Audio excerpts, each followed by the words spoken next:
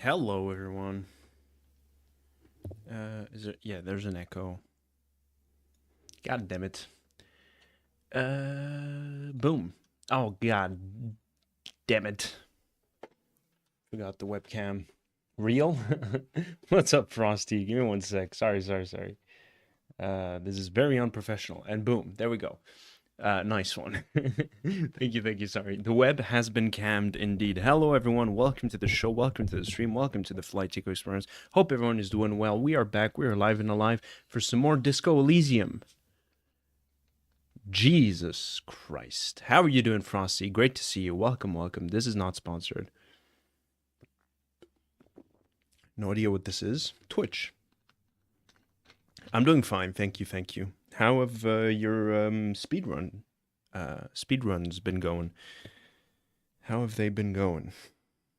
What's good with you on the speedrunning front?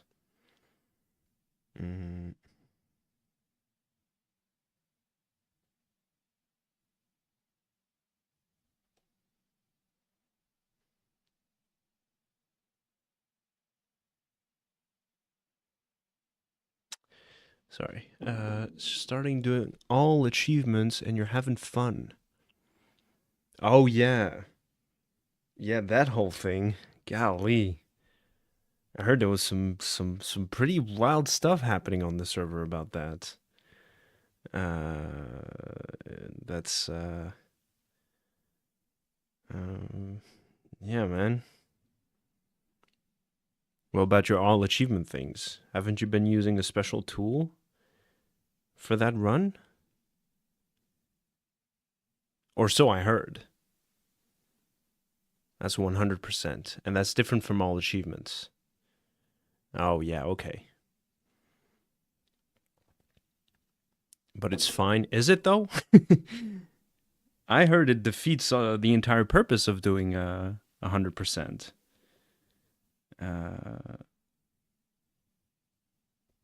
That's but yeah, I mean, I guess moderators know what they moderators know what's best for the community, as always. Oh man, yeah, that was some pretty wild stuff, man. You showed Hootag what it actually did.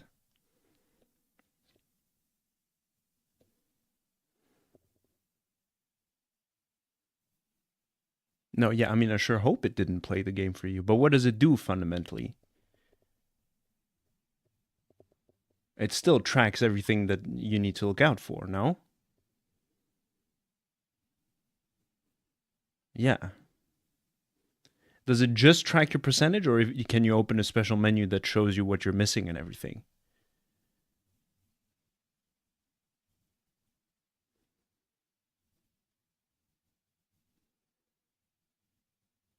Because no menu yet, because we don't like that. You say yet, though. That means that you're considering implementing it.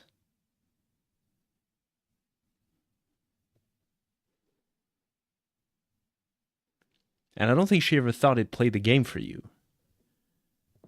That's I don't think that that's what she was thinking.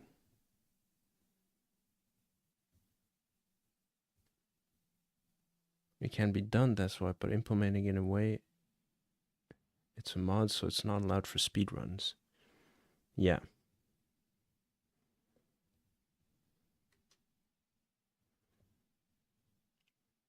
I didn't mean like actually play the game. Oh, okay. So what did you mean? Because that's what you said. Let's normalize writing what we actually mean to say. Because then I just get confused. And it can track everything so you can do anything without a mod as well. Yeah, that's weird, man. I do think that's still a bit of a weird thing to have for a a challenge run, right? But then again, what do I know?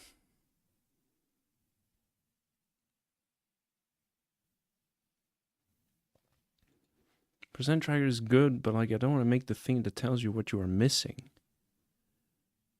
Because that's what you intended to do initially, right? That was what you were working on.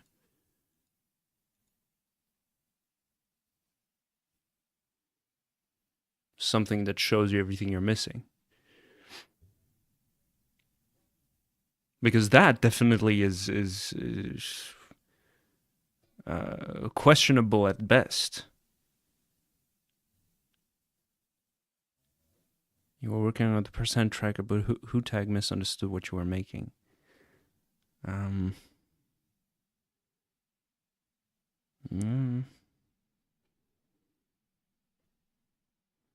Yeah, I don't have the receipts with me, but I'll take your word for it.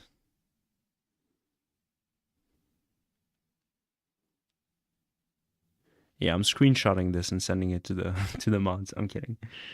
Anyway, a Stardew Valley update came out. It's a pretty big deal. You can now marry Clint and Sand. Oh, spoilers. I guess maybe some people don't want to know that. Concerned Ape made a whole announcement about it. That's how I found out. Yeah, Frosty, you're 11 years old. I'm like 3 times your age. Yeah. No. I'm not 3 times your age. If you're 9 years old, I'd be 3 times your age. Which you might be. I still might be 3 times your age.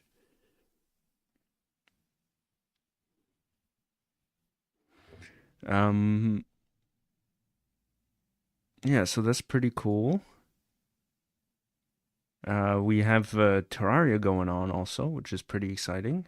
That's something I'm very much looking forward to getting to. But you'll see how you still feel about that once you get to my age. Your knees are going to start giving away. You know, Hutak played Terraria, played for the first time, the first real time. That's what's up. Fun stuff. Let me just check where Sushi is at.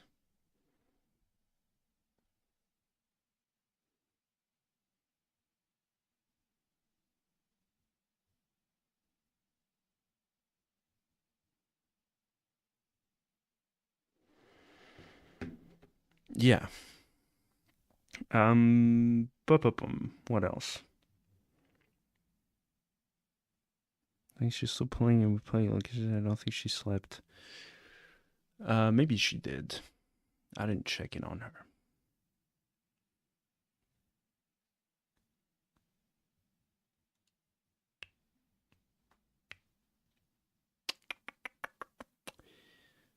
But yeah.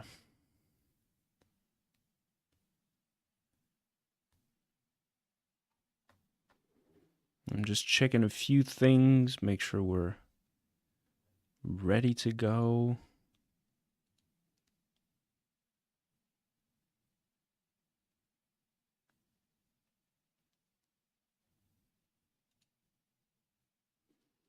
Will do. Thank you, Frosty. Appreciate that.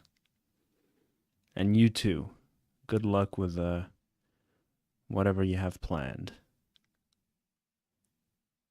Hello, Rabik. How are you doing? Hello. Welcome.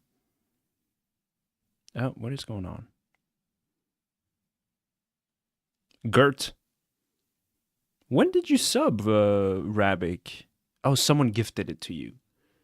I forgot about that. Yeah. It was a beautiful thing. Yeah,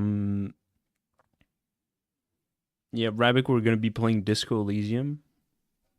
Don't know if that'll be much up to your speed. I lost a viewer because of Disco Elysium. They were like, "This is boring. I'm leaving." So I was like, "Ah, dude, bye." I hope it doesn't happen with Rabik.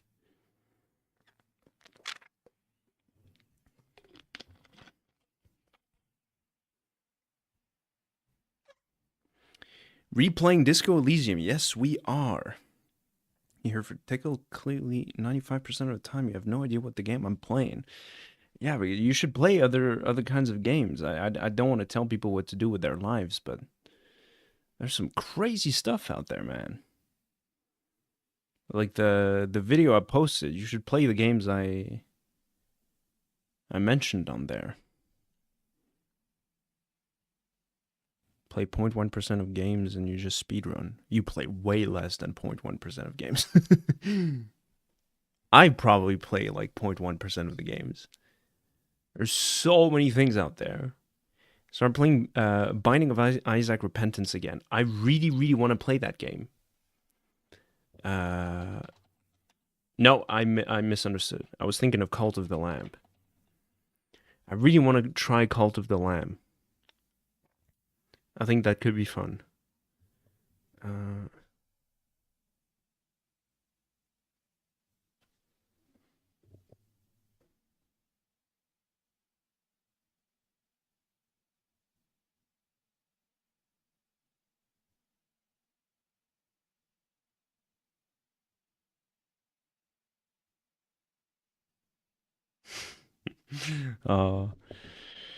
What were you doing in 2025? That's a good question. You had like 131 mods installed. To some people, apparently you were not born yet. In 2025? Yes, that is true. Anyway, the 131 mods, was that for Binding of Isaac? You can install mods on there? I don't even know what the game is about. It's a dungeon crawler, no? No idea. Yeah, what the there's so many DLCs to oh, it's just like cosmetics. Okay. Well, whatever.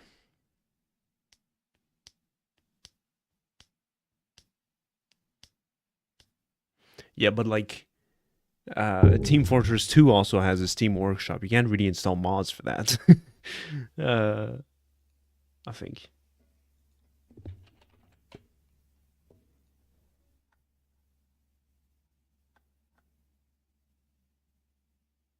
Oh, there's custom maps, right? Yeah, okay.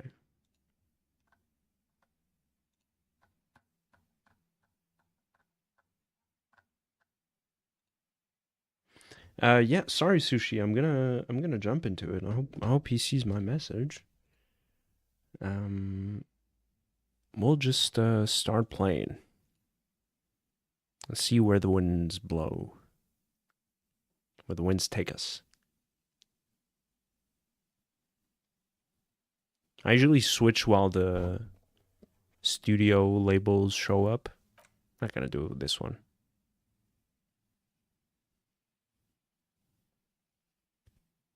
It's playing right now. It's a very fascinating thing. It's not. What was Disco Elysium about again? Well, oh no. It showed. You're in luck because we just started a new game, so you can follow along properly. We're policemen and we're trying to investigate a crime. This is what Disco Elysium is about. Did we talk to her? I think we spoke to her already. Whoa. All right, let's get it. It is 2:49, and I still need to get it some money. Hello again, officer. Oh, we did speak to her. How are things? So we did the car.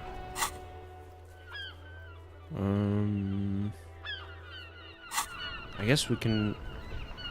Oh yeah, let's check this. Find out who's in the union box, rest of the armor. Find booze and drink it. Get the body down. Pay for damages, track down your badge. The tattoos. Who made the call? Sing karaoke, get a reality load down. And track your gun down. Let's go talk to them. To these fellers. Have you no shame? Whining about your back every time you bring out the measuring tape. Measuring tape. René, you're a man with a fork in a world of soup. Please, Let's just try to enjoy the game, alright? The other one is eating a big sandwich. Look, in his hand, going into his mouth. The sandwich. It's hauntingly beautiful. That's crazy. Challenging for this. I'm trying to, but you keep breaking my concentration. You're old. I can see that. We're both old. Now stop grabbing your ass like it's a girl. These manly men are playing balls. This is a ball game. Grab a ball and play it. Don't ask questions. Shoot first. Ask questions never. Shouldn't I ask what the game is? Ask what game it is first? What's up, Sushi? Listen to this. We just had a thing. Gaston is eating a sandwich in electrochemistry, challenging role says, look in his hand, going into his mouth, the sandwich. It's hauntingly beautiful. How are you doing, Sushi? Great to see you. Yeah, sorry I'm late. I was caught up in work, and it was pretty, it sucked. I missed the tram, and then I missed the train, and then I missed the bus. You're even later. No, you're perfectly on time. Should I ask what this game, what game it is first? No, you got this. There's the ball. You're the game. Hand-eye coordination, medium 10. Grab the ball and show them how it's done. High chance. Come on. Nice. We didn't succeed this last time. I ended up throwing the ball in the ocean. You are immediately surprised by the ball's lack of weight. No matter. You'll make it work. Okay. God, this is right. You feel the familiar tremble of excitement and adrenaline that precedes every victory. Time has frozen. Feel the ball. The cold metal ball is surprisingly smooth against your neck. It has a pattern on it. Probably a sponsored ball. Yours would only be covered with bumps of learning and scars of victory. So cool, dude. So cool. I like, since this is season 2, I want to take a bit more time to appreciate some of the lines in this game. This is amazing, dude. Yours would only be covered with bumps of learning and scars of victory. How fucking cool is that? What a powerful line. Really, Kurvitz and team went crazy on some of these moments. And it feels so insignificant too. Maybe I'm wrong about that. It is a pretty big moment in the game. Like, they are hyping it up, right? There's a check behind it. You know, like, you get these 2 options, but you know, it is somehow out of way in terms of like the main storyline. This is side content, ultimately, you know what I'm saying? Whatever side content means in this game. Meaning that I define side content as anything that's not related to the murder case, right? But as we know, the murder investigation is ultimately a backdrop of what's happening in Disco Elysium, right? Now, obviously, like, technically speaking, narratively speaking, the investigation is what this game is all about, right? Like, that's what drives you forward, right? But what I've learned about this game is that it's much more about the moments, like talking to the librarian and Inland Empire telling you psychic arts sounds right up our alley. This game makes you remember that the narrator and Ultra Kill boss share this this narrator here. Yeah, that's what's up. Alright, sorry. Already your muscles are adjusting to the weight, the nervous system calibrating, until you and the ball have merged into a single entity. The man ball is ready. And again, there's like something very I forget what the term is, the philosophical term is about this. there's an entire Vsauce video dedicated to talking about these kind of things. The video is chairs don't exist. Sorry, do chairs exist? And he spends this time a moment talking about like in cars. In cars are specific entities in the world that are cars inside of a garage. And as soon as the car exits the garage, the in-car no longer exists, right? And the whole... I'm kind of butchering it here. And the whole comparison he makes is with islands. Islands are considered an entity of its own, but they really are extensions of the globe that protrude out of the sea, right? In the same way that a continent is a very big island, right? So, like, some entities in the world only exist in relation to their surroundings, right? And nothing exists in a vacuum and stuff like that. So I really like this man ball thing. Holding, like me holding this lighter here. We have now become a whole new entity in the cosmos, which is a man lighter, right?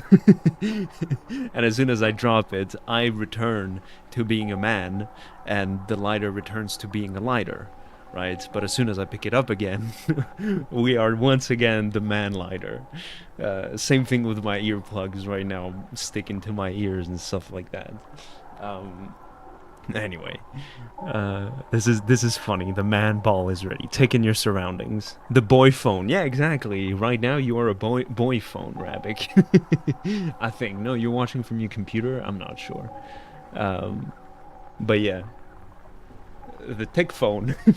The Tico phone. The ticking pipe bomb. Take in the surroundings. A chilly breeze ruffles your hair as you stand there, feet firmly planted.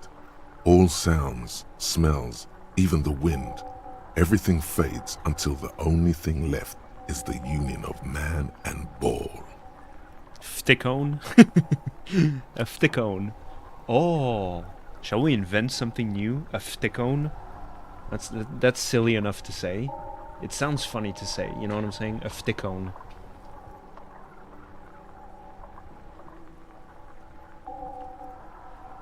But a fticone is only exists in regards to this person.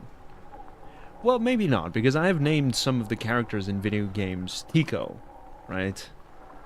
So maybe if those characters hold a phone, they would be fticones as well. West, in the Grand Couronne area, a sharp overhand left from Arsène Luc Edelbrock sends the Samarin heavyweight champion, Kostya Miasnok Kostanica, flying to the mat. The crowd goes wild. Revachol loves her heroes. West in the Grand Couronne arena, a sharp overhand left from Arsène Luc Edelbrock sends the Samarin heavyweight champion Kostya Miasnok Kostunica flying to the mat. The crowd goes wild. Revachol loves her hero. We are silly mischievous even, yes. There is time for the last glance inward. Who am I? An embodiment of pure motion. A fine-tuned locomotor running at maximum efficiency. Behold the fear and confusion reflected in the eyes of the two feeble geezers. They are in awe of your superiority. You are a god to them. Oh, man. Some would still say you're a cop, but I guess we're beyond that now. Some would still say you're a cop, but I guess directly talking about Kim Kitsuragi. Kim would still say I'm a cop. Yeah, right, in relation to what physical instrument said. These really are the best moments in the game, where you got 3 different skill families interacting with each other. We had hand-eye coordination and a physical instrument piggybacking off of that, and an esprit de corps joining in for the cherry on the cake. You know what I'm saying? This is really good. I really, really like that. The inertia can be contained no more than a bullet leaving a gun. Let go. Be the bullet. Continue.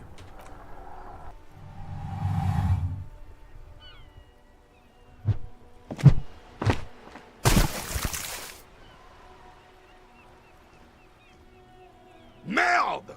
Bordel de merde! Oh, so regardless of what you do, you end up throwing it in the ocean.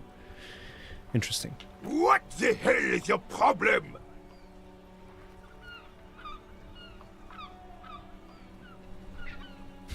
I'm a god of track and field. Why would I have a problem with anything? I don't care if you are a cop. You do not just ruin someone's game. It's so goddamn disrespectful. You got a point there. A man his age getting worked up like that? Better watch that blood pressure.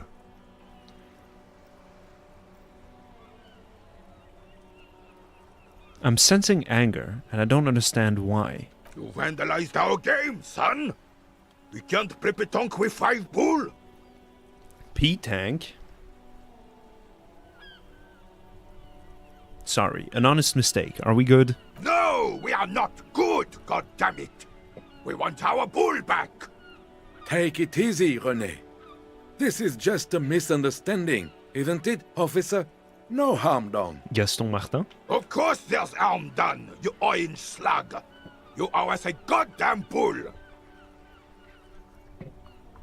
Okay, I will try to fix this. Good. Mistakes are forgiven when men at least try to right their wrongs. I believe you will try. Now, why did you approach us?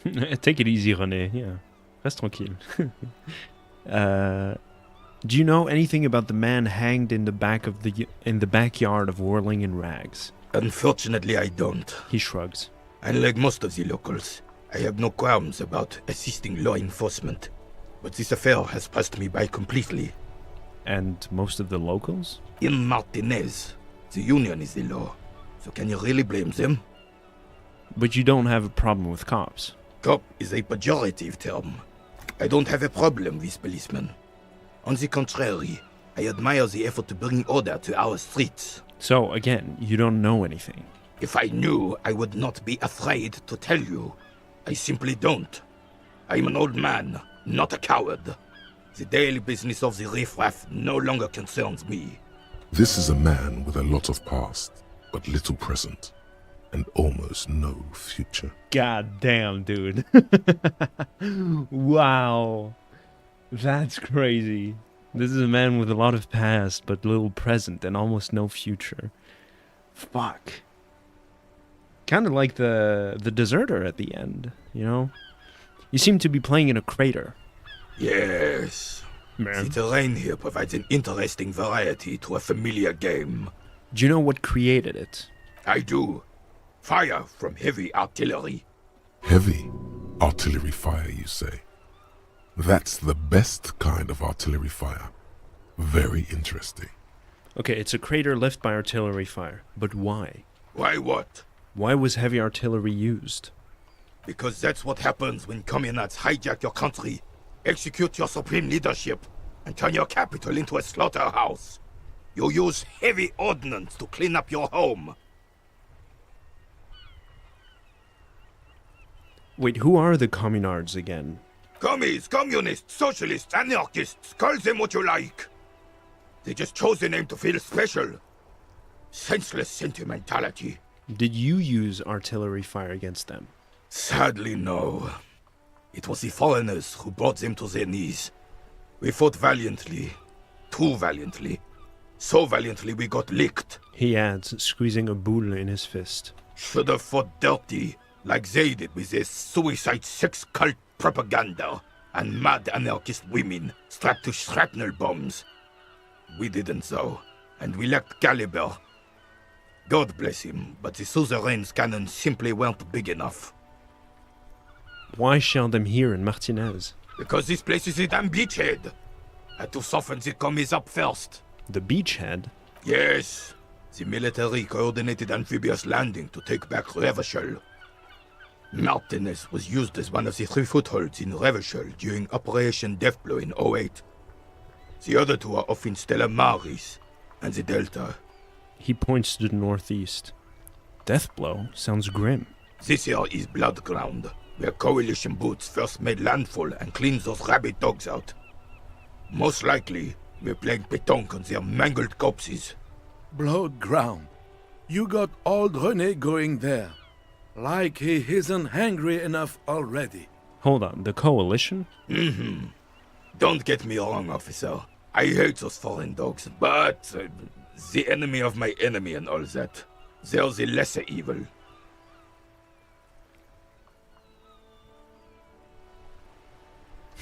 Actually, I already know all this. I just wanted to know if you do too.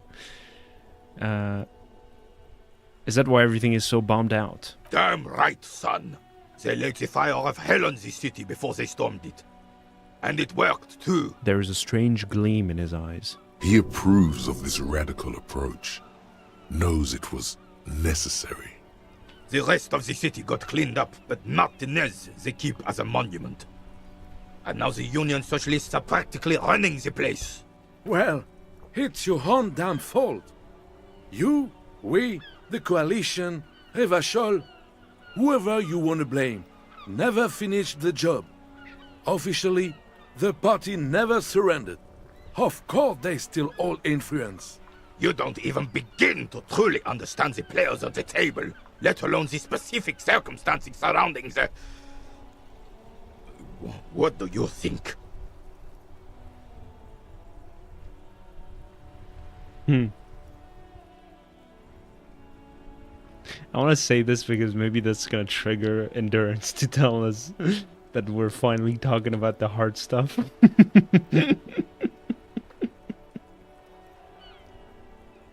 It's clear you like the hard stuff, Bruta.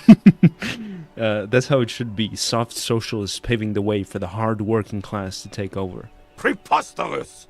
Surely you don't mean it. He frowns. I'm just sorry it had to be them. After 8 years of fighting those commie hyenas, boiling cats for food and drinking my piss in the mountains, I would have preferred if the Right Honorable King Guillaume returned through Revachol, or even if that damn clan Frissel had risen from the grave and led us. Sadly, that was not the case. This royal failure weighs heavily on him. Instead, all that is just, holy, and beautiful in the world was wiped away, and now it's neon signs with toothpaste ads everywhere. Foreign influence peddling garbage and stupid music on the radio. He sighs. This is just what the commies wanted. This was their plan all along. This is what they wanted to replace the role of the suzerain with. Who was this Frissel? Damn Frissel. He was a king we couldn't protect. The Carabineers failed him, and the crown. He died in the hands of the Hyperlay, in a very public execution. You mentioned Guillaume? A true king in both blood and mind led Revachol before Frissel. He would have been better, but the damn commies drove him into exile. What is this? What exactly is a suzerain? Suzerain? Suzerain? The suzerain is the king! Has everyone forgotten already? They forgotten already. It's no use talking to you. You were still in Daddy's balls when it happened. When we took our last stand against the filth and rode the cavalry straight into gunfire. Very low. What is it about this old soldier that makes him so stand so proud? I'm not gonna make it, but All you observe is a veteran refusing to let go of the past and his old uniform. This is not uncommon. This is the uniform of the Royal Carabineers in service of Frissel I, Guillaume le Lion, and the valiant King Philip V before him. Don't you mean Frissel the Fan? You do not speak his name, Craven, although he was a clown. he adds. But he was our clown, ours to ridicule and to mourn. There's something you missed. You will get to it. Don't worry. Thank you, composure. Thank you for your time. Oh. The spirited chirps and clicks of swallows fill the air.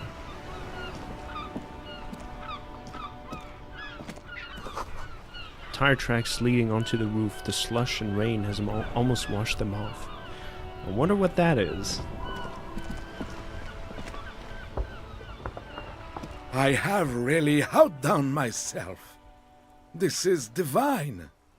He takes a bite out of his sandwich. Yes, that's what you need, Gaston. More padding on that fat arse of yours. I hope your heart gives out. René, it's a little pleasures. Life doesn't need to be a struggle. You look, you want a sandwich now? Yeah, sandwich sounds real good. Right Hello, about now. officer. How might I be of assistance on this fine day? Tell me, what do you know about the dead man? Let me think. I heard someone was hanged and left on a tree for a week. But that's all I know, really. Really? You know absolutely nothing? No, officers, I'm sorry. And I really would like to assist. He adds, smiling apologetically. You are both good guys. I can see that. Merci, Gaston. Then help them, you wimp. You have plenty of shoulder with the gauche caviar in the Union. Someone must know something. I wish I could, but I just don't know anything. His cheeks turn I red. always keep my nose clean and don't gossip. Everyone knows and respects that. Respects? The old carabinier can't believe what he's hearing. Sounds a bit like you're holding back. I'm not even anyone. Of course he's holding back. His mouth is so full of Union prick he can't even speak properly. Can I at least finish my fucking sentence before you piss on it? Is that okay, René? His eyes are I'm furious. not anyone important in the Union. I just know Evrard. And who is this Evrard, you know? Evrard Claire. Everyone in Martinez knows the Claire brothers. He says solemnly. I taught these boys human studies and history in the gymnasium. Wow. What do you know about history? You never witnessed history, only heard about it years later, when it had already moved on. You don't know history. The old soldier mumbles something under his breath and turns to face the sea. Let's try not to get caught in a crossfire. Lest we leave riddled with bullet holes. This animosity is ancient. Are you a union member? Oh, in many ways, yes. Like an honorary member. I attend meetings and parties, help with little things. Evrard, Edgar, and the older debardeurs all know me. In many ways. Oh, yes. So you're not an actual member. Not in the technical sense. I don't have a vote or a membership card. But Evrard keeps me on the payroll. Just for the little things. Of course he's not a member. He's not a member of anything. I knew that. He frowns. He's a Weservain. Turns to where the wind blows and tries to look important. I hate this socialist rabble. But even siding with them is better than living your entire life on the fence. Never committing to anything. Pick a damn side already. That, mon cher René Arnoux, we can agree on. What are the little things you do for Evrard? Writing work mostly. Occasionally, he needs something written, and I happen to have a way with words, people say. What kind of things do you write for him? Oh, nothing official, I assure you. Just essays for the newspapers. About Martinez and how things are and how they could be. Evrard and I have these long talks where... Well, he tells his little pen man exactly what to say. It's commie propaganda, plain and simple. You should be ashamed of yourself. Thanks, that's all for now. No, thank you. For being consummate professionals. You'll have this case wrapped up in no time. Looks delicious, point to the sandwich. Can I have a bite of that? I'm sorry, officer, but I really don't share food. Nothing personal, it's just a principle. The only one you have. Suddenly you realize how hungry you are. The last time you ate must have been God knows when. Please, man, can I just have a bite? Believe me, officer, I wish I could help you, but I need this sandwich to keep my blood sugar stable. In my age, you need to pay attention to these things. You can barely hear him. The sweet smell of pickles in harmony with garlic butter and marinated onions emanating from the sandwich is driving your mind in a singular direction. It must be yours. Please, friend, let's just share it. Fuck off! It's mine! He jerks away, immediately startled by his own reaction. Sorry, officer. I'm sorry. I didn't mean it in a bad way. He continues But cautiously. the sandwich is mine. I'm not gonna share it. When the dissidents come to rape our country, he hides. But try to get a bite of his dear sandwich and he gets claws? We are a special kind of vermin, Gaston. Fuck. Shouldn't have thrown the boule into the sea. Alright, I'll come. Let me just try. A man so principled about his sandwich calls for a principled approach. Time to get political. No, I'm not so sure about that. Too late. Daddy's Uh-oh. already fighting the bad fight.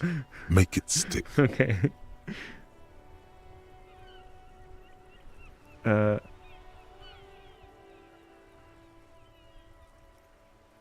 Your blood sandwich, point to it, is a tool of the oppressors designed to keep the proletariat docile. What? What oppressors? I am not going to listen to this comic connery. Connery. He utters through clenched teeth and turns his back to you. Huh? The jolly man is scratching his head in bewilderment. He doesn't understand the situation. Let me ask you, comrade, did you make the sandwich yourself? Yes, officer.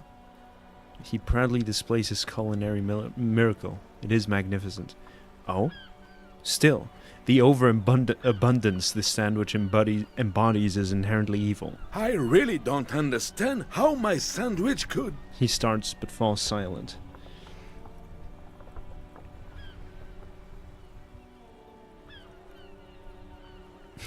Wouldn't you rather have a proper sandwich? A sandwich with a soul? I would rather just have this one, officer. He's avoiding your eyes. It's really good.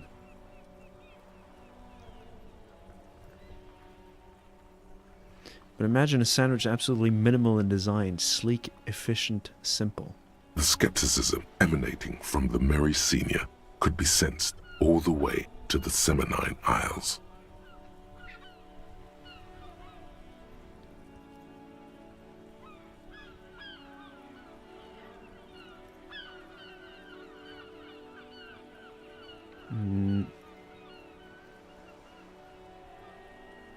Melting butter, yellow like the sun shining on the backs of workers on the fields. I don't hate worker food. Look, officer, I like different No. classic food. Fine dining, not worker backs. Please, just drop it. Bye for now.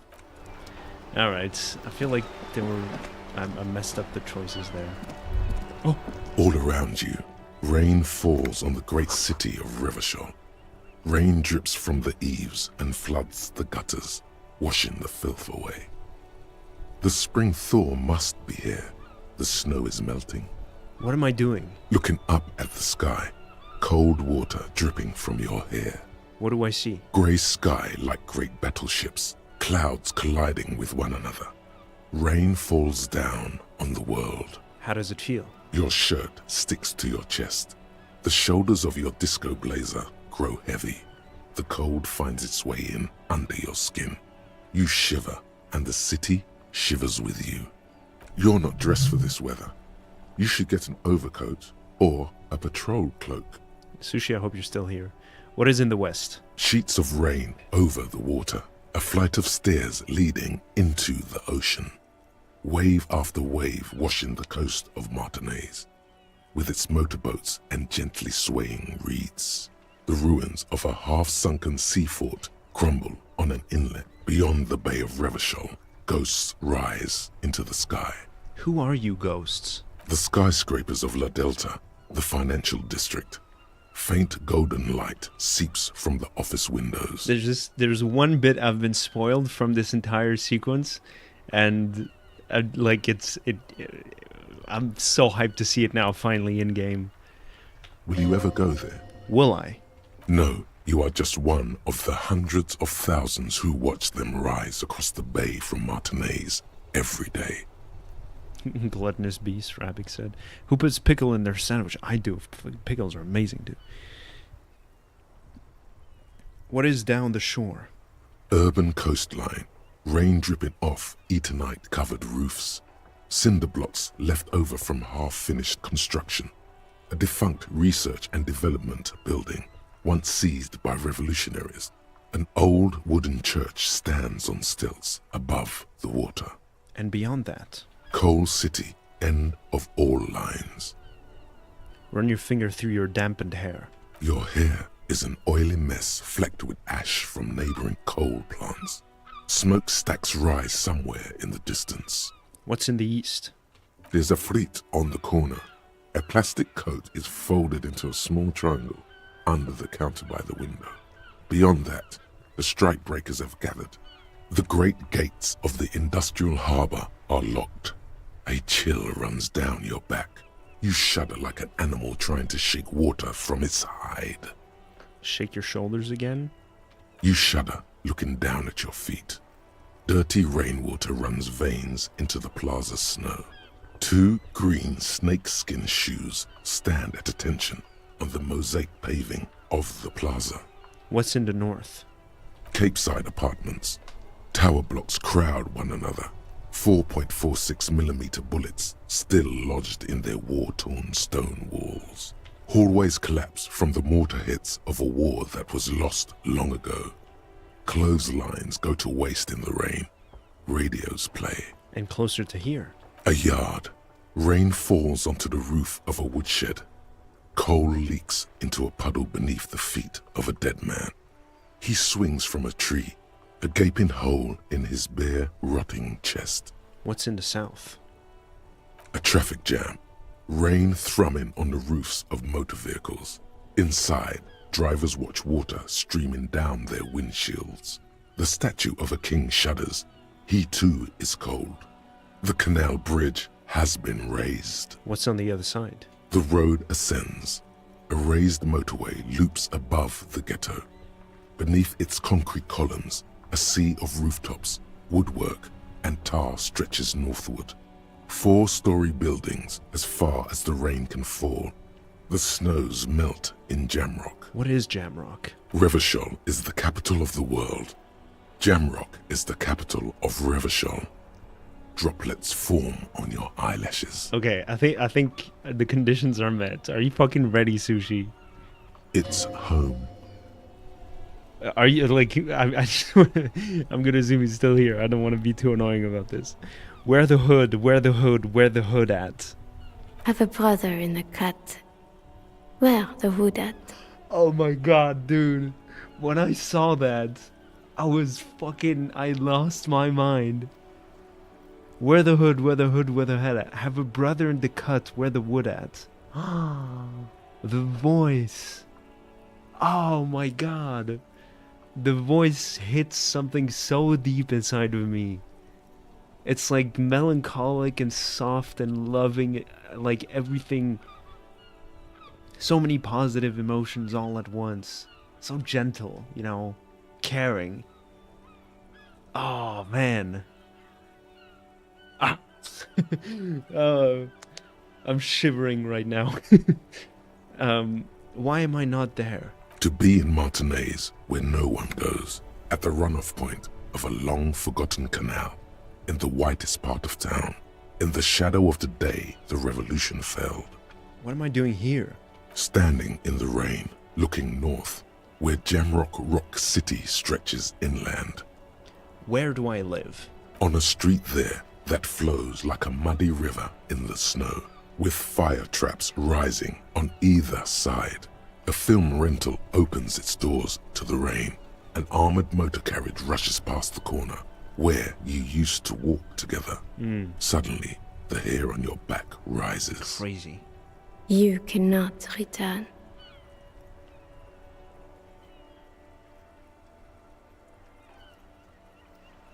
Whoa.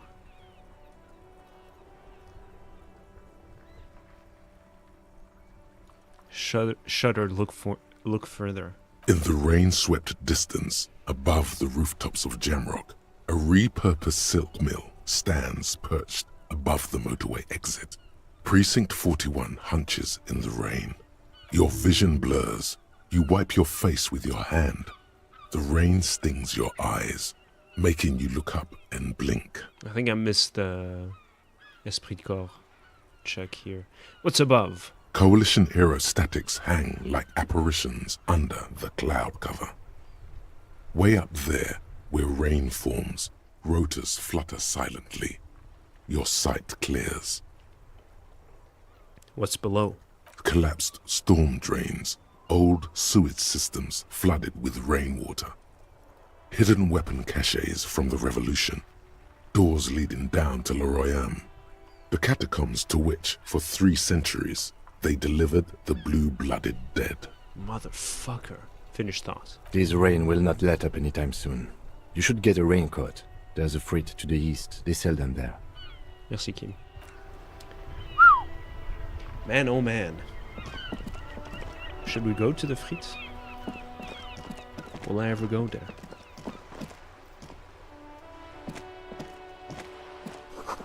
This book has a rose, a pistol, and a half-naked dame on its cover. On the cover stands a very muscular man surrounded by flames.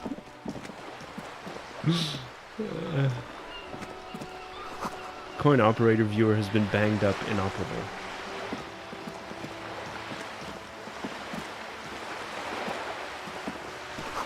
The ad reads, broken window, Tibbs has windows.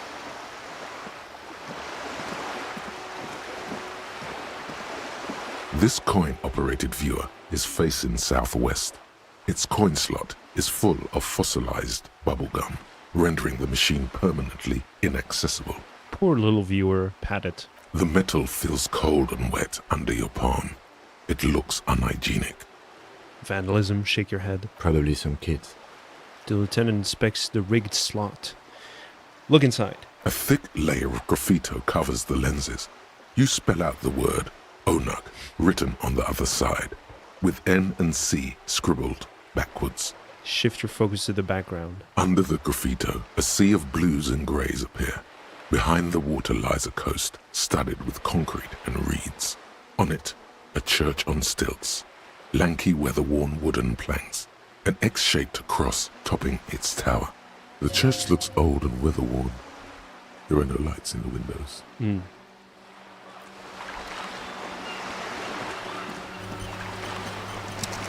This coin-operated viewer is facing south.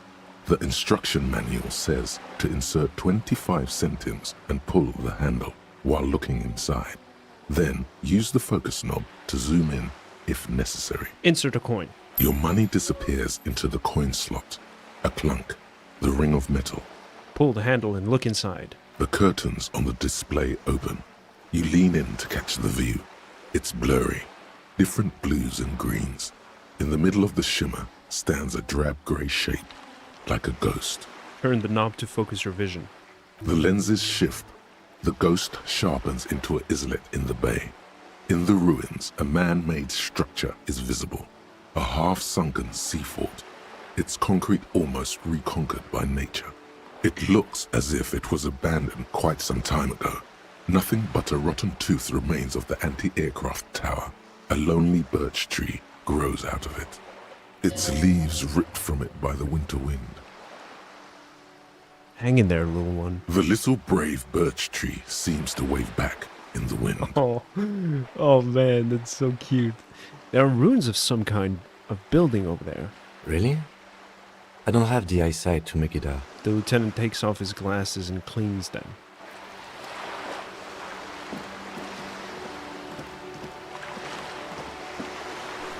Two roundabout north. 2 Cape Side Apartments, Martinez Pier.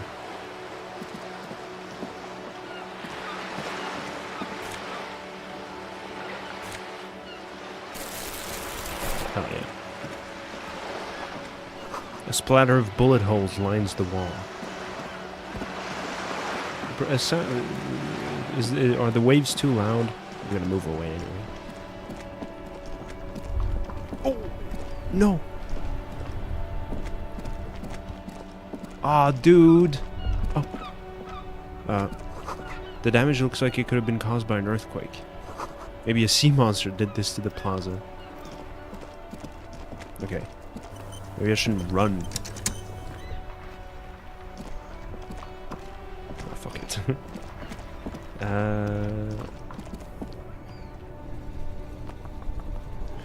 I want to investigate this area here?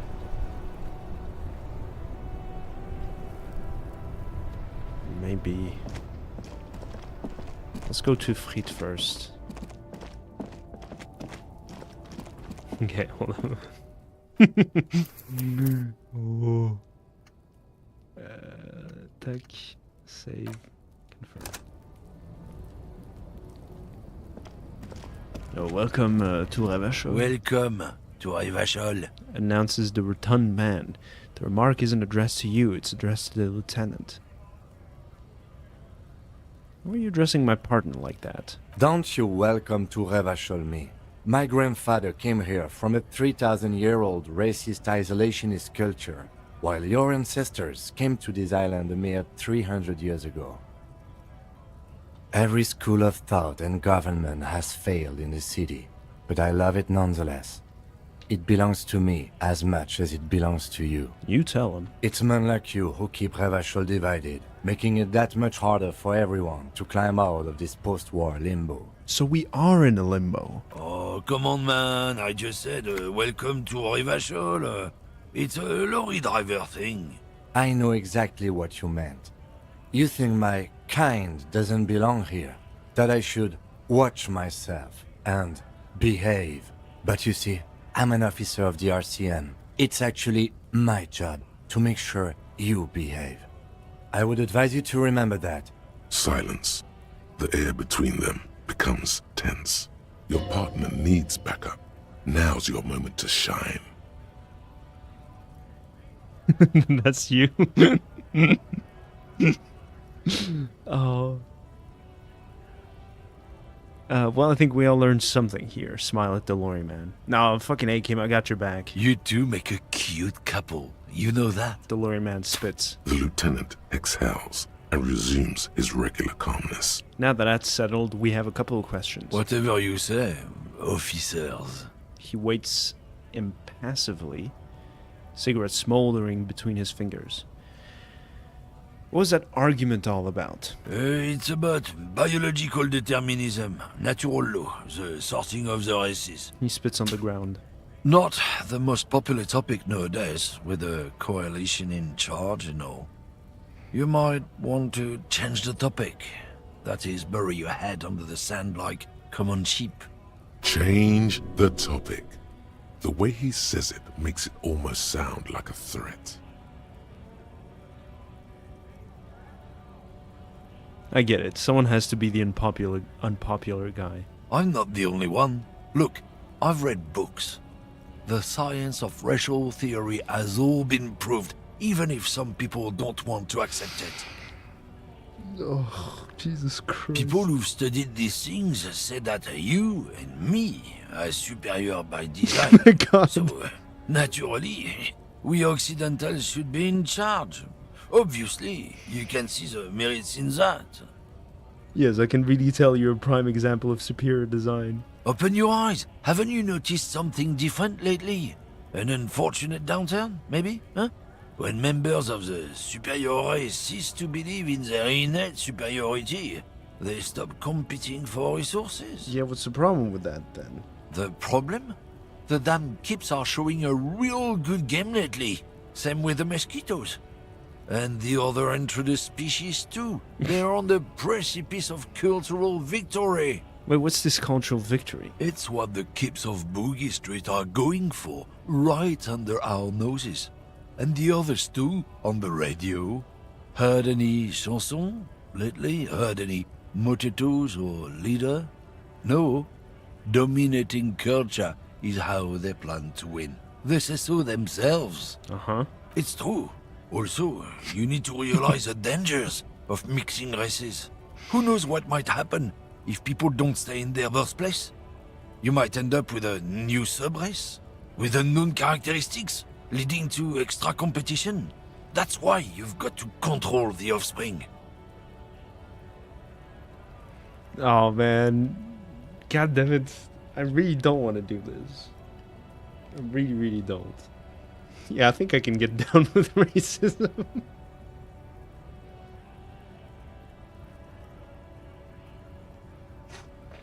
Oh my fucking god. Oh, Jesus.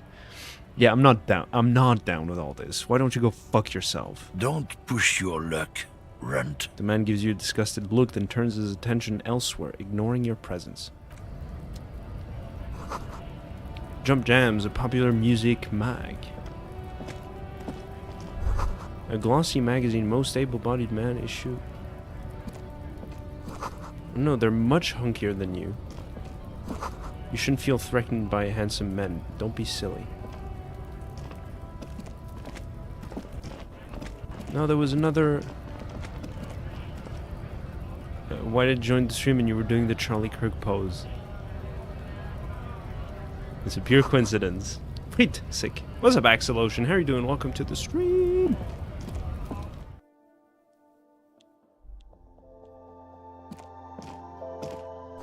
Yellow roses, dozens of them, tulips too. A melancholy pop song plays on the radio.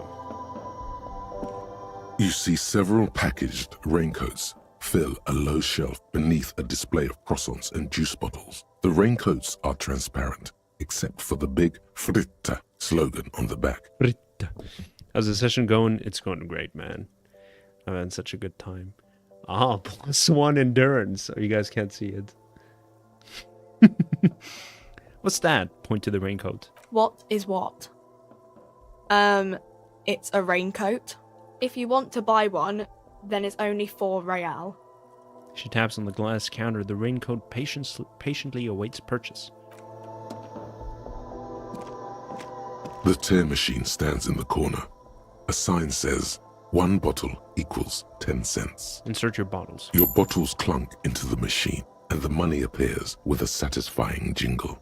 You're a richer man now. Time to buy cigarettes. Do you know what you should do with that money, kiddo? You should buy more alcohol. Enter the endless cycle of consumption. Yep, this should be a cautionary tale for all. A small cabinet on the wall is filled with various medicine bottles, nasal sprays, and blister packs. They all bear the Saint Baptiste Pharmaceutics logo. Just ask me if you need anything from Saint Baptiste. We don't stock prescription meds, but we do have Nosafed, Duramine, Magnesium, and Hypnogamma. What do these products do? I don't know. Let's see. Nosafed is a nasal spray. Duramine is a really good painkiller. Magnesium is a dietary supplement. Hypnogamma is... She stops. I don't really know what Hypnogamma is. I guess it makes you feel less shit. It's recommended to use after lots of partying, studying, or exercising. Can you be a little more specific? No. Sorry. I'm not like a doctor or anything. Nosafed heals +1 health. Duramine heals +3 health. Magnesium heals +1 morale. Hypnogamma heals +3 morale. Thank you, tutorial agent. I don't know, maybe she voices other characters. I love the concept of just browsing the pharmacy menu. Like here, you mean? Yes. Who is Saint Baptiste? Saint Baptiste. You know, the pharmaceuticals company. Saint Baptiste Pharmaceuticals.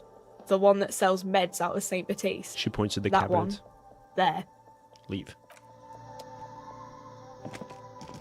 A colorful display of cigarettes and alcohol bottles line the shop wall, inviting you closer. And what's the chef's recommendation?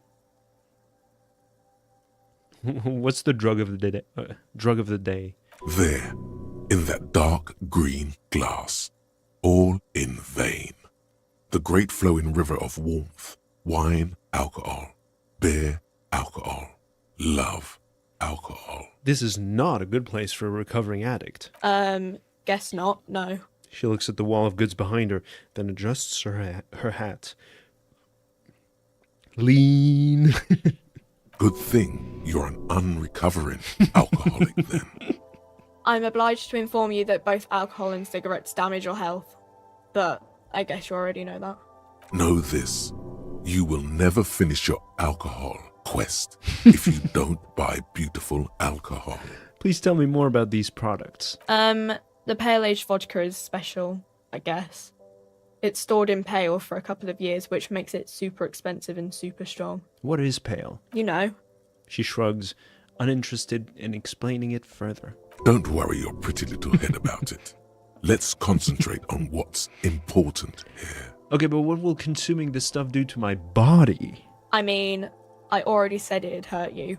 I don't know what else they do. She stares at you, unsure. Substances give powerful bonuses to your main stats at the cost of damage to your health or morale. Cigarettes raise your intellect while damaging your health. Alcohol raises physique while damaging your morale. Yes. Yes, cigarettes do indeed increase intellect, but do damage your health. That's a joke. Cigarette, there's no upsides to cigarettes, people. Never smoke, please, for the love of God. It's the worst thing that ever happened to me. Use medication, like Nosafed and magnesium, to counteract the negative effects of substances. Note: consuming substances can have unforeseen consequences for you. I will want to do a bad run one day of this game. Do you sell any under-the-counter vices? Cigarette bad, very bad. No, Fritz only sells legal drugs, like the law says.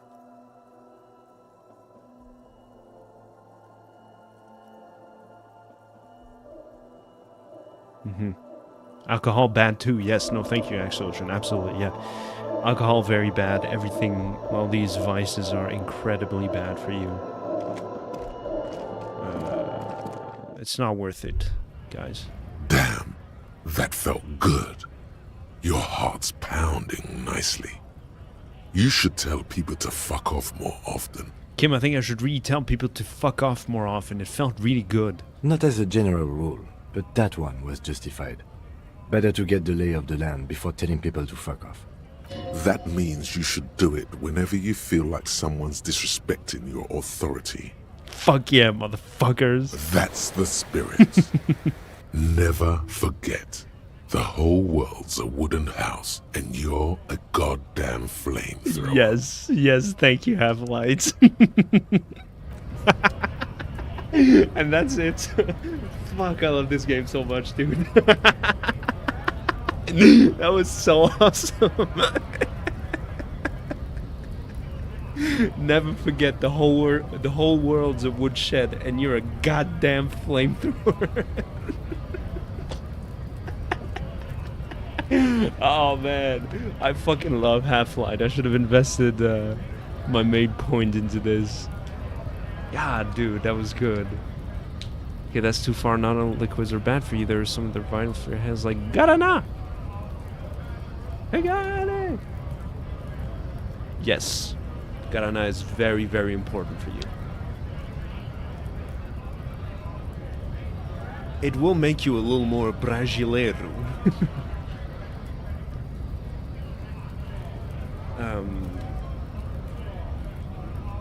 Yeah. Ooh. Ka-ching. 199 people.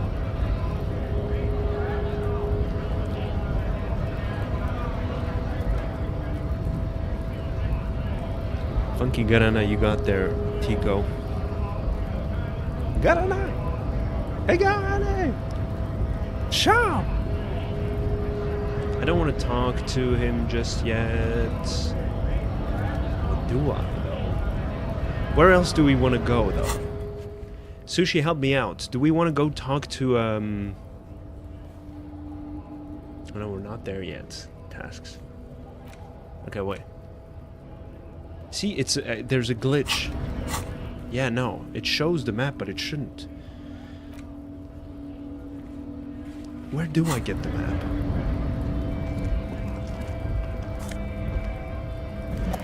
Wasn't it here? Oh no, it's at the library.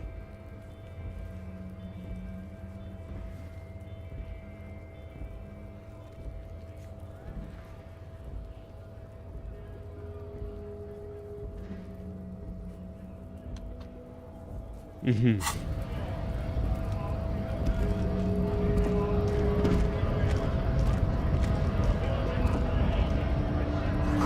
The lawyers probably store fuel here, not the store booze.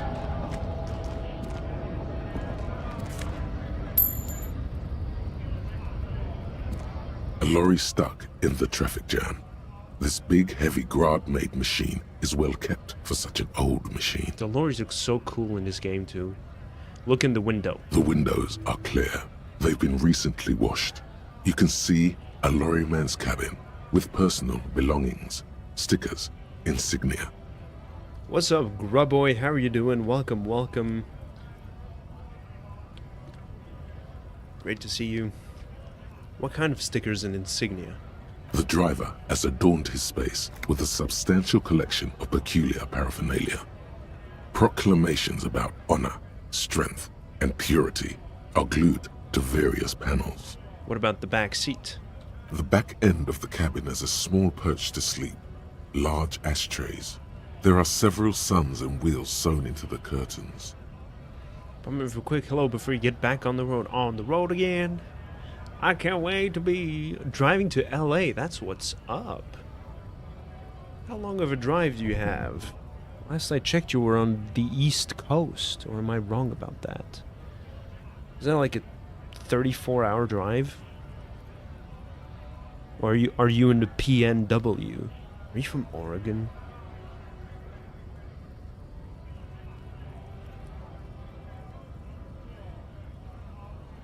I guess he bailed. Racist nationalist paraphernalia. Not unusual in this part of town. This is our guy. The lieutenant nods towards the racist lorry driver. Do you think this lorry belongs to our tough guy? Likely, yes. This guy's proud of who he is. Drapes it all over his machine. He was acting tough before. This probably scared him a bit. Who knows when it will come in handy? A slightly scared, racist lorryman. I hate driving. I like driving.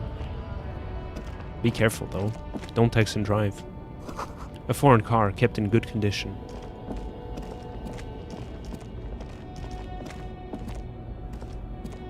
An old monument stands in the middle of the traffic island, pointing toward the sea. It looks as if it's been reassembled piece by piece, secured and mounted in the air with the aid of numerous ropes and rods. Who is this? A silver plaque on the statue's pedestal reads, "I am Philip III, the Squanderer, the greatest of the Philippian kings of Revachol, son of Philip II, the opulent, father of Philip IV, the insane." What did this king do? What did he do? You have no idea what you did a week ago. How would you know what this guy did many centuries ago? High above you, the king stands triumphantly oblivious to your memory trouble. All right.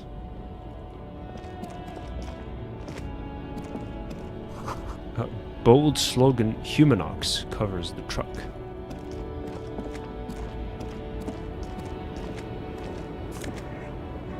Nice.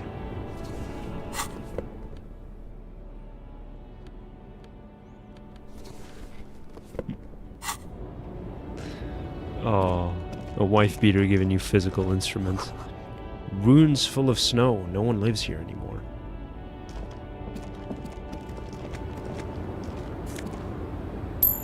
Nice.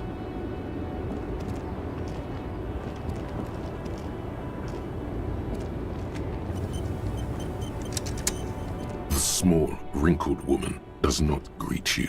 She nods along to something on her radio. A photograph is clutched in her hands, and there is a warm smile on her face. It's the warmth of a winter night's fire. Maybe she could give you comfort and shelter, some cigarettes and food money. Maybe she's your... Grandma? Nothing. Her smile just keeps widening. Her hair is gray like lead. No, this one is a monster in disguise. Excuse me, ma'am. I'd like to ask some questions. No response. Wherever this woman is, your words fail to reach her. Snap your fingers in front of her face. Wait, The lieutenant stops you before you can snap. she's just a distracted old woman. Better to leave her alone. Why? Why? I just told you why. If you say so. When do we get to speak with her? To her? With her?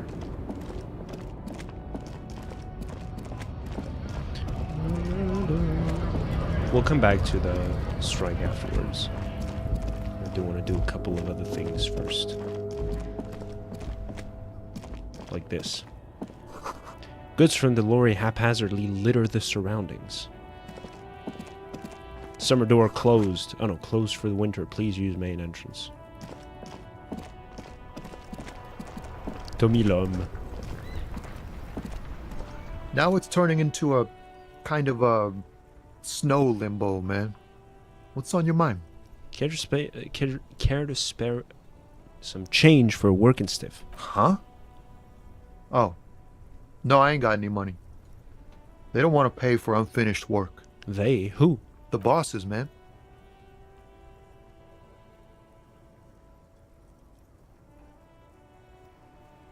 I don't know who these bosses think they are, but that sounds like a good arrangement for them. Yeah, it sure ain't good for me. Or you. I'd spare a coin or two for a city cop down in his luck. If I had, say, 4 myself. That's all for now. Bye.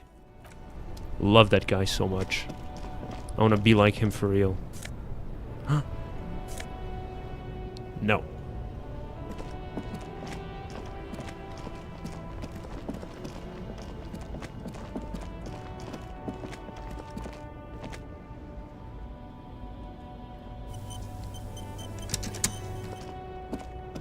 You see a Samaran street vendor surrounded by a motley assemblage of goods.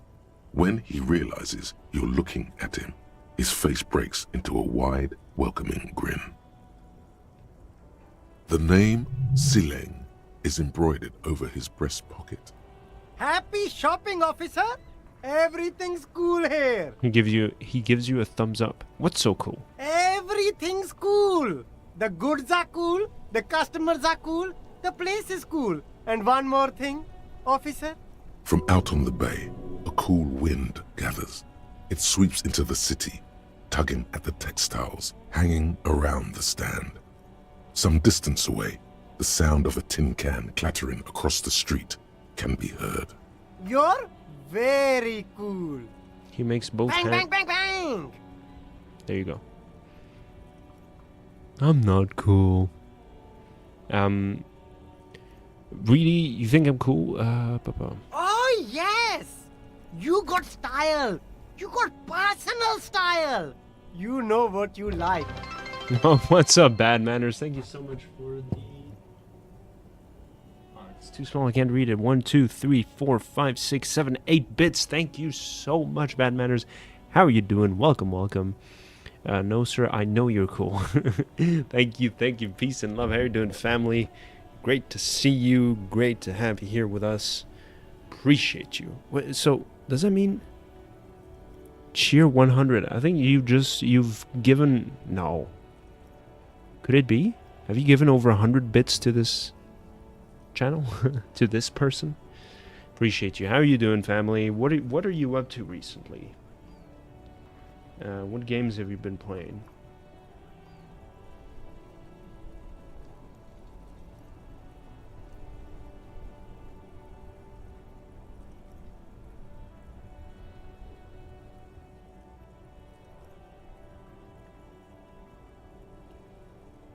Sorry. So, You like premium menswear. Look around and browse. Everything looks cool on a guy like you. Take your time. He settles back into the pile of boxes he's sitting on. Working on something for my end screen as well, brother. I finally saw your message. Was ashamed I haven't reached your end screen in some time.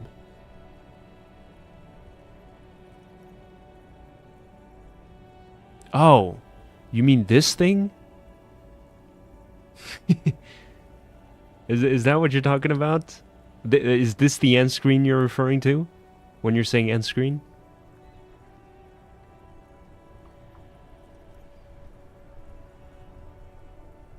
We're not leaving just yet, people.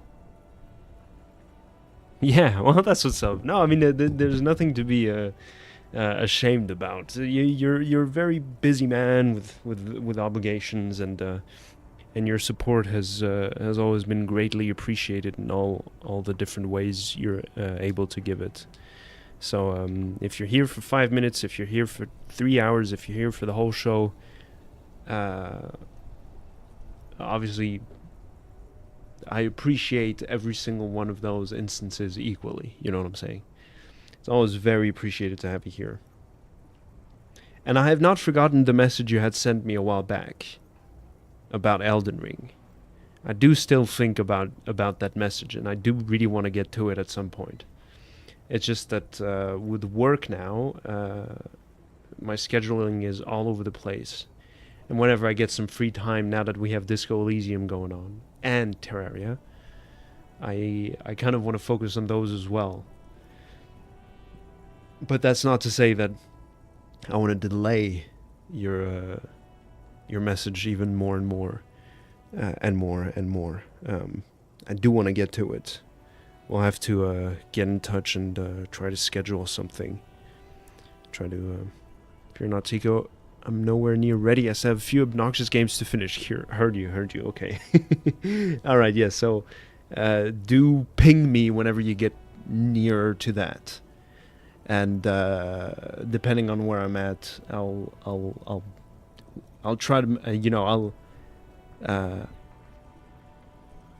I'll organize myself so as to make some time for you. You know what I'm saying? I think that could still be fun. Don't be distracted by the flattery and funny man act. Questions. What kind of stuff are you selling here? Only the coolest goods in Revachol.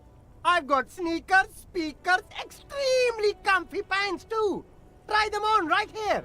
No shame, only freedom. Where'd you get these comfy pants? I'm an entrepreneur, officer. I've got sources, buyers, suppliers, distributors, manufacturers, wholesalers, all extremely cool and above board. Do you have a permit to sell all that? Good joke, officer. Here we don't have permits. Just economic freedom. Take a look around. He takes a deep breath. You glance around the decrepit buildings, the miserable weather, the sidewalks strewn with sunflower seeds and a dust-choked air. It's beautiful. Beautiful freedom. Kim, is it true he doesn't need a permit to sell? It is, yes. Anyone can set up their shop whenever they feel like it. That's right. No permits, no bureaucracy. That's why this city and its law officials are so cool.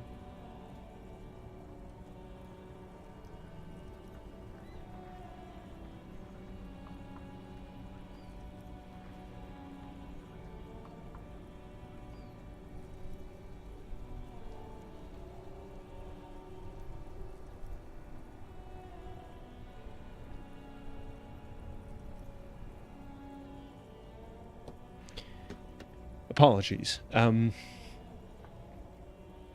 But what are we doing here if there are no permits? Look at Kim and the police insignia on his sleeve. If you wanted to be cynical about it, you could say we are here to protect the interests of property holders. I'm not, however. My man, officer, you make all this possible. Without you, this climate would be extremely bad for business. You're part of the Gossamer state.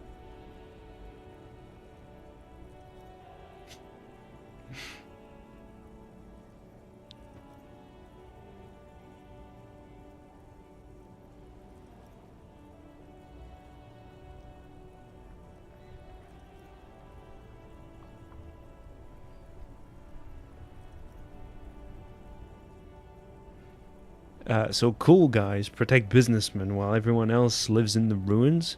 I can think of cooler things. Yeah, cool ruins. I get to sell quality goods like these by cutting out the middlemen. You don't have to rebuild your house, live in a crater, or in a tree. He points to a tree. Where can you do that?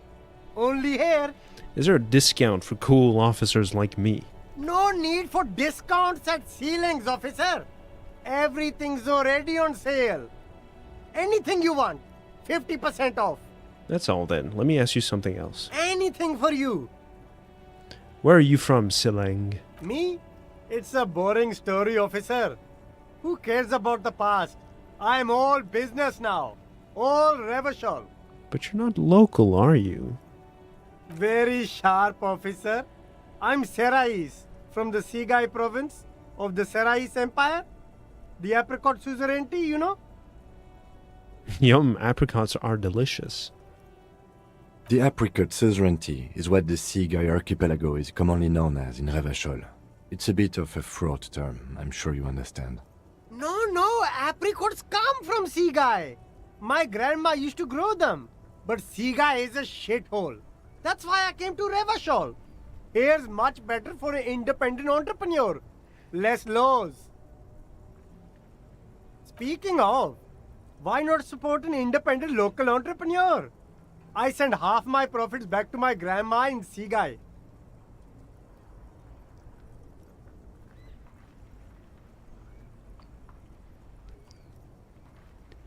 I don't know at what point I'm allowed to laugh. I don't want to laugh though. I feel like that would be racist. I'm too woke for this game. Poor underprivileged grandma. Uh-oh. No need to dress this one up. Just tell him what you want. I want your money now. Oh, okay. But why, officer? I don't know. It was just the only thing I could come up with in my head to ask you. I need to get money somehow. Ah, yes. Money is very important. The street vendor nods, dead serious. Are you trying to ask for a bribe? If so, you're not doing a very good job. He looks at the vendor. Sorry, detective. The man grins as if the entire incident is already forgotten. I'll look around, thanks. Hey. Psst. Look around. Psst. Hey, you. Who? Me? Yes, you. Word on the street is you're ready to start building communism again. Again? Yes, you're ready to start building communism again. You've built it before. They've built it before. Hasn't really worked out yet. But neither has love. Should we just stop building love, too?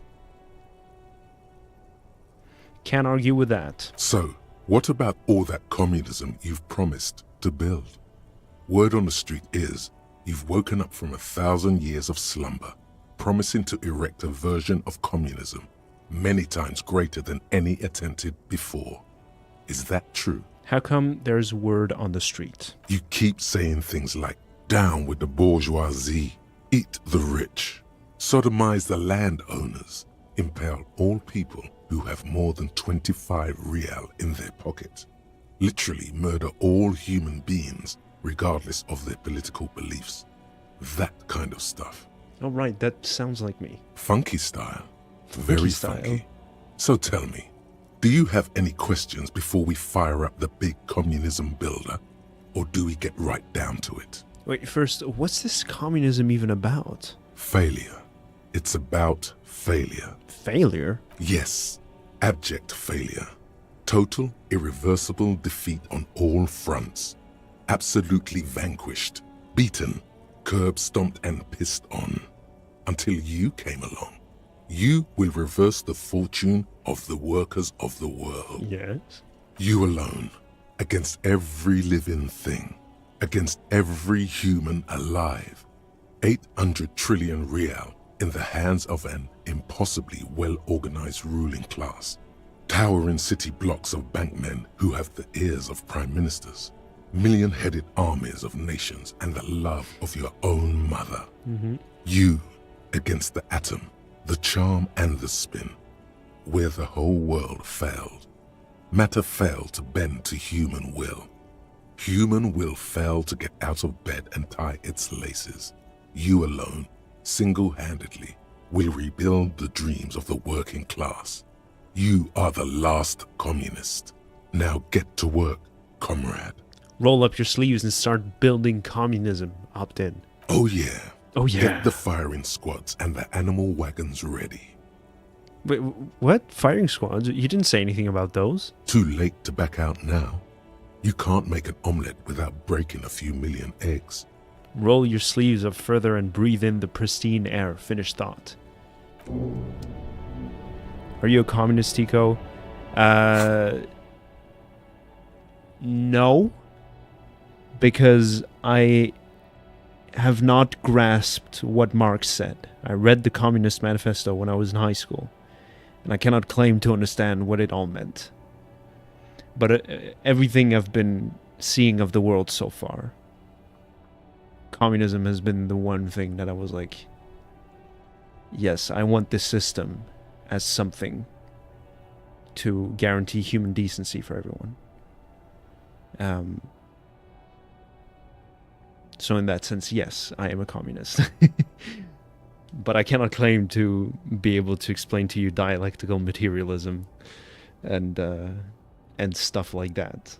You know, I cannot tell you the difference between Trotskyism and Leninism and Stalinism and Maoism and Marxism. Not you two. Yes. Sorry, Axelotion.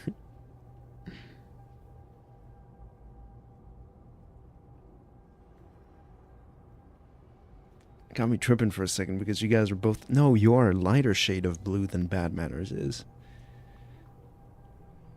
Well, on the screen here, Bad Manners is red. So strange, like... What color am I here?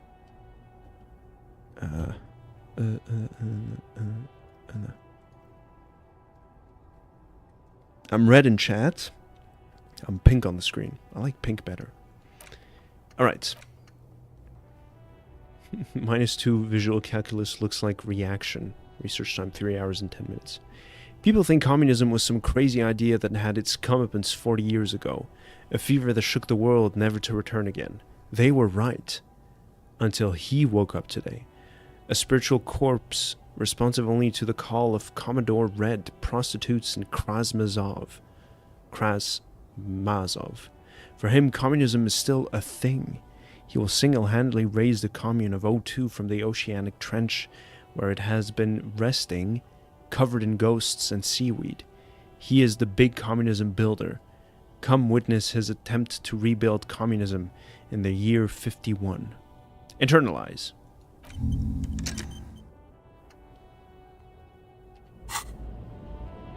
You are black to you. I'm black to you? There's a Takes pile one of to know cheap one. sunglasses in a small box. A variety of shapes and colors. You like sunglasses, officer? I've got the latest styles right here.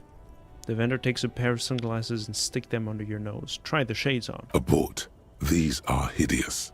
What's more, they don't even fit your face. You can feel them pinching your nose and chafing against your brow. Damn, officer! You look like a mega secret spy. Very secret. They're practically made for you. I'll let you have them for 2 real and 50 cents. They're perfect for concealing your bloodshot and baggy eyes. No, you are definitely not buying those. You're right, I'm too sensible for those. Last year we had a super woke sociology teacher and we had a lot of classes on Marx. That's what's up. Yeah, I need to get back to that.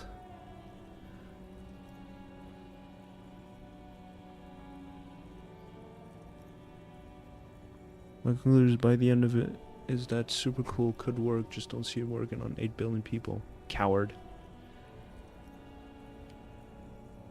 What could work on 8 billion people then?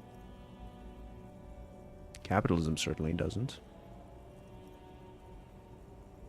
Are you sure?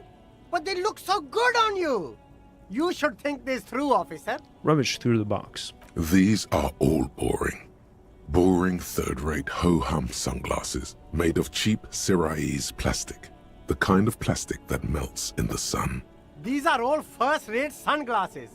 Premium design, superb material, very cool. UV resistant. These will definitely keep your eyes safe and cool while doing your dangerous police work. Hey, you start to organize things in places like Hong Kong. You do it. There are clothes inside. Cheap second-hand clothes, smelling of strangers' body odors. Don't be shy. These are premium class clothes. Good quality fabrics, Best retro design? Save the economy with your style, officer. You find your hands deep in tattered and faded garments made from weird polyester blends that make your body itch and sweat in all the wrong places. Economical, but also trendy. Look first hand, buy second hand. Keep the economy moving.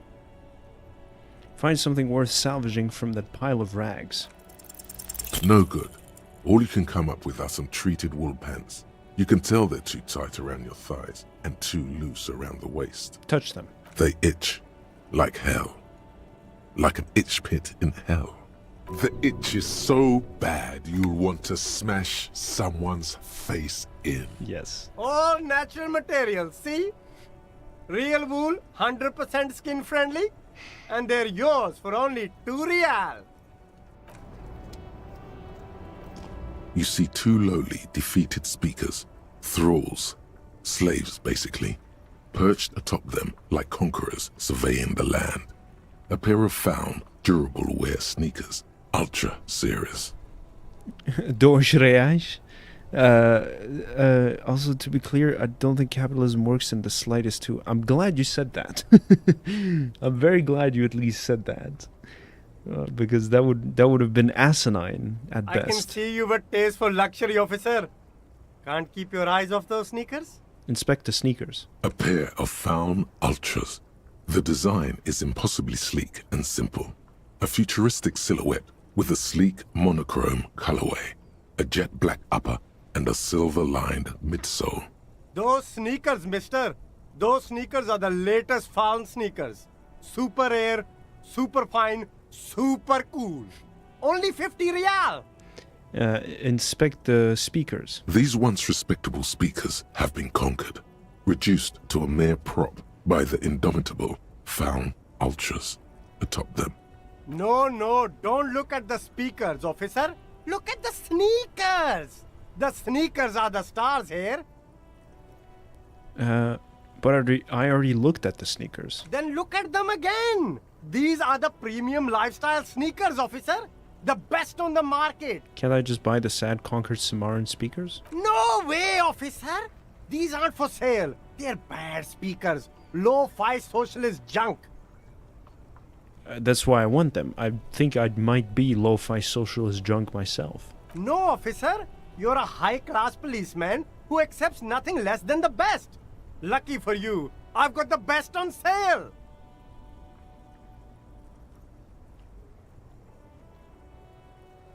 You don't know what I am. I don't even know it myself. Pause. I want the speakers. Well, if you want them... He pauses for a moment, calculating. But see, they are the pedestal for my sneakers. If I let go of the speakers, where will the sneakers go? I can't leave premium lifestyle sneakers on the ground. If, on the other hand, you wanted to buy the sneakers too, I could maybe throw in the speakers for little extra. 50 cents? I have neither. I don't have any money for either of those.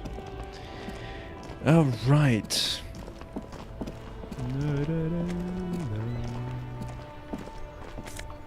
Nice.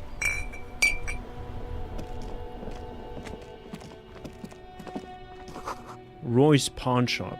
Fast cash for faster times. Good day to you, officer.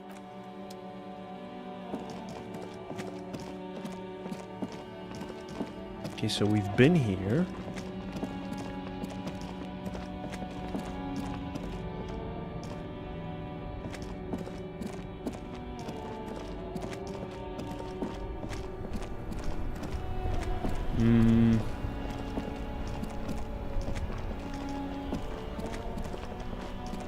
Oh, yeah.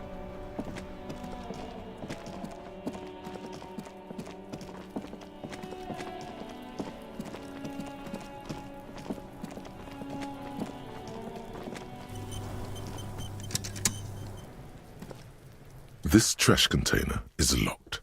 The sliding lid has a padlock that says, whirling in rags. There's something in there, not necessarily connected to the case, but still. Why am I looking at you, trash container? You're just a trash container. The body is downwind from here. Maybe you prefer the smell of garbage to the smell of death. Lieutenant, what do you think could be in here? Trash, food waste from the cafeteria. They lock these containers to keep the derelicts from flocking in. Could be evidence too. Yes, I feel there's something in here. I feel like there's something in here. What do you mean, feel? It's an extrasensory perception. Whatever is in there holds a special significance. I agree. We should get someone from the remote viewers division here. What is the remote viewers division? All the detectives from all the precincts who experience extrasensory perception go to the remote viewers division. Their work is invaluable to the force. Wow, could we get them here? No, because they don't exist. I'm so disappointed right now. I thought there was a remote viewers division. There isn't. But we should still access this container. How do we get the lock open? We could try using a pry bar. The one you took from my motor carriage, or... Did someone say pry bar? Fuck yeah, pry bar. Pry bar, pry bar. Your palms yearn its cold touch, to grasp it once more, as you've done so many times. Or, Lieutenant? Or we could ask for a key from the manager of the Whirling in Rags. He probably has one. Ask the manager? Bullshit. Go straight for the pry bar and pry this baby wide open. No.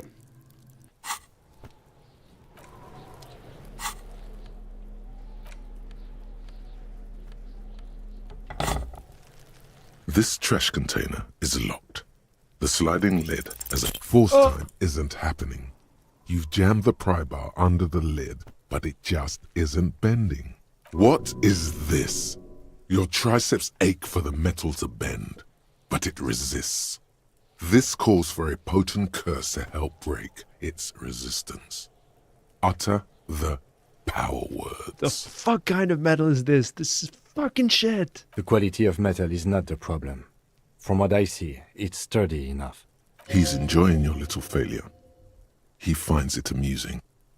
He's reveling in sweaty rage on your face. Kick the container. Ow. Unsatisfying. Hurtful.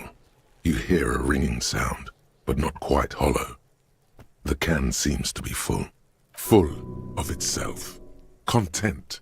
Happy you failed. This snickering trash container is having a grand old time. Hang from the pry bar with all your weight. There's a creaking sound as the pry bar slips under the lid.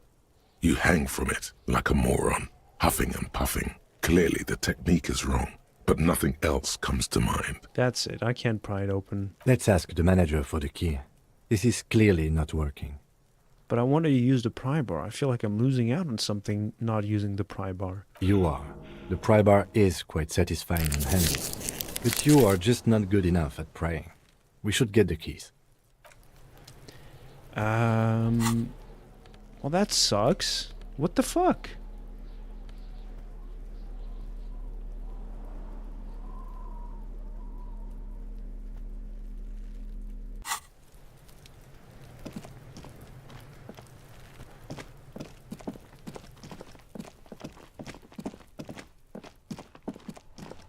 It's not fun, man.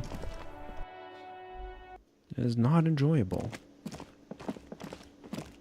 Oh, the kitchen is open. Dishes are drying. They smell of chemicals and pine trees. The aroma of spice, alcohol, and tomato hangs in the air. A thin man is smoking below an exhaust hood, occasionally sipping from his mug. This must be the Whirling's cook. As you step in, he nods toward the table and says something in a completely foreign language. The only words you can make out are Garancy and Kubek. It must be his name. Garancy. Garancy Kubek. Sounds representative. Garancy, I have questions to ask. The man puts his cup down and replies something, his left hand drawing arcs in the air. You got some impressive pots here. There. He smiles and bangs his ladle against each of his pots in turn. I don't think I need anything else. Stay masculine. You You see a heavy steel door with a prominent dimple lock. It's painted blue. You immediately feel drawn to the color. Blue is for mystery. Touch the door. The cobalt blue surface feels rough to touch. The stainless steel door is flush with its frame on every side. Try to push on the door. The door does not budge. I wonder where this door leads. You do? It's a door in the back of the kitchen. Why do you care where it leads? I'm drawn to its cobalt blue. It is quite pretty. I suppose we could look into it as a side investigation. The door and the main investigation will merge into a stereo investigation. If you say so. Gart is the person to ask about this. The cafeteria manager. He's intrigued too.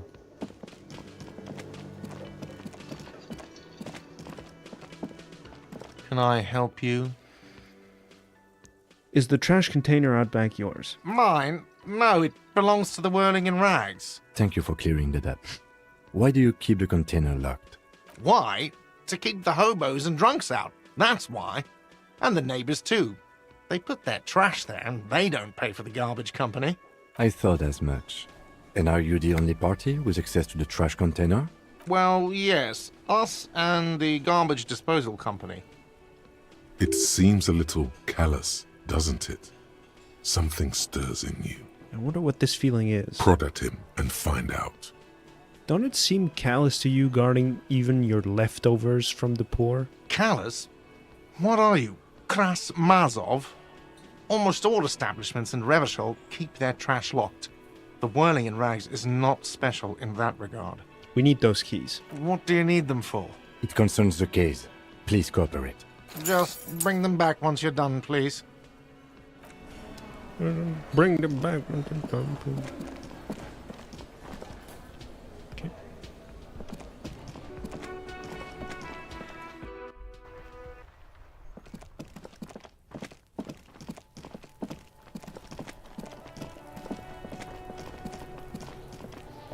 This trash container, with a well-oiled crack, the lock pops open.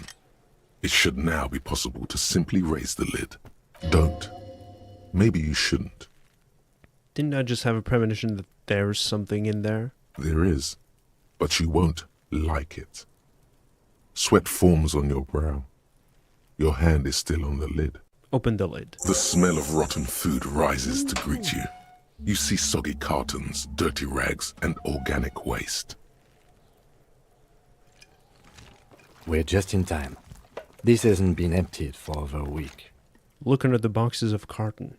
You see milk and egg rest with one broken egg in it. Some pasta wrapper. Picking up the soggy packages somehow feels familiar. A box falls into pieces in your hands. Batiste Soleil cereal. There are plastic pasta packages below. And turbo noodles.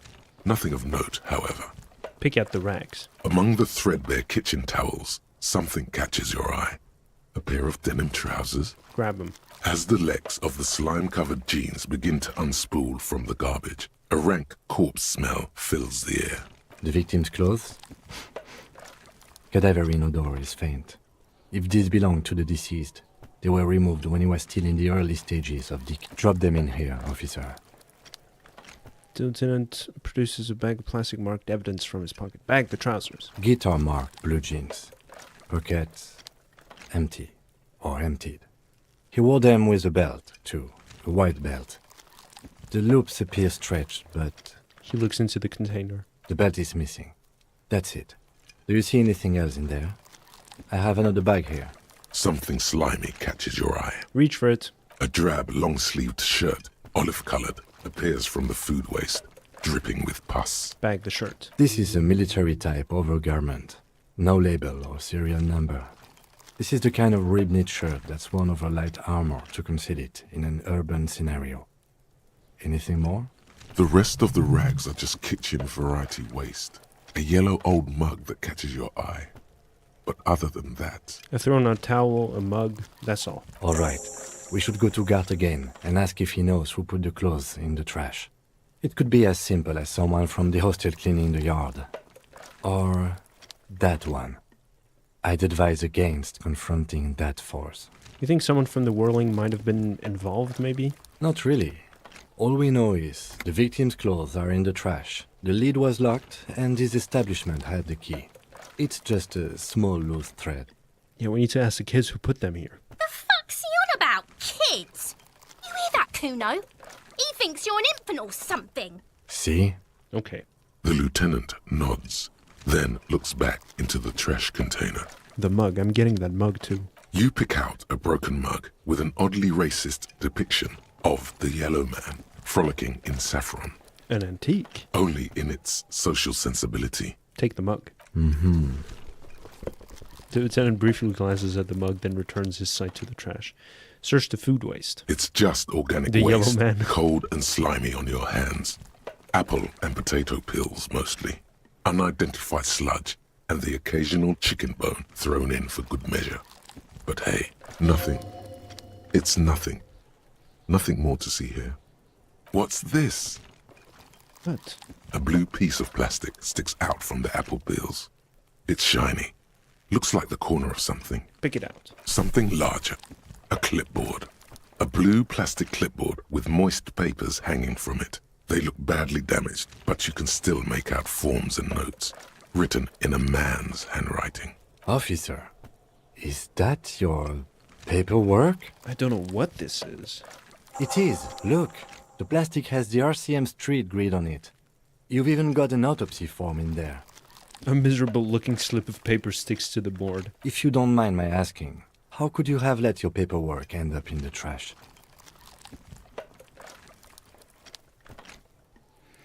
It has a foreboding quality to it. Maybe I needed to lose it for the great bloodletting to begin.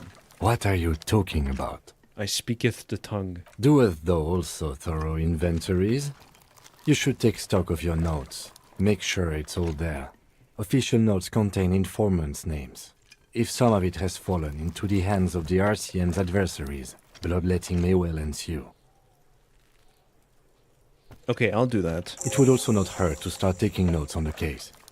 Now, tell me what your eagle eyes see. Or are we finished? Some items, such as the ledger you found, are in... The container sounds a muffled gong. Nice. That's one thing off the list. I think we got it all.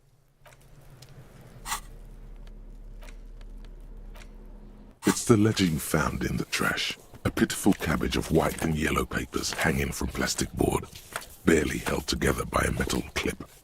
This sad display is made complete by the faint smell of urinal cleaner. Anything else? There's a piece of toilet paper, or is it cleaning tissue? No, it's toilet paper, desperately sticking to the back of the blue plastic clipboard. It's a metaphor for you. Below the pathetics, terror. Do not look into its blue heart. Inspect the toilet paper. It's just toilet paper sticking to the back of the plastic clipboard. You can take it off if you want. Maybe it's kitchen tissue? They look exactly the same. If you want it to be kitchen tissue, it can be kitchen tissue. It's not, though. It's toilet paper. Man, take it off. Still wet, the toilet paper, I mean kitchen tissue, sorry, peels off the plastic easily. All you have to do is shake it off your finger, and voila, the ledger now looks marginally better. Inspect the clip. An aluminium block runs the width of the board, biting down on the paperwork. Its crocodile teeth are the only thing keeping the papers together. A regular pencil, the tip worn down to nothing, has been attached to the clip. Run your finger across the aluminum. The surface is interrupted by a silvery sticker. It's rectangular, sparkling with iridescence. You don't know how you didn't notice it before. Lieutenant, is this one of the hologram watermarks you mentioned? Point to the sticker. What? Yes, halogen watermark used for adding information to RCM property. Interesting. What kind of information? It depends. Aside from an anti-counterfeiting stamp, mine has my station number and address. The information varies by date of issue. How many years you've been on the force, he's thinking.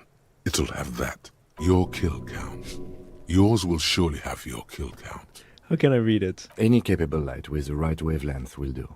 Like, for example? All RCM vehicles have headlights designed to reveal halogen watermarks. Mine too. This means you can read the watermarks. if you just turn the lights on. That's all, thank you. Okay. He returns to his neatly kept notes. While a bunch of sodden papers sag from the clipboard in your hand. It's a sorry sight. Browse the white papers. They're not exactly white. They're yellowed in patches by sunlight and alcohol, and covered in dense blue handwriting. Ink escapes into watercolor patterns, reaching its tendrils across entire pages. The paper itself is checkered, with faint red lines, forming short paragraphs. Once in a while, there's a red stamp that exclaims, "Case files, commit to paper." The case files themselves are plenty. You count more than 100 sodden, crumpled up, earmarked pages falling apart in your hands. They appear to be sufficiently organized and extremely dense, if mostly illegible. What is in there? What are they about? Work, strife, poverty, the Jamrock Quarter. These are handwritten logs of investigations dating back to January 51, this year. The exact number is hard to estimate, due to missing pages and an odd naming convention. But there are at least 20, maybe 30 cases, undertaken, not completed, mind you. There's a mention of a naming convention here. Yes, it appears you employ a, shall we say, robust yet literary system. Each investigation has its case number written on the margins. Yet, still more tellingly, most are accompanied by a name. Oh my, and they're written in capital letters too. Yes, all caps. One is called The Next World Mural. Another, The Square Bullet Hole Murders. Another yet, The Unsolvable Case. More? Others appear more light-hearted. The guys on a couch in an unexpected location, and the murder at the hookah parlor. Even the rare article-free collapsing tenement. Murder features prominently throughout. You like this grimy murdering, don't you? Wish there was one in there about a drug den. You love those. Gets the blood pumping. It's going to take an effort to piece these case files together, but it can be done. Once you're done inspecting them up close. Kim, my cases appear to employ some kind of naming convention. You mean the alphanumeric? Officer, precinct, time of arrival at the scene? No, I mean a non-numeric one with titles. Oh, you mean the titular?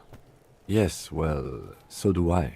In our defense, almost everyone in the RCM does. Why is that? It's a holdover from the early days of the RCM, right after the revolution, when the organization had little idea how to do things.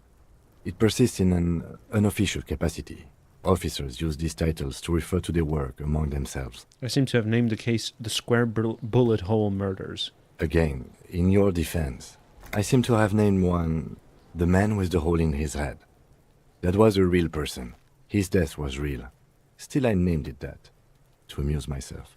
I pray his loved ones never find out. What happened to him? Rail spiked through the head. He died. It was a workplace accident.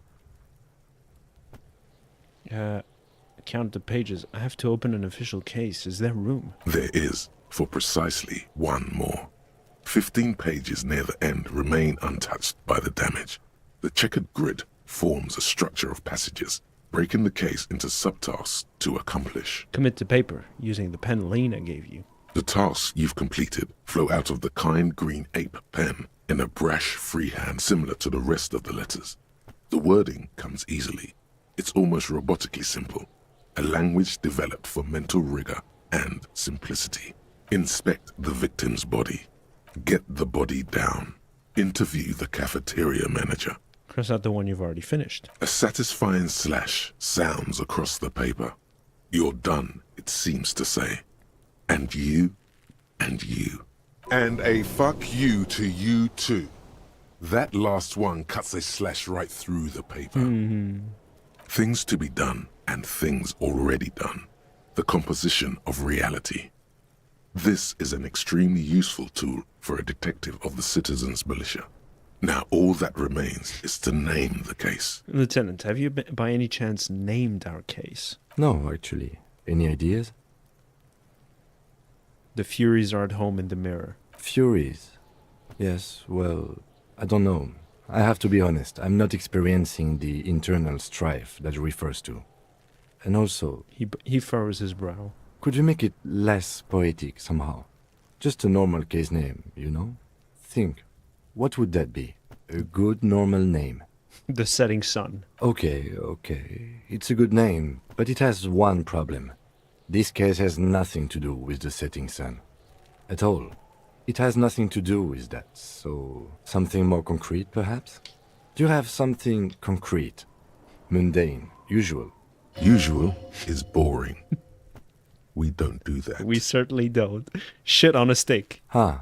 Yes. I have to tell you, officer, I don't appreciate ironic titles. Other officers will have to use this as reference. If it's idiot or cockfinger, they're not going to get it. They're going to think an idiot and a cockfinger were on this case. So, do you have something less funny? Fun is outlawed with this guy. What a knock! The Hanged Man. Great. That's great. That's actually what I was thinking too. The Hanged Man. Good, strong name. We have a very good name for the case now. I'm going to start calling it the Hanged Man. It's good we sorted this out. I'm done inspecting these. Close the case file. You don't exactly close them, so much as distance yourself from the smelly papers.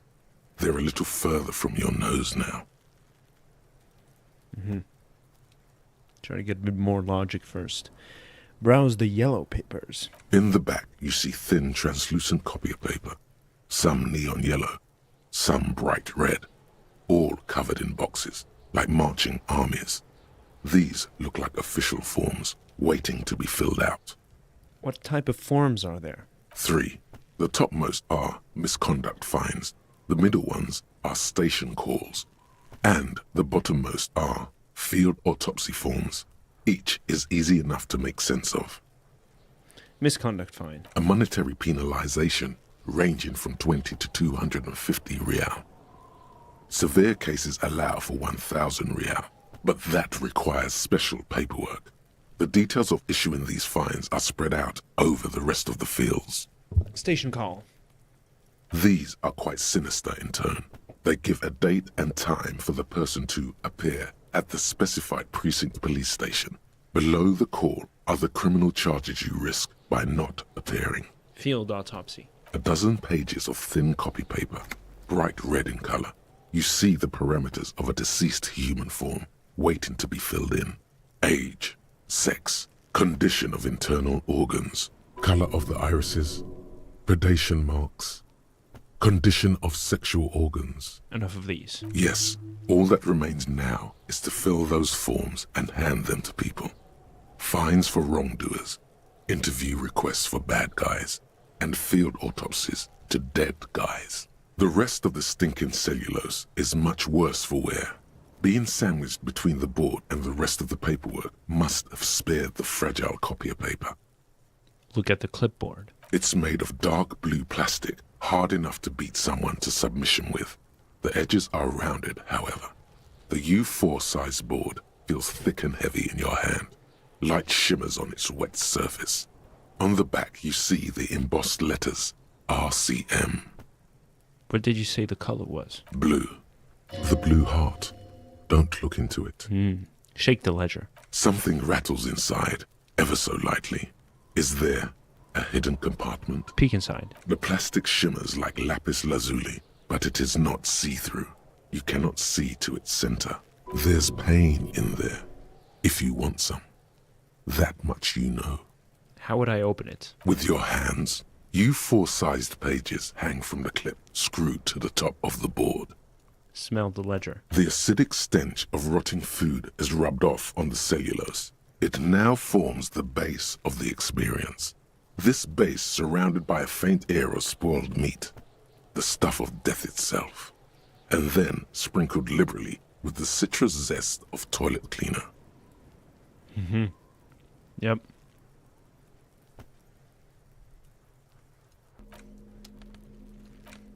It's just a racist mug. What's there to read here? Not much. There's actually quite a lot to read into here. Actually. Look at all that content. Oh boy, here we go.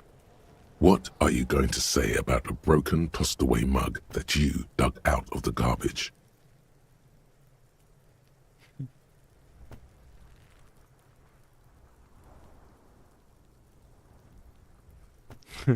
The mug didn't belong in the trash. It was just a funny mug. Can't anyone laugh anymore? Understood. You're that kind of detective. Why don't you get back to your case? I really want... I'm just trying to say one racist thing so that we can get the dialogue. And then I'll move on, I promise. An inconspicuous pile of the Reception roof. site.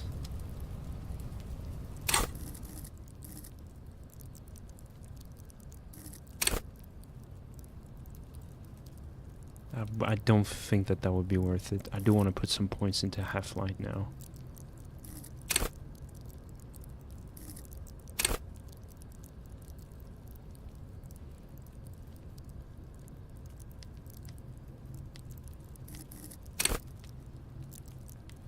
Yeah, I wasted a point into that. And that's done now. Never be able to get that back again.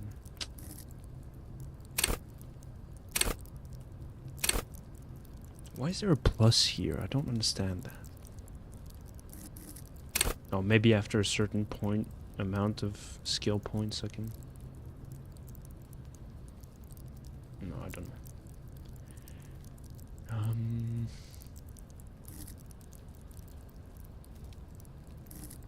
Okay, let me try this.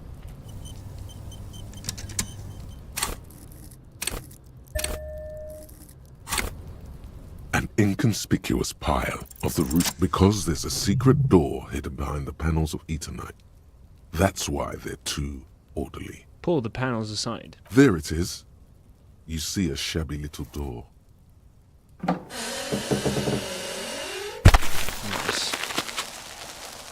Very nice. What is this then? A tool shed? Let's investigate.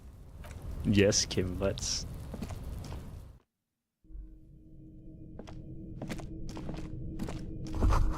A silver plate with traces of bone yellow powder. Be still, my beating heart. It's amphetamine. Sweet amphetamine. The lieutenant isn't studying the powder in the mirror. He's studying you.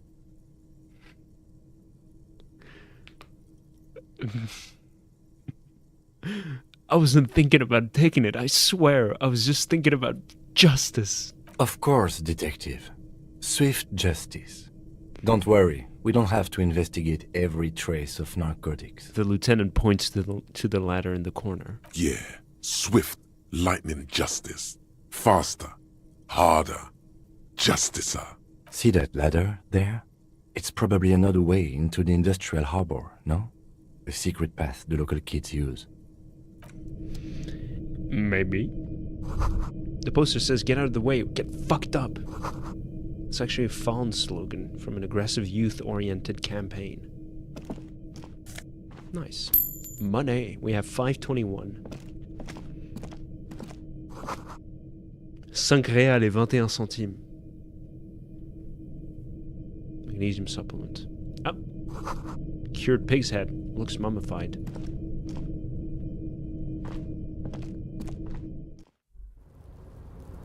Oh. Oh, I gotta get all the way up there. Can I?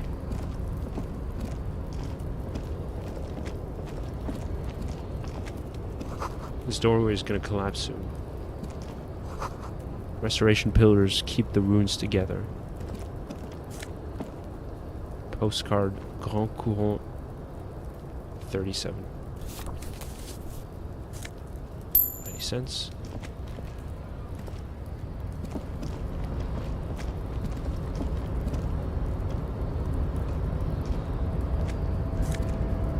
Nose are fed.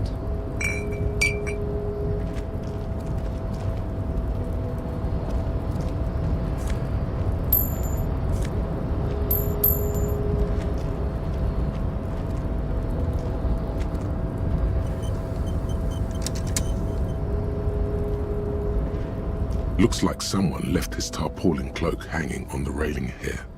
Look, Lieutenant, point to the flap and cloak. Someone left his cloak behind. Yes, it's probably yours. It bears the RCM insignia, and you have a habit of being careless with your equipment. He judges the drop. Top of the building, your beloved? Hell yeah. You could probably make the jump. You look like you've done some track and field in your day. Look around. The wind is aggressive up here. The lieutenant looks at the enormous crane towering in the distance over the container yard. The look in his eyes is a mix of the engineer-like interest and the wonder of a 6-year-old seeing a horse for the first time. Motherfucker. Let out a whistle. Now that's a huge crane. Yes, that's one way of putting it. It's certainly an impressive achievement of engineering. But I digress. We were focusing on your cloak here. He looks at the sad piece of fabric flapping in the wind. What exactly are we doing up here? I was under the assumption we could ask the leader of this union to help us get this body down. This is why we're here, right? He doesn't wait for you to answer. You probably could make the jump. Okay, Kim. 3% chance. No, Kim. Or it could be that we are just exploring. He looks around, wind rustling in his hair. He's thinking you've forgotten where you are again. So, do you really think this cloak is mine? Should I go for a jump? The cloak? I do think it's yours, yes. As to whether you should go for it? He looks over the ledge at the cold pavement below. Well, it doesn't seem too dangerous. 2 meter stops. Whenever you're ready to do it, I'll be right behind you. Savoir-faire? Yeah, not right now. There you go.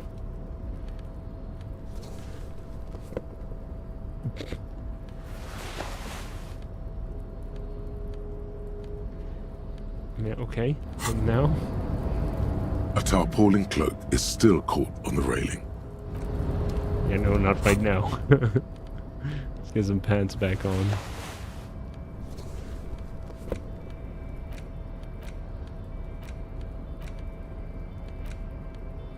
Okay.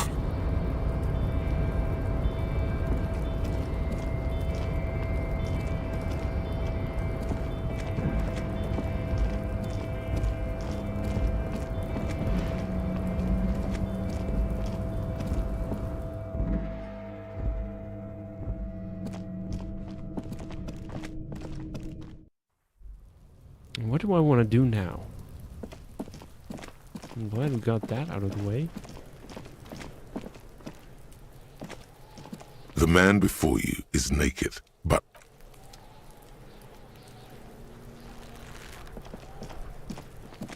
I really feel it really feels lame that we missed the check to. you see a set of tire tracks in the brown slush that covers the plaza mosaic. Why am I looking at this? Cop habit. You look at everything. What kind of vehicle drove through here? Hard to say. Your vision is blurred and you're having difficulty concentrating thanks to your relentless hangover. No, these tracks are not interesting at all. Let the street sweeper just sweep them away. All right.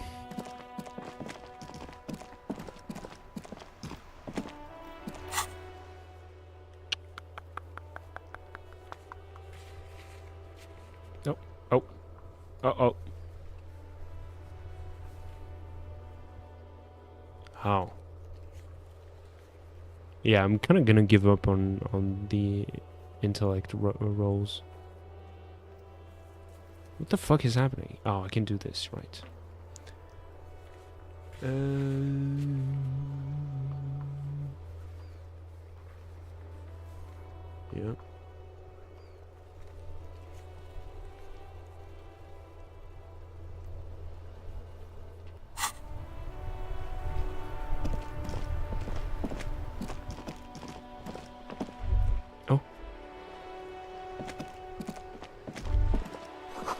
The book appears to be erotica, but without actual erotica. It's a book about pate. This book, you don't really understand what it's about, nor does it seem important. A book about boyadero culture. It promotes freedom and roaming upstream. The book about the future. The government reads your mind using radio technology.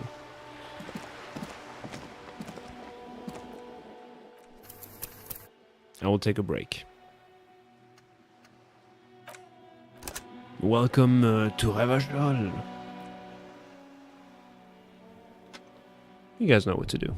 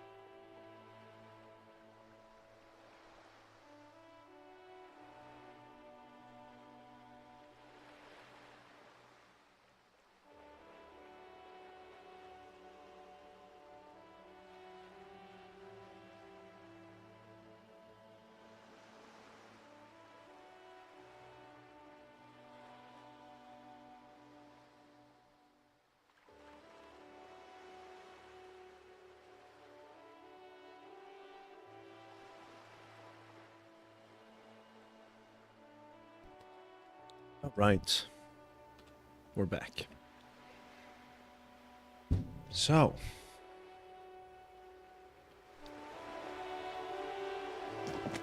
Hello, sir. Step right in. The store is open. A young girl with chubby red cheeks waves at you smiling. Her nose is also red from the cold. Hello. Hi. Are you interested in a new and exciting book? She stomps her feet to feel warmer. What kind of store is this anyway? It's a bookstore, sir. We sell books, postcards, and some board games. It's called Crime, Romance, and Biographies of Famous People. Whoa, whoa, whoa, whoa. Hold your horses, little girl.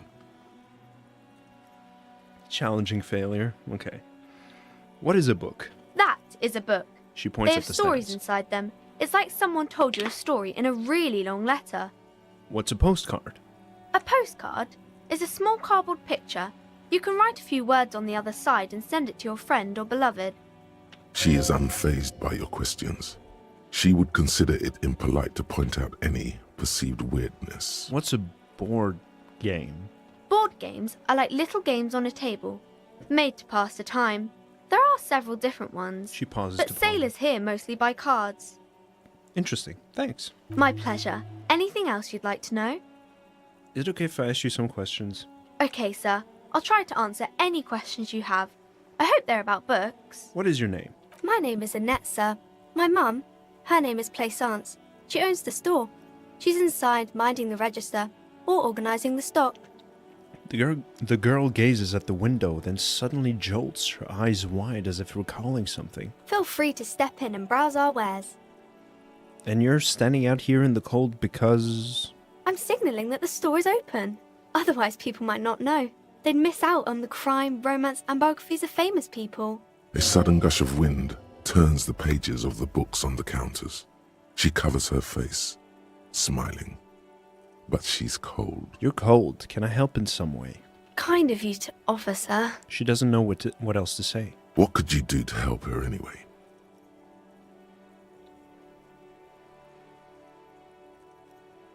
I could help by brutally dismantling the free market. Thank you, sir. I'm glad to help Mum out with the store. She doesn't seem to understand what you said. Shouldn't you be at school or something? I do my studies at home at the moment. I have to help Mum keep this place running. Isn't going to school more important than this? Mum says it's necessary to do both because it builds character. Mum says a proper worker is dutiful. That's how you get ahead in life. You succeed. How's the business going? Mum says it's peachy. She was a little afraid at first. There's talk about this house being cursed. Behind her, the window has been boarded up. You sense the boards creaking, twisting for a second, and some kind of doubt in her tense shoulders. Cursed? In what way? Cursed in the way that makes them say that no business has ever really thrived here, sir. That they all go... She's looking for the right word. Ass up. I wouldn't really say it like that, but I guess so. She blushes. This sounds rather serious. I should probably look into this. Narrow your eyes and look through the creaking boards on the window. We can go into the bookstore and ask about the case, but I don't see much more to look into here. The lieutenant makes a note in his notebook. Yes, please do look at our wares inside. The postcards and board games you asked about are also there, sir.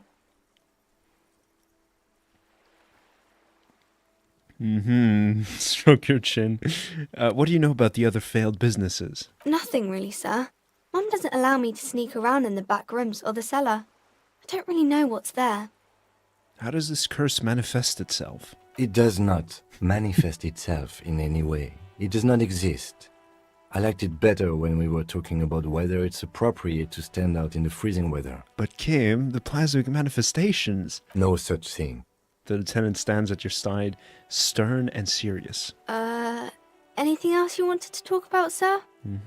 Stroke your chin. Enough about the curse. For now.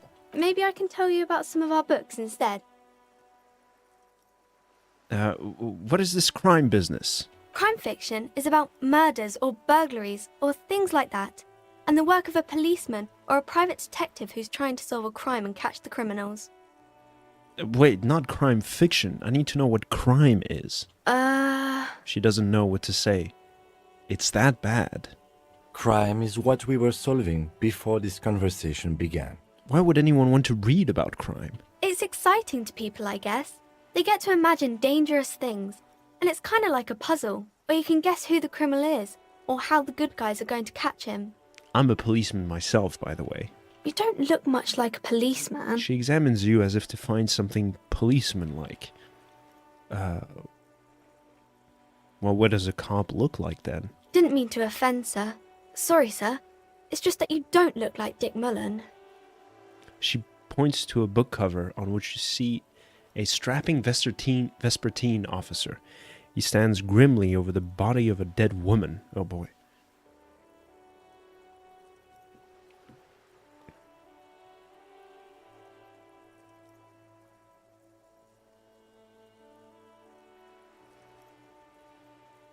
I used to be exactly like that Mullen guy. Then I decided to live a little. What's that mean? Cut loose, raise hell, blow off steam. And everything's better now, sir? No. Why is that? Look at me. A hideous beast, a failure of a cop, a disgrace. Sir, please, sir, don't say things like that. You look nice enough. Nice enough for a small child, sure, maybe. Don't be sad, sir. I'm sorry I said that thing about Dick Mullen. Nobody actually looks like the guy in the picture. That's just a stupid fantasy of a man. She looks at Dick Mullen, frowning. Dark, arrogant, violent, likely overcompensating for something. That's not a healthy look. Muscles get bigger, heart grows weaker.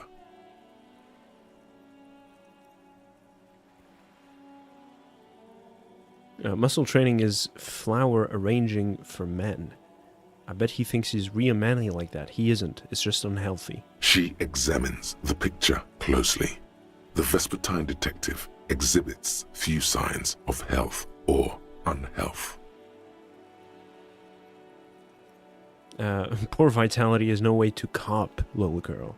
I could take him down easy. Sure you could, sir. He's just a fictional character. He's no match for your strength. Maybe you can show me some real police work, sir. Like in the books. The cover image of Dick Mullen seems to stare at you with harsh disapproval. What is romance? It's the type of book where there's a rich lady and she has to choose between the good man and the bad man. She smiles at the thought, perhaps imagining herself in that situation. Or there could be a story about a poor lady getting a rich man. It's about man and lady business, sir.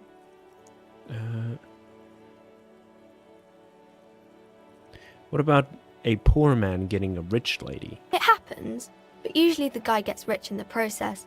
Or should actually be rich himself, but has lost his family property unjustly, like during the revolution or something. I see. Those are unhappy books, for most of the pages.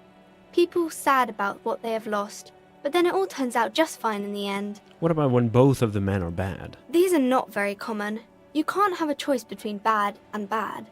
Nobody wants to read a story like that. What if it's written really well? Well, maybe then it's fine. Maybe if the lady then decides not to pick either, because she doesn't need a bad man. Yes, that would be interesting. Oh, she's so cute, man. I love Annette so much. She's so adorable. What about when everyone is poor? That's really not a proper romance story. That's more like everyday life. Yeah, poor people are boring. Sometimes you just have to write about real life things. Not in romance books, sir. These are about nice and pretty people, and everyone is happy in the end. What about a book where the man and lady business doesn't work out at all? I haven't read many of those. Maybe you should ask Mum. Yeah, you think she has one about an excruciatingly painful breakup? I don't think it's a romance story if the main characters break up, though. She pauses, trying to figure out an appropriate answer. No, think about it. One where they plunge into a torrid spiral of pain and recrimination. Only it's really long and drawn out, scarred for life, phantom limb. No, I don't know. She looks at you with puzzlement. You can take this. Blossom like a pain flower. Yeah, and it drags on for years and years, with no resolution in sight. The girl is at a loss for words. Each of you filling with resentment and bitterness for having ruined each other's lives. She shifts and sways on her feet, looking confused and uncomfortable. Each of you tearing at the other's innards, leaving a gaping emptiness, a vacuum heart that still hurts ceaselessly. I'm sorry, sir. Oh, I'm gonna I don't know die how soon. to help you. I don't need help. I need a real book that tells it how it is, not this drivel. Sir, sorry, sir. I'm still little. I can't. Don't worry, little girl. Got a bit carried away there. Let's back up out of this. That's enough romance for me. I had other questions. Maybe Is this some Harry about Potter? other books? Yes. Let me try the composure. You fail to deduce anything. She waits intently. Sounds like TJ Land. Don't know what TJ Land is. Oh, England, yeah. Yeah, Shambles, York.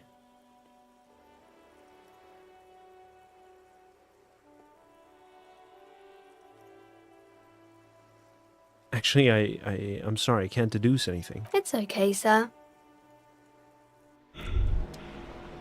Despair creeps into you, getting fat on your weakness. Whatever noble intentions you once had as a police officer, it's eating them all up now.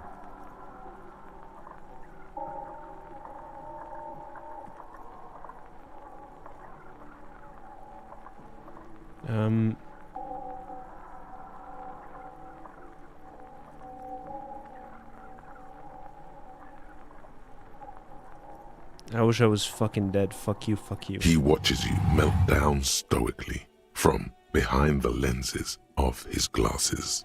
Nothing you can say would make you feel any better now. Cop gives up the detective genre for social realism. Another police officer resigned from the RCM following a nervous breakdown. He now lives under a bridge, drinking and occasionally throwing excrement at passers-by, shouting, "I never loved that woman." When asked to comment, former colleagues objected to the theory that his psychological disintegration was precipitated by his wife leaving him. "It's because the Furrows lost that match," said Captain Ptolemy Price, once the man's superior officer. "It's because he couldn't get a big gun from acquisitions, and anyway, police work really burns you out after a while," Satellite Officer Jean-Vic Mayer, the deranged former cop's partner, commented. Sergeant Matt Torson, another former colleague, did not propose any theories, merely saying, whatever happened to him wasn't about birds. He got fucked, that's all. Ugh.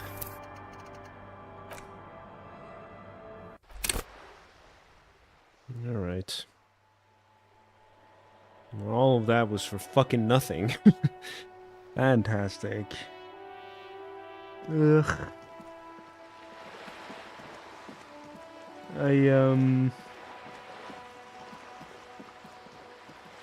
I got reminded why I don't like this game. No, I'm kidding. Oh, bummer. This is a wall on the side of an apartment building. Yeah, fantastic.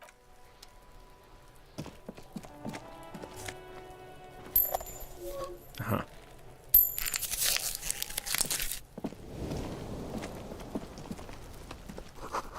Garden hose. This won't be of use until the snow What's that melts. noise down there?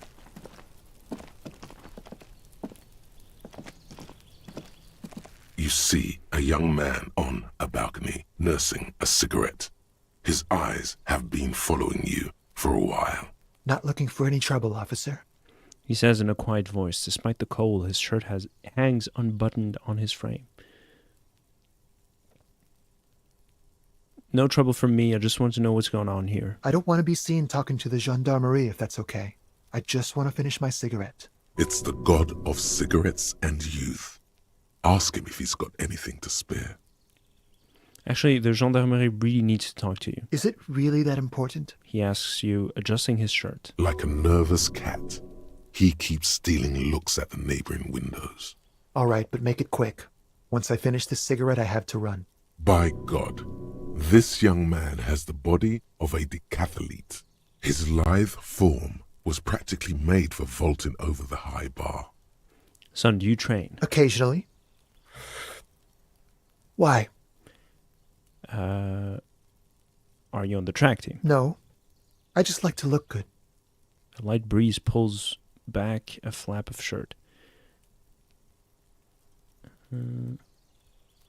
Shame, young man like you with a body like yours, you'd be a credit to any track team. Trust me, I'm not a team player. He says with a honeyed smile. Can you tell me your name? My name? My name is Martin Martinez. Martin Martinez? Good local name. Let's go with that. Looks like you got a good view of the Whirling's backyard. Can you tell me anything about the hanging? I'd even go so far as to say that the view is a little too good, my dear gendarme. Do you have an estimate of when the body will be taken away? We will remove the body as soon as possible. Now tell us, where were you last Sunday? Oh. You already asked me that, didn't you?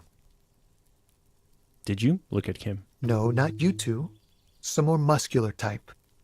And when did you speak to this more muscular gentleman?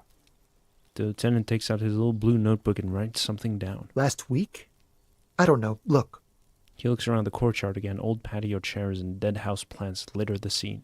You didn't answer the question. What were you doing last Sunday?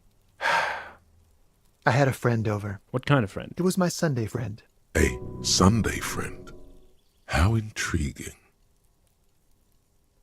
Makes sense. Friends are nice on Sunday. You don't have to work. You can just spend time with pals, watching rugby and drinking beer. What's your friend's real name? Did he see something? He doesn't reply, gesturing no with his cigarette.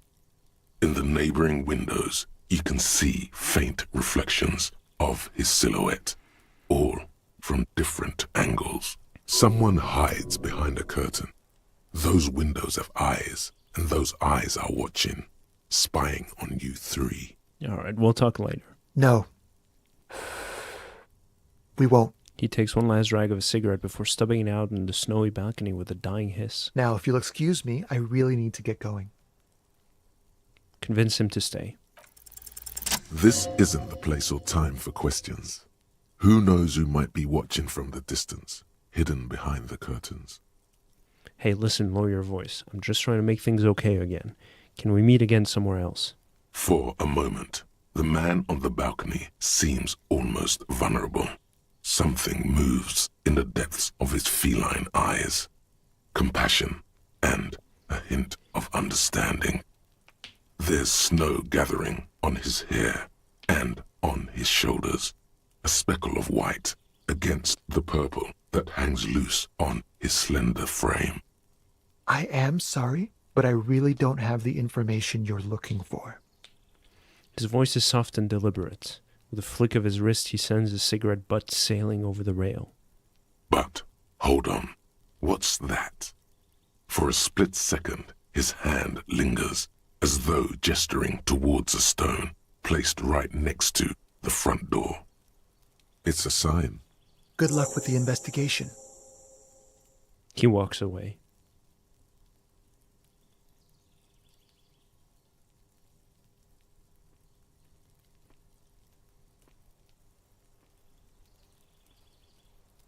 He's gone. The lieutenant puts away his notebook and turns to you. We should run after him, see where he went. No point in running. Tenements like these often have multiple exits. If he doesn't want to talk to us, then he'll know how to hide himself. So we just give up? He could be a witness. Him or his Sunday friend. Either way, we need to look into that muscular type who's asking about our case. He did leave us a sign. Did you see that? He wanted to draw our attention to that stone right over there. The lieutenant nods towards a small rock on a soggy patch of grass. If we find a way inside the building, we can ask around for his apartment. Great, let's do that. A stone, like any other, lying in a whirl of sleet and mud. Maybe there's something under it. Turn it over. There's a key beneath it, rusty from the dirt. This must be for the front door. Pity doesn't have the apartment number on it. This building has many apartments and the man can be in any of them. How are we going to find the right one? We'll just have to go in and see. Put the stone back. Chairs and tables eaten by rain and rot. By brain and rot. Another splattering of bullet holes in this wall.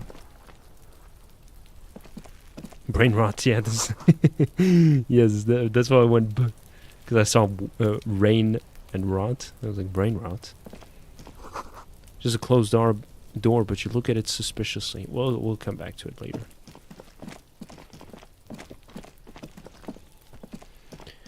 We'll go there later as well. I don't want to talk to Kuno's. Oh.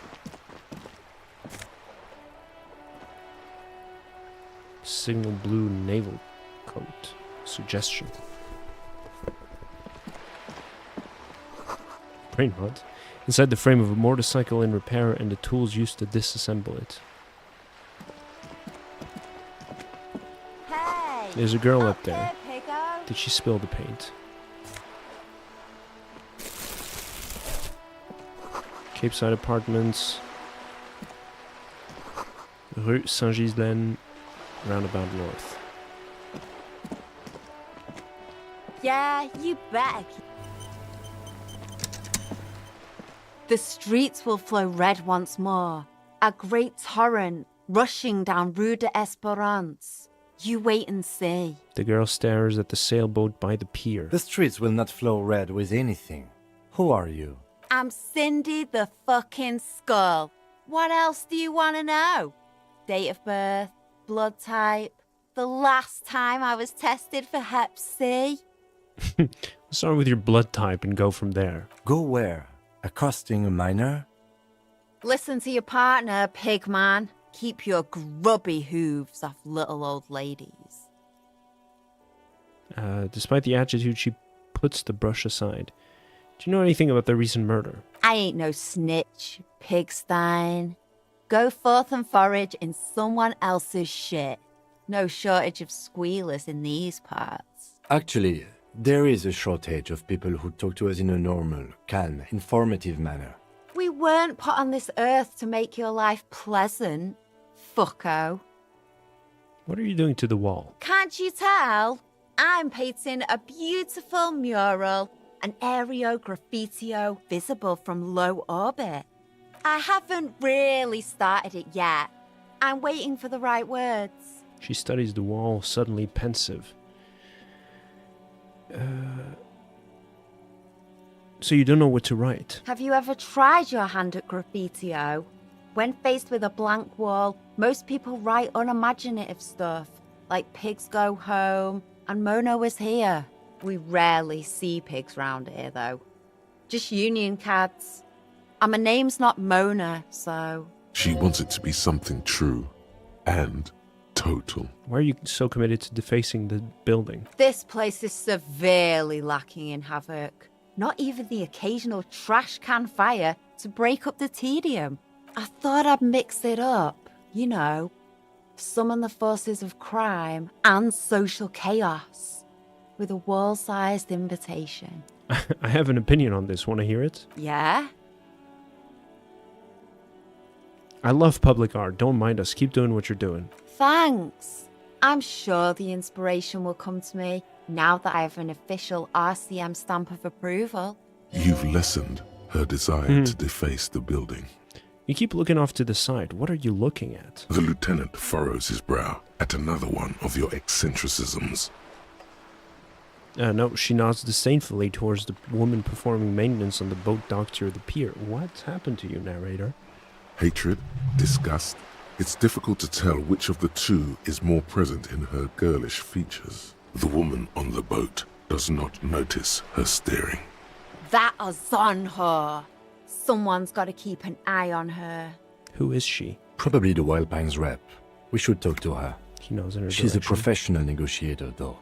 I have the feeling she will be very cooperative while telling us nothing. You should take the lead. Ask her unexpected questions, you know? Do your thing. Don't be afraid to get a bit wacky. Throwing her off is our best bet. Good idea, piggies. Run along now. Fuck her shit up good. Impound that boat while you're at it. I'd like to watch her swim back to us on. Catch you later, Cindy. Watch your back, Ungulate. You've got eyes on you. Cool.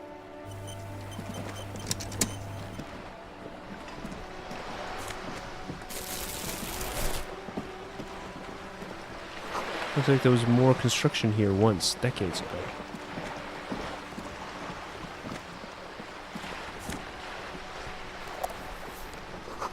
I believe this boat shines like it was recently painted. Docking reserved for residents of Rue Saint-Gilles 33A. The room in the whirling his rag isn't much bigger than this sloop.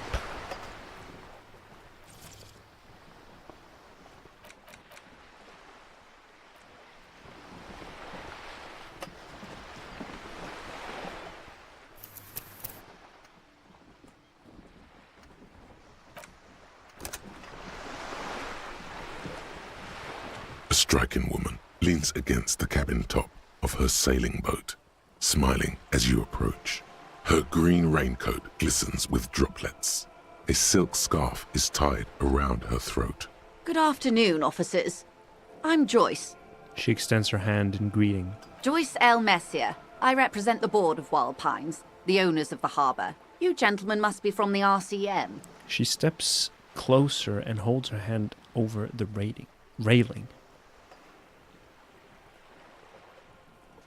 Joyce L. What does the L stand for? Phaeton, my maiden name. Her bony hand dangles from the sleeve of her oversized raincoat. What exactly is the RCM? I remember hearing it from somewhere. I meant you, the Revachol Citizens Militia, the police. What gave us away? Nothing, honestly. I've said it to every drunk in town, and you're the first one who's responded.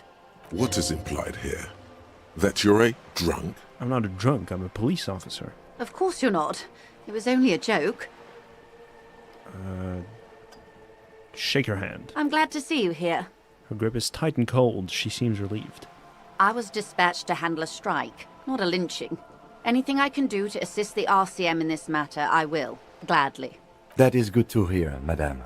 My colleague will take the lead on this interview. I should let you know that he is recovering from an unusual medical episode. Very unusual.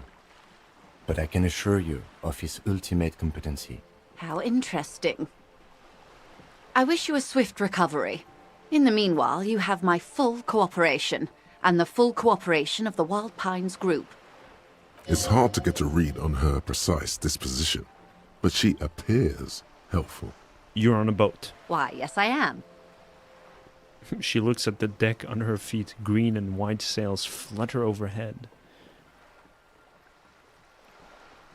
Do you have a license for this boat? Officer, I assure you I'm a highly qualified pleasure craft operator. The crowns of her teeth are porcelain, white as the boat's hull as she smiles. Qualified pleasure craft operator.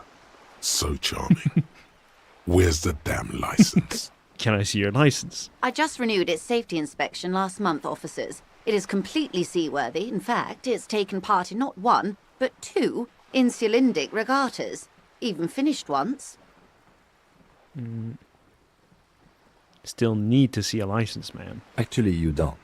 I'm pretty sure I do. I police. It is a little known fact among those who police that the Wayfarer Act specifically denies the RCM the authority to demand anyone's operator license. Wait, exactly how little is this, how little known is this fact? I was just being polite. Even school children know the Wayfarer Act. So we can't pull over random civilians and demand their papers. That's weak. Unless it's their passport. No. Do you want to ask for the lady's passport? You need to save face if you want her respect. Demand that passport. Yes, I'm gonna need to see your passport. Of course. She reaches in pockets of her raincoat, producing a bundle of documents in sealed plastic bag. Look at her passport. The woman is silent, smiling while the waves lap against the hull. In your hand, under the plastic, a light blue passport saying, Republic of Vespa.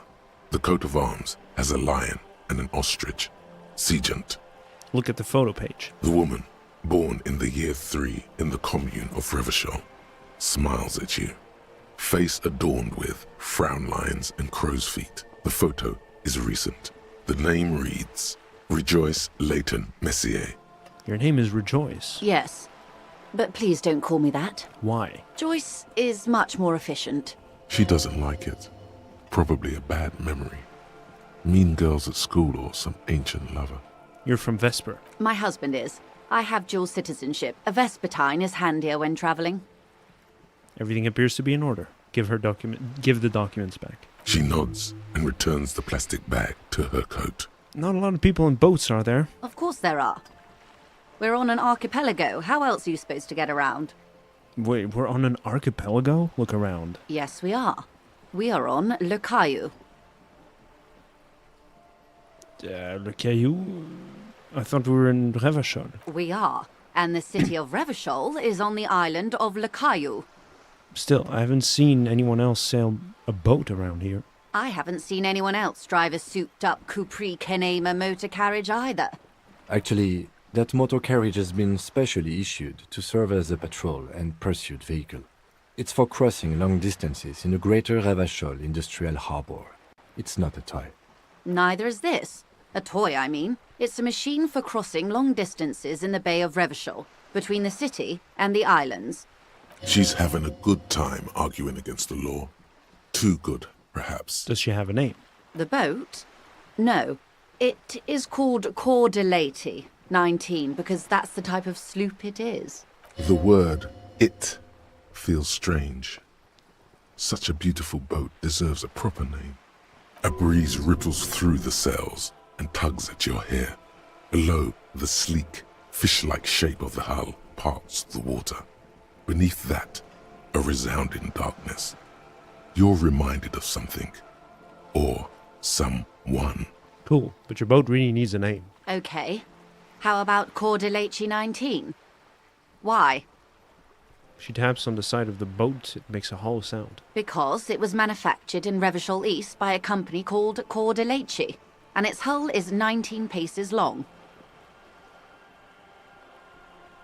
How about Dolores? Why Dolores? I don't know. Just feels pretty. Well, it means nothing to me. I think I'll stick with the factory name. But thank you for the suggestion. Okay, but what kind of boat is it? It's a pleasure craft. A 19-pacer. It also happens to be rated for Category 1 racing. Though these days I mainly use it for business. How'd you like it? My sloop? I like it a lot. It's the eel. And Kim is like, yes, that's good. Throw her off. Good. She takes a sip of a thermal cup.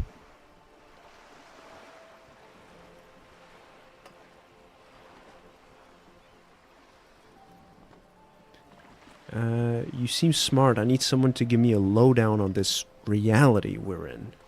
This reality? She pulls her hood closer to her neck. I got so drunk I forgot literally everything. What? She chortles, nearly spilling her tea. A supernatural event took place within my head on alcohol. Such an acute encephalopathy. Just doesn't seem possible. Surely you're joking. Don't be phased, madame. He functions perfectly well. He only needs a lowdown on all of reality. We may be here a while then. Ask away, officer. I'll help however I can. All right, we're in. I know these all look good, but begin with the first, okay? Where are we? We're in Martinez, baby. Baby? A casual term of endearment popular among the 50-plus crowd. It's a disco holdover, pay it no heed. I'm a disco holdover myself. Aren't we all? And what is Martinez? Martinez is a district of Revachol. A very small district tucked away near the industrial harbour. North of the 881 and Jamrock. I need someone to do a map of the of Insulindia, or whatever the world is called here. Like this means nothing to me. So if Revachol is here, Martinez is a district, very small district tucked away near the industrial harbor, north of the 881 and Jamrock, something like that, I guess. You would be excused for not knowing about it. Unimportant, they say. Forgotten, even. Shelled to smithereens during the Revolution. It has its charms, just not this time of year. Tell me more about Martinez. I'm not a good ambassador. I've only been here once before, as a teenager. Not a lot has changed. She closes her eyes. There are ruins, a terminal, fishing boats, reeds, boys with boxy shoulders. This place used to be a province, a workers' resort before the city swallowed it and the artillery did its work. The reeds are the real star of the show here now. The further down the coast, the wilder it gets. You mentioned a sea. What sea is this? It's not really a sea, it's the Bay of Revachol. And the bay feeds into the ocean. Are we near the ocean? Yes. We're on an island in an ocean, the world's largest body of water, the Insulindic.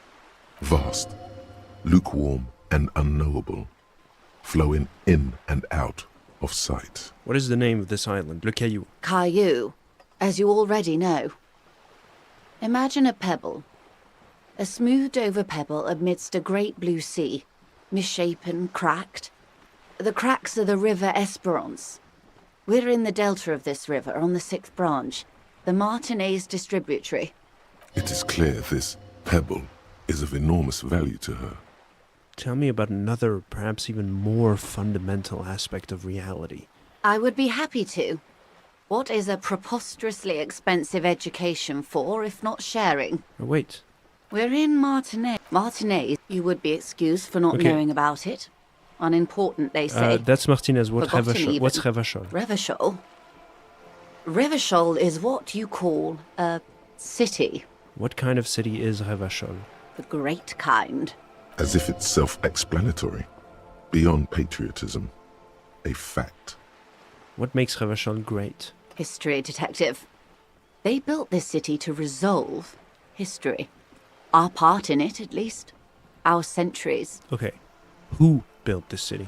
The nations of the Occident, or migrant workers from Seminine and Ile-Marat, depending on your creed. When was Revachol built? In the DeLorean century. 380 years ago.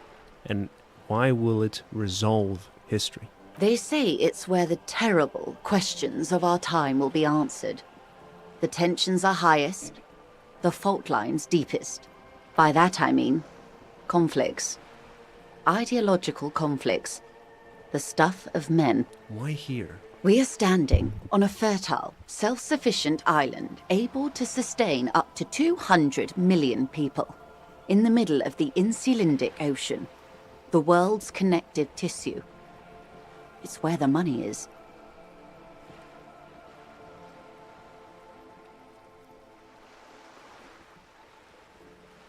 So we're an unimportant part of an important place. I think it's fair to say so. Martinez is about... She points across the water where the skyscrapers rise. 22 kilometers from the center of the world. That soldering iron is the bank of the world building. The bottom floors are Insiacom. Coalition government, Insulindian Mission Command. Look to the sea. Silence. She lowers her hand. The water, the light. It's as though you're seeing it for the first time. There is no recognition, only the immensity of the sea and the cold radiating from it. Where are we? We are where we are. I have no truer answer to give, unfortunately. She watches you closely as you scan the horizon. This is one thought you need to complete. Where are you? Was there something else you wanted to know? I remember something about a lowdown.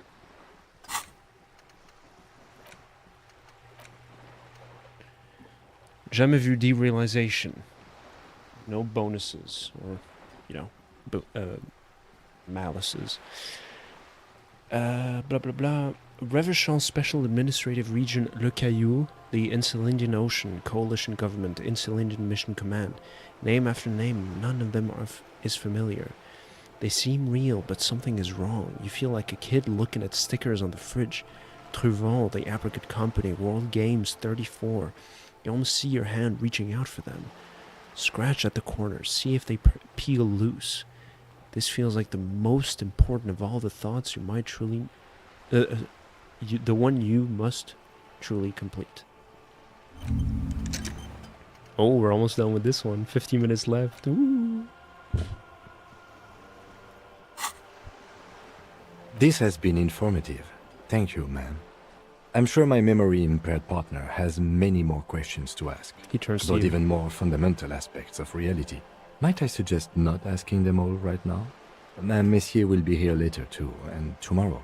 Isn't that true, ma'am? Absolutely. My commitment here is long-term.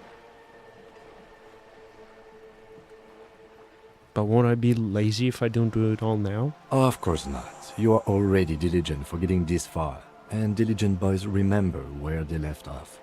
Indeed. I'm always at your service.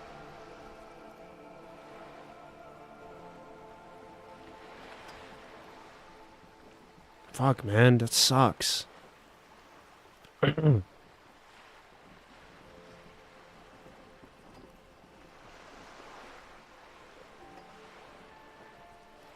What is this? Spread your hands. A bird?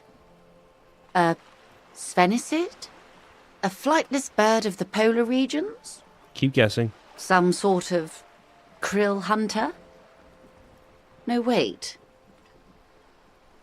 You're an ancient ruin. A symbol of hubris and decay. Half submerged in some salty sea. Are you saying I'm ruined? Of course you're not, my dear. I'm just terrible at guessing games. I meant, what is this place here? Ah!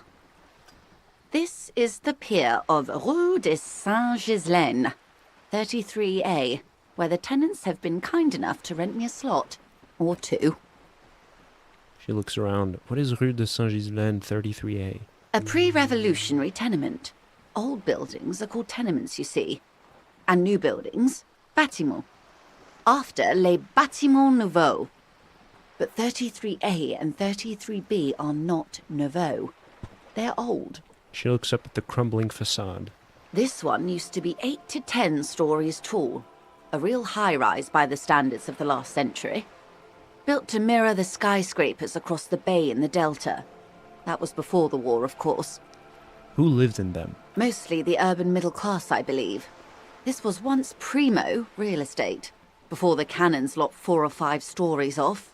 Splat, splat. From the dilapidated balcony, Cindy the Skull gives Joyce the evil eye, a red paintbrush held to her throat. Wonderful.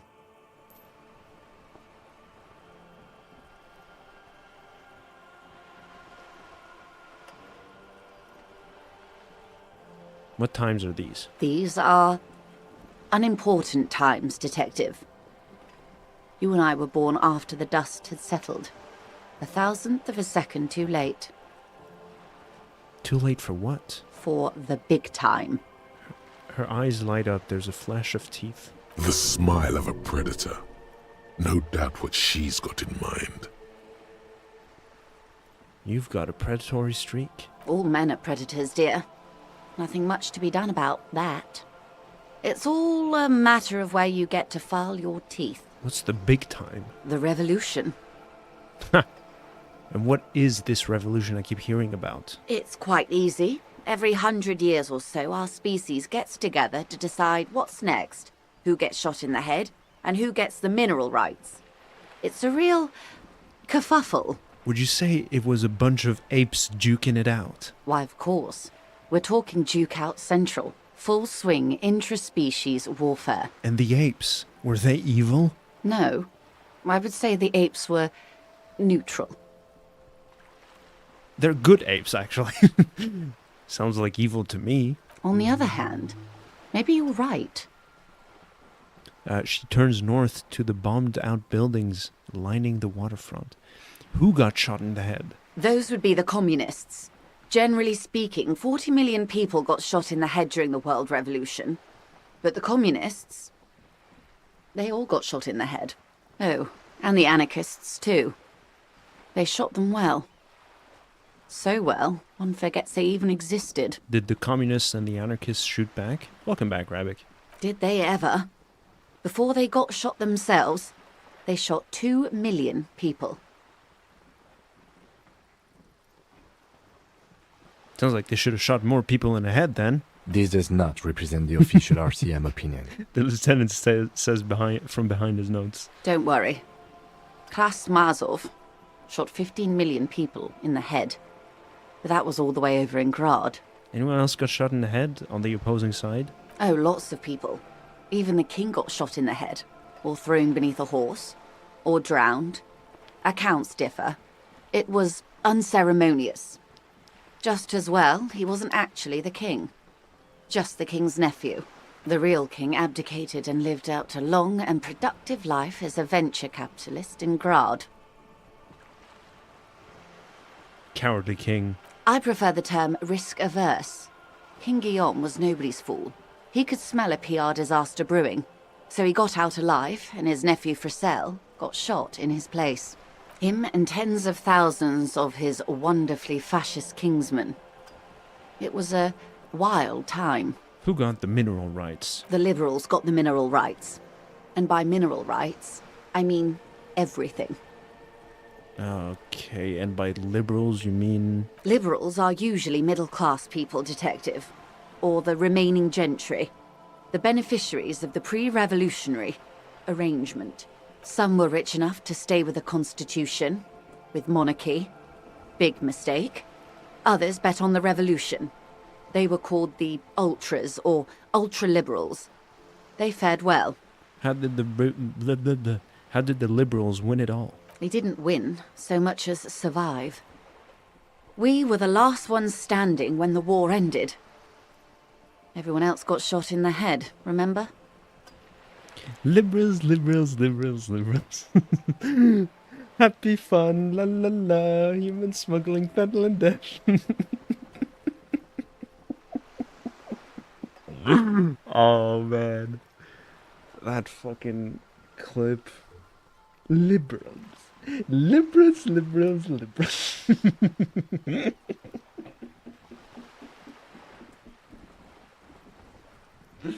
Oh my fucking god, dude. I love all the sound font edits. Someone did one with that song from Undertale.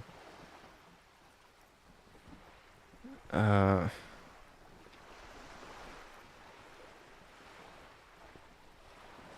my god, how do we have 24 viewers on YouTube, views on YouTube? Yeah, Fallen Down. Yeah, that's the one. Alex Jones, liberal, Undertale.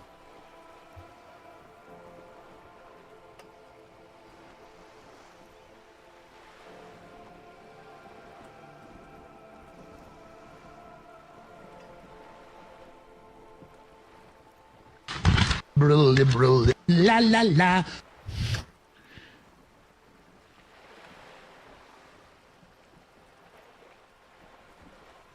Yeah, but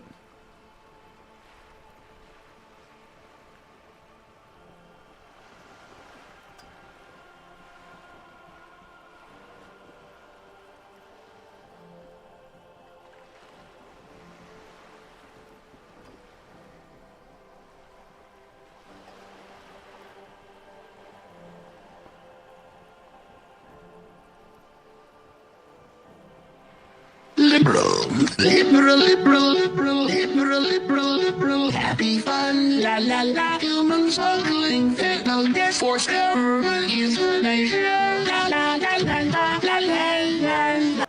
it's a fucking curse, dude. My god. Jesus Christ. Oh.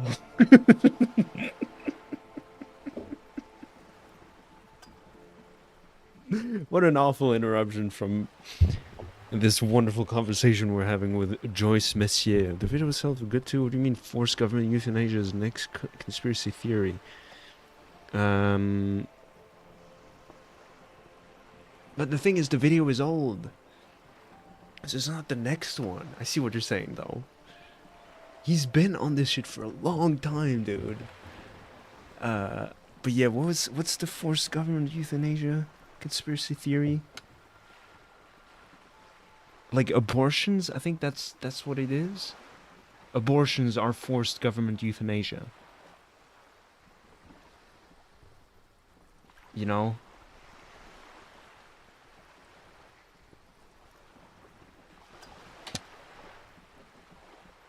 I saw this quote, I think I saw it like back in 2016, but I saw it again like recently.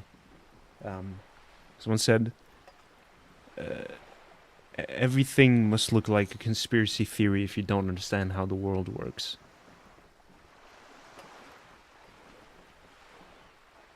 It's like those people saying like, nah, dude, but we don't know what, you know, we do know though. You don't know. We know. We've been known for a while now. Oh. Anyway, everyone got shot. You don't even need the government, but forced euthanasia is already word gem. Yes. No, absolutely, yeah. Yeah. Everyone got shot. Who was there to surrender to? To foreign intervention. The coalition. Those people really took the mineral rights. Wait, you just said the liberals already took everything. The liberals took everything that wasn't nailed to the ground. The coalition took the ground. The ocean, the laws, and the people. Who are the coalition? The coalition of nations. Grad, The United Nations. Vesper, Messina, Oranje, and Sur-la-Clay. The arms center of the world. They landed here and ended the revolution. It was the moralist thing to do. There is bitterness in her voice, tempered with understanding. She is critical, but ultimately understands the cause. Moralist? The moralists believe in keeping everything exactly the way it is. Centrist. They believe in mineral rights, and not shooting people in the head. At least not in the same manner and volume as the others do. They are the long-standing provisional rulers of Revachol now, the coalition government. The rulers of Revachol, and also the world. These guys are strong. This is their zone of control. They embolden the RCM with crumbs of the same law they took. Technically speaking, you are a moralist.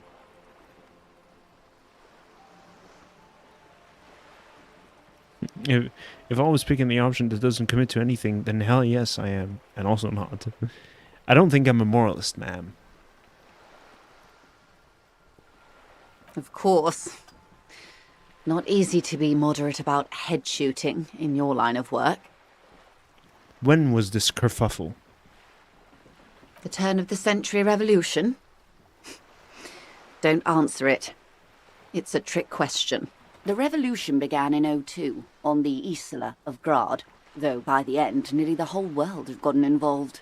Who started it? It wasn't a who, but a what. A pandemic of Zarat, a particularly virulent prion disease, which the authorities in Grad proved unable to contain. Then Mazov came along and overthrew the government.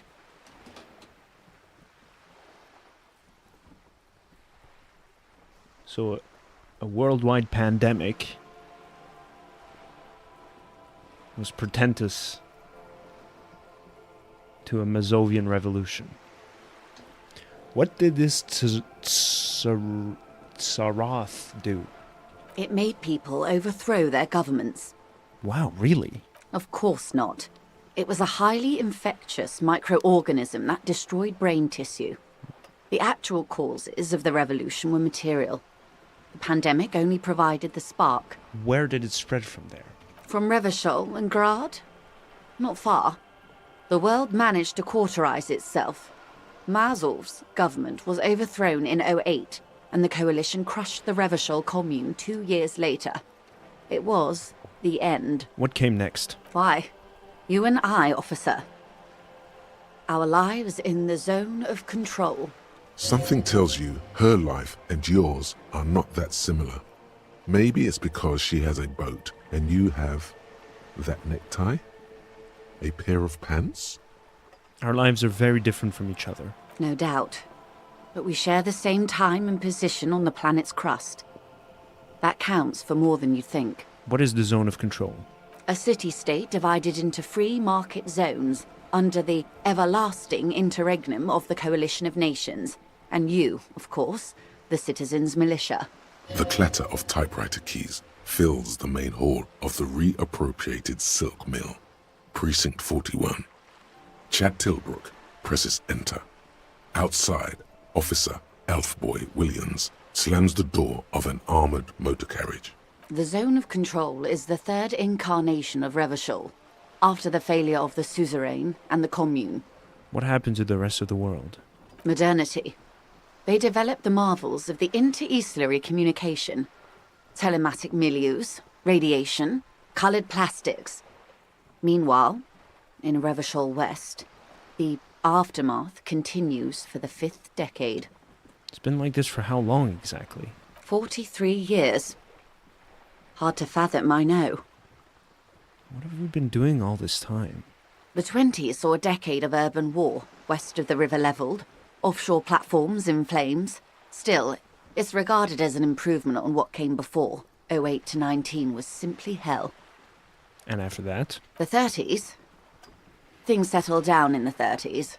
Revachol East transformed itself into the world's largest tax haven, with the international community's blessing. For the first time, in a long time, it seemed like things were going somewhere. Were they? No.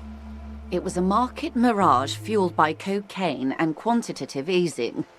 The 40s dispelled it like a cold splash, an Isla-wide hangover, you might say. And here we are. She curtsies. Welcome to reality, baby. What would you have done differently? Good question. What would you have done differently? No, her first. I asked you, who are you in all this? And I asked you, past-less detective of the Citizens Militia, what insight has acute encephalopathy given to you? Here's some wisdom, lady. Say the death thing.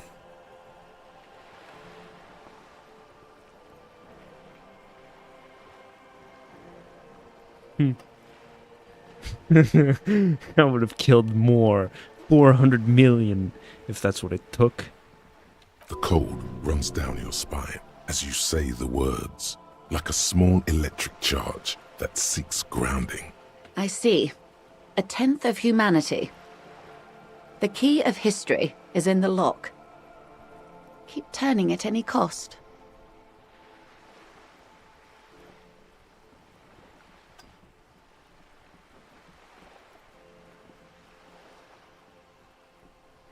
At any cost, until humanity is free and the age of capital is past. The wind stops, and for a moment, there's silence. The cold dissipates into your parietal lobe, like a dissolved bullet. All is quiet on the Martinez Inlet. Capital is past. La Revacholière is with me. Oh. Past? That's what De Brever, the leader of the Communards, said, before she got a bullet in her head. Don't get me wrong. There's sadness in her voice. They were lovers. Capital is finished. But understand this. Its end won't free anyone. It will only lead to more suffering. Opinions expressed here do not reflect the official position of the RCM. Coward. And what is your official position, Lieutenant? My position, ma'am? My parents got ripped to shreds in the revolution. I would have gone the same way. I was saved by being 2 years old. That's my position. The abattoir. Understandable. She nods. Oops. That's enough about the times. They are what they are. Who knows? An afterbloom may yet come. Anyway, enough sentimentality. Is there anything else you want to know? I want to talk about Disco Elysium. I know you mentioned the name in the... You do the title drop. I forget when she does it, though. Let's keep going. What is this acute encephalopathy? It's a neurological disorder caused by lack of vitamin B in the brain. Symptoms include a retrograde amnesia. It's quite serious. You should get yourself checked out. She conveys it in short, cold bursts, trying not to invest too deeply in the condition of this doomed detective. What causes encephalopathy? I can't say that word. Well, it's either bariatric surgery or long-term alcohol use. Oh, it's probably from the surgery then. That seems unlikely. What this boils down to is, this reality thing is stupid. Blow this joint, grab a bottle, and drain that shit right down your throat. Yes, and perform autoerotic asphyxiation on yourself with your funny necktie, out in the open somewhere. Wait. This reality thing is the only game in town. It's probably in your interest not to blow it. Wipe that urge from your mind and get back to reality. She stares at you, head tilted to the side, with a slightly concerned look on her face. I want to know what you are. She hums. She won't maneuver her way out of this one. What are you? I am the vilest of the vile. A traitor, a devourer of nations and infants. I am an ultra. It's sharp.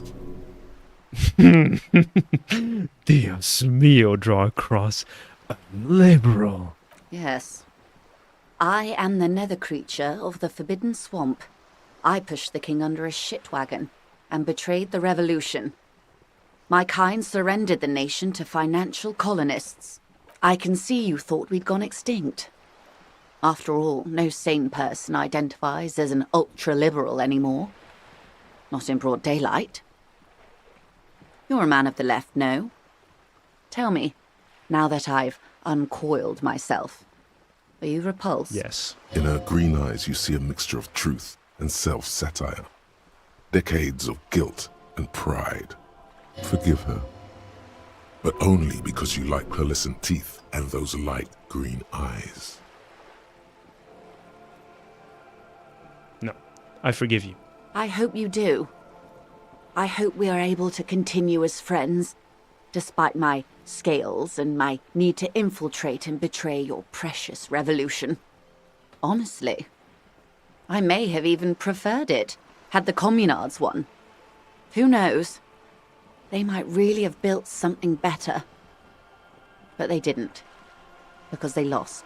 When the dust settled, the liberals were the only ones left to clean up the mess. By virtue of their survival, they were handed enormous power to shape the future. This was all our last generation managed. I think this is maybe why I'll never fully be a communist. Because in view of what she did, any true hardened communist would be like, no, you're still part of the root issue, and thus you must be done away with.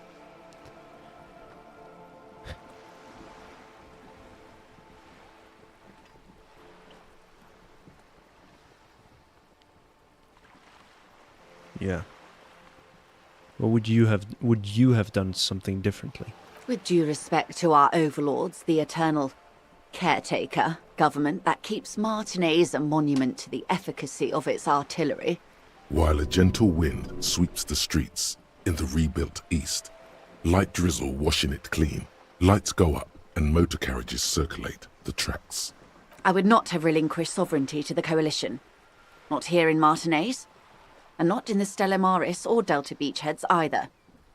If not for my own sake, then for my daughters. We had an obligation to defend our sovereignty.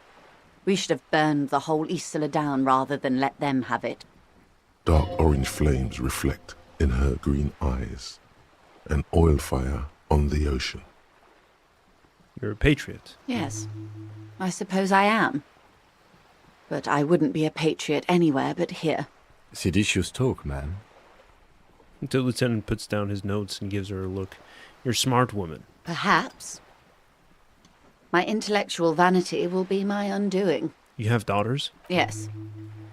Whatever else I am, I'm also a mother. And a wife. Now, shall we return to reality? What is that? Point to Cindy the Skull. The girl in the old lady rags? Yes. Looks like a sullen and rebellious member of a teen infraculture. Infraculture? Yes, you and I belong to the supraculture. We're common, the herd. The music on the radio, the food in the chain restaurant, those are all too popular for the girl in the old lady rags. She prefers a fantasy world, an infraculture with its own dress code and vernacular. It is an illusion, I'm afraid. There is no refuge from the supraculture. Okay, now explain the same thing, but to a child. Young people who dye their hair funny colors and wear old people's clothes are stupid, and their little rebellion is self-defeating. All right, what next? What is think something close to you? 6 kilometers southwest, in the Valley of Dogs, Junior Officer Chad Tilbrook takes aim at a rabid black dog licking its wounds in the grass. To his left, his partner, Emil Mullins, whispers, "You heard what happened to Tequila Sunset in Martinez?" "Yes, he lost his mind," Tilbrook answers, fingers on the trigger. "Don't worry, Emil." He pulls it out slowly. Slowly now. He'll find it again. We always do. What am I? You? You're an officer of the RCM. She says energetically. The Revachol Citizens Militia? Preciso mundo. Good. And what is the Revachol Citizens Militia? Nothing more nor less than the de facto law enforcement body of post-revolutionary Revachol, Detective. I was struck by her Preciso Mundo. Nice. Yes, we are the Revachol Citizens Militia. You said de facto. Yes, that means not de jure. The RCM acts in what is poetically called the twilight of international law, both at the behest of the coalition government and to its chagrin.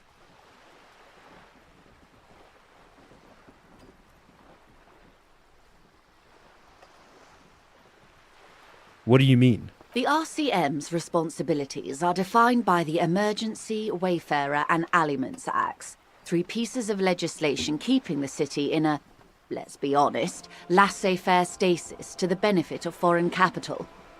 All 3 are good to know when we are out policing.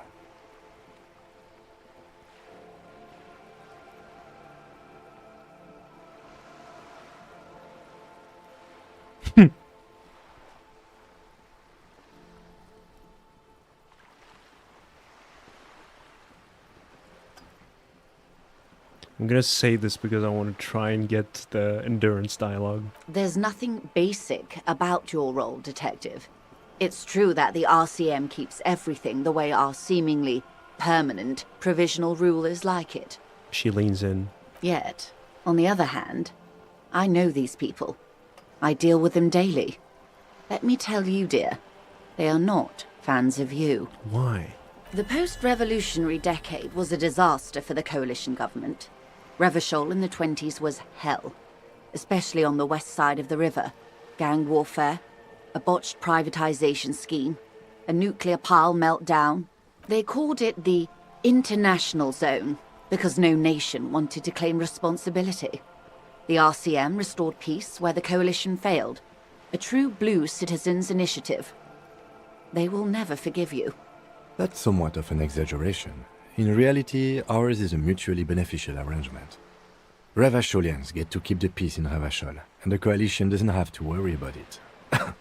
Anyway, sorry to intrude. Please continue. Yes, Lieutenant. Permit me to conclude with this. Who you are, to me, is the police. The only legitimate law enforcement authority in Revachol. Thank you, ma'am. And if those authorities drink so hard they need help recalling the basic terms of reality, well, I'm here to help. She bows and smiles. That's all for now. Glad to have been of assistance. That was just the first one. The little that I know. Anything else? Jesus Christ. Okay, thank you. That's all for now. Of course, Detective. Take care. Oh, yeah. Mazovian Socioeconomics. 0.000% of communism has been built. Evil, child-murdering billionaires still rule the world with a shit-eating grin. All he has managed to do is make himself sad. He is starting to suspect Krasmazov fucked him over, personally, with his socio-economic theory. It has, however, made him into a very smart boy with something like a university degree in truth. Instead of building communism, he now builds a precise model of this grotesque, duplicitous world. Are you making money from my ads? Oh, when you're seeing ads on this stream? That sucks so bad, dude. But yeah, I'm making like pennies, you know? What's up, B from Hive? 0.000 is less than 0.001%. Genau. Exactly. It is. How are you doing, B from Hive? Great to see you. What's up? What's up? Welcome, welcome. You came in at the twilight of the show, but it's still great to have you here. Downtrodden inv communist. Negative authority. Visual calculus. Oh shit. Oh, left-wing dialogue gives plus 4 XP. You're alright, that's cool.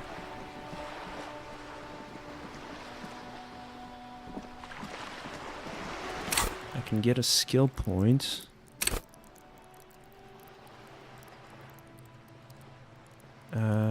Let me check.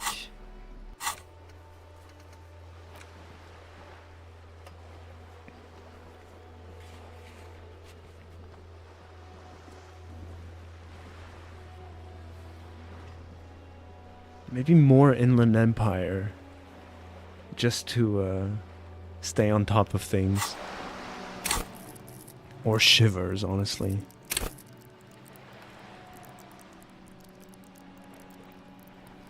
You want to get some new headphones soon? That's what's up. For when you're out or here. I recently got some new earbuds. And I like them a lot. Because they do complete noise cancellation. Like I would say 98% noise cancelling. B is there with you?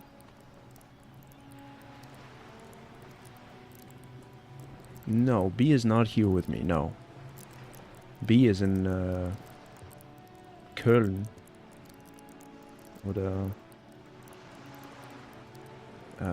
Dortmund.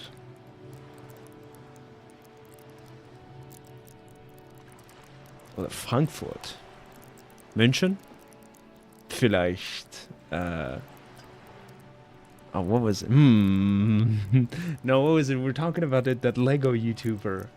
What was he from? Frankfurt am Main.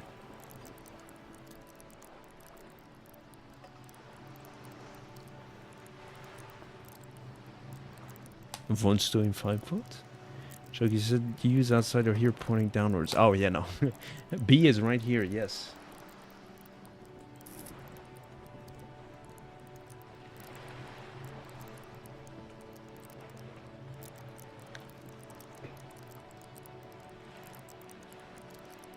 B is right here. B is always with me. Behind that tree. B is shy. B from Hive is shy. So, they're hiding behind this tree. But yeah. Still in winter. Also, we have 1 month still. A little less. But we're gonna have to start looking for a spring background.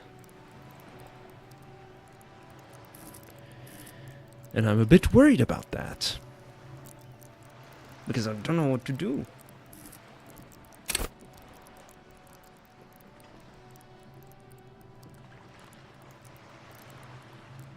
Make it over-ear ones. Oh, like actual headset. And not these shits. These have been really good for me. Your current ones are on ear. Oh, what's the difference? Oh, so this is on ear for you?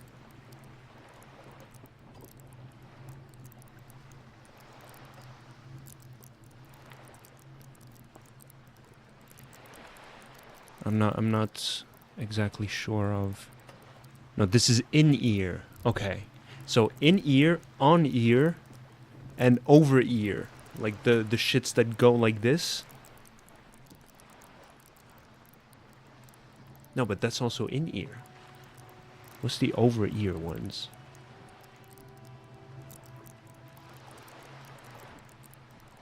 Why do I have negative? Oh. Oh. I don't have negative. It's just I got a whole bunch of bonuses in these.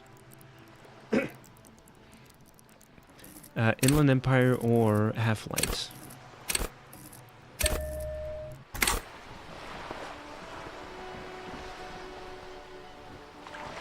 Oh yeah, hold up. You're back. Good. You're back. Good. What can I help you with? On ears, squeezing the ears like a bit of ear is still sticking out. I see. Okay, yeah. You seem rich. Can I have some money? Is what you want to say, but it isn't that easy, is it? What is this? An athletic challenge? Scream it from the top of your lungs immediately. Show that asshole.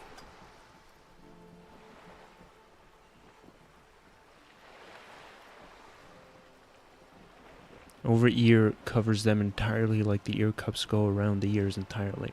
And that's what you want to get, right? That's what you've been thinking about getting? What? Why not? Look at that lady. Take a gander. Squint your eyes, bub. Bub. What nice fabrics. Why, yes. Tucked away under that sturdy green raincoat, almost rustic in its simplicity, a silk shirt and matching scarf around her gentle throat, while dull orange pearls hang from her earlobes, red from the cold. Her light green eyes scan you, full of knowledge and worry, wealth and all its possibilities. Yeah, so? Now look at you, you misery-clad simian, barely able to tie your own laces. Your armpits are lakes, a scythe of booze precedes you. Your hair sticks to your forehead and your underwear feels uncomfortable. You're poor, poor as balls. You can't ask this person for money. You're too...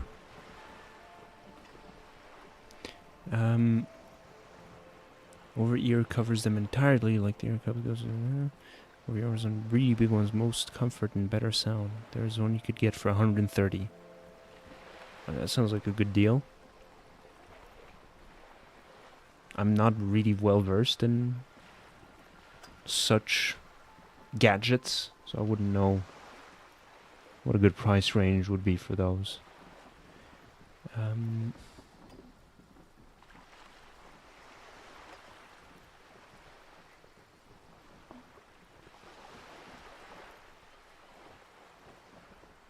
Yeah.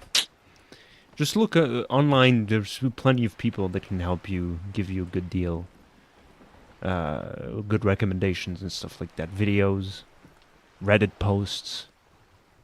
You know.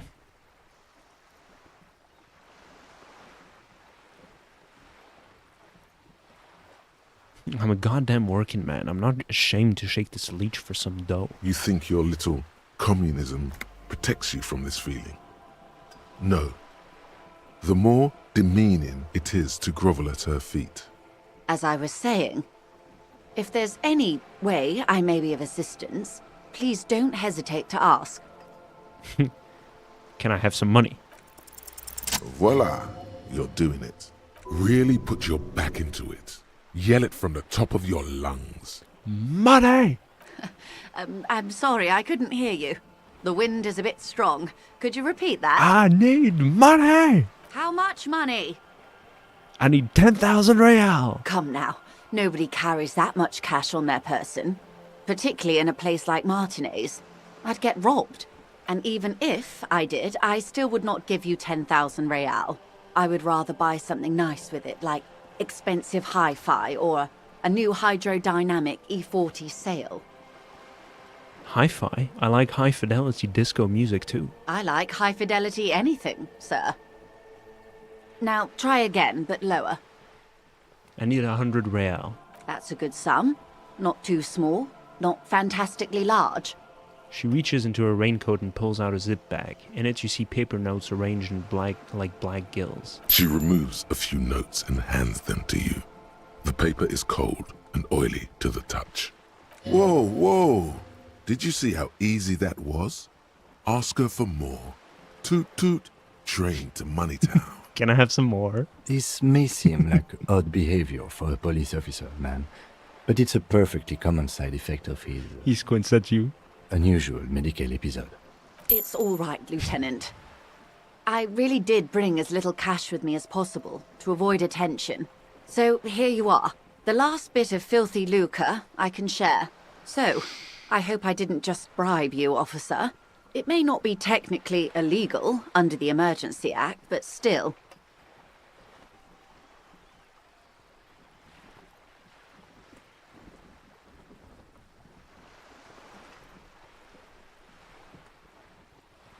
Funny that you're worried about this and not your ruthless exploitation of the entire human race. You're right, man, that donations are permitted under the Emergency Act, and seemly as it may be, as long as they're properly logged with the precinct.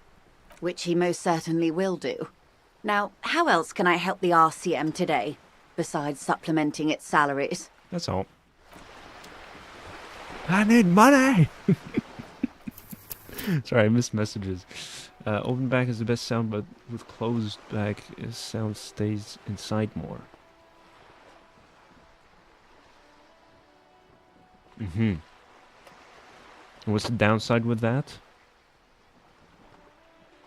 Teacher didn't say how to count that high yet. Yeah, exactly. This is all new to me. Save. Confirm.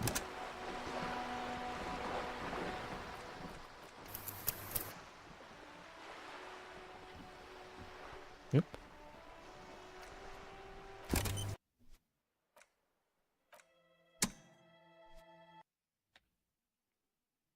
My current ones are on ear. They do make your ears hurt over time because of the squeeze. Yeah, that's obviously not ideal. And so...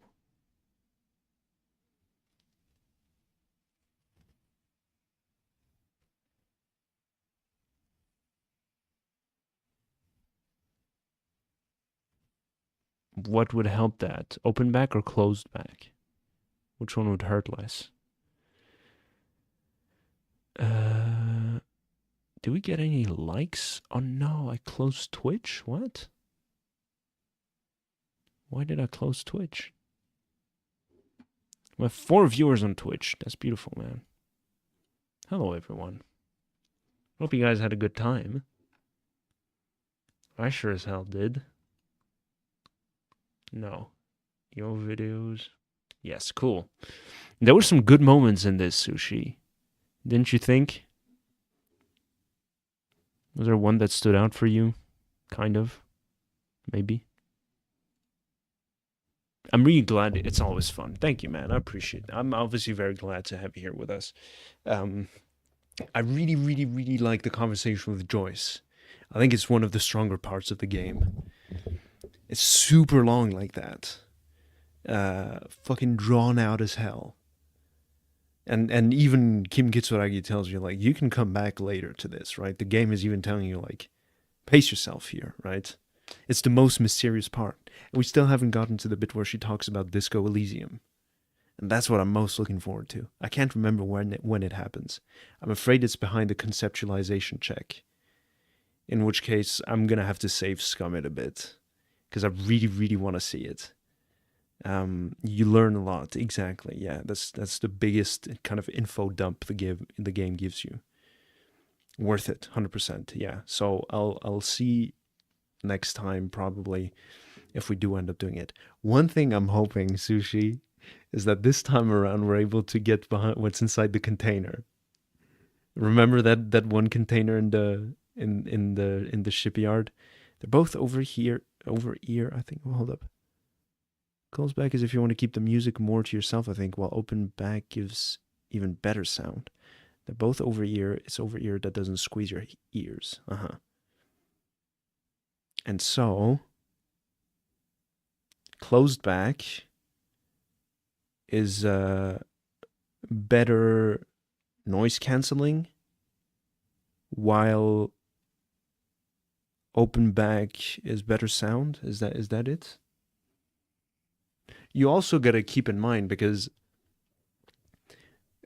one thing that's scaring me a lot when I'm walking through Geneva with these noise cancelling earbuds is traffic. You got to be careful around traffic, So if you can have some that you can still hear, kind of like trucks, cars, trains, trams driving by, then do that, or be extra careful. You've been partially spoiled by this, like a random short. That sucks, man. That sucks. So here's hoping we can get to it kind of organically, so that you can kind of see how it really unfolds.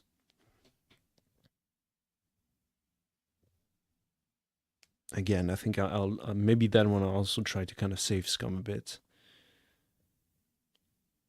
For the train commutes, it wouldn't be bad. When I'm in the train, it's fantastic, especially in the evenings when I get off around 6, and the hour after that p.m. Like some people just like to yap, and it's fine. I don't mind when people are yapping on the train. It's part of the experience. For me, I don't mind it. But with these now, and also when I'm waiting for the train, whenever I'm waiting for the train at every 50s, like 50s of the hour, I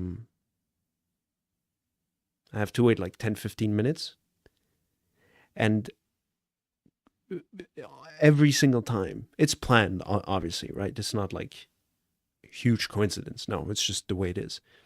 There's a train that speeds. It doesn't stop at my train station before the one I take, and it speeds past. And I always wait on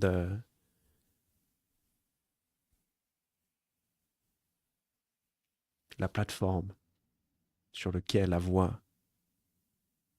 How do you say that in English? Tile. The deck, yeah?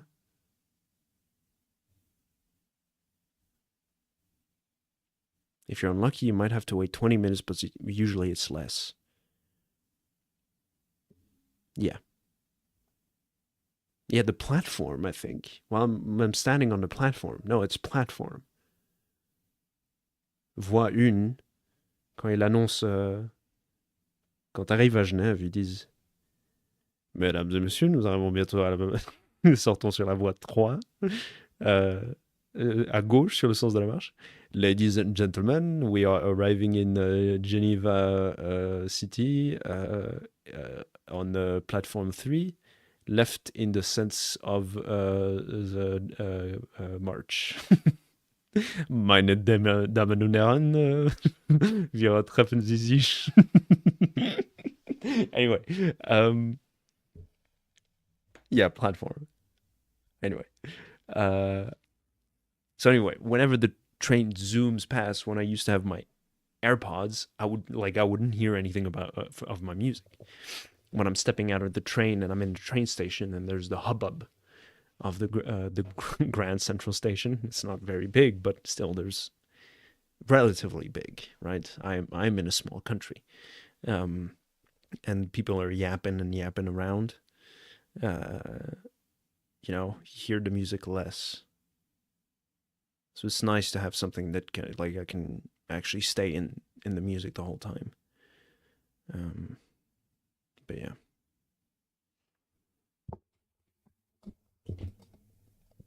So all that to say that in your case,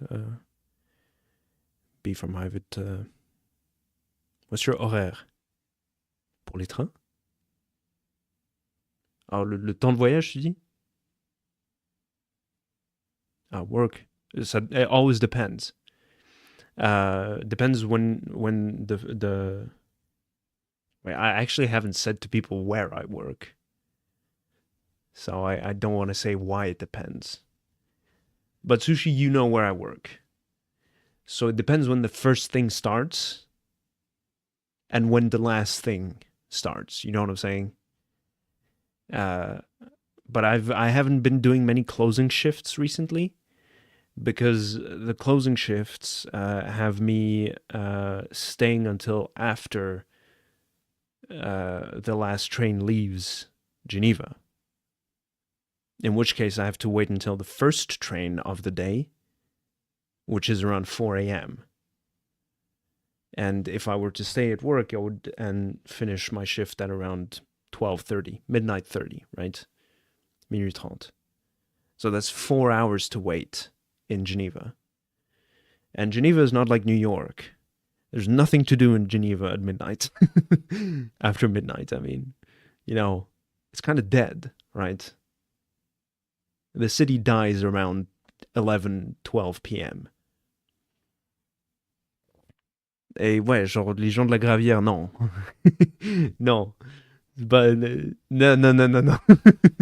Non, je veux pas aller à la Gravière pendant 3 heures. No, like I would just stay at my place of work and kind of nap for a bit, set a timer for like 4 a.m. and I'd head to the train station to catch the train.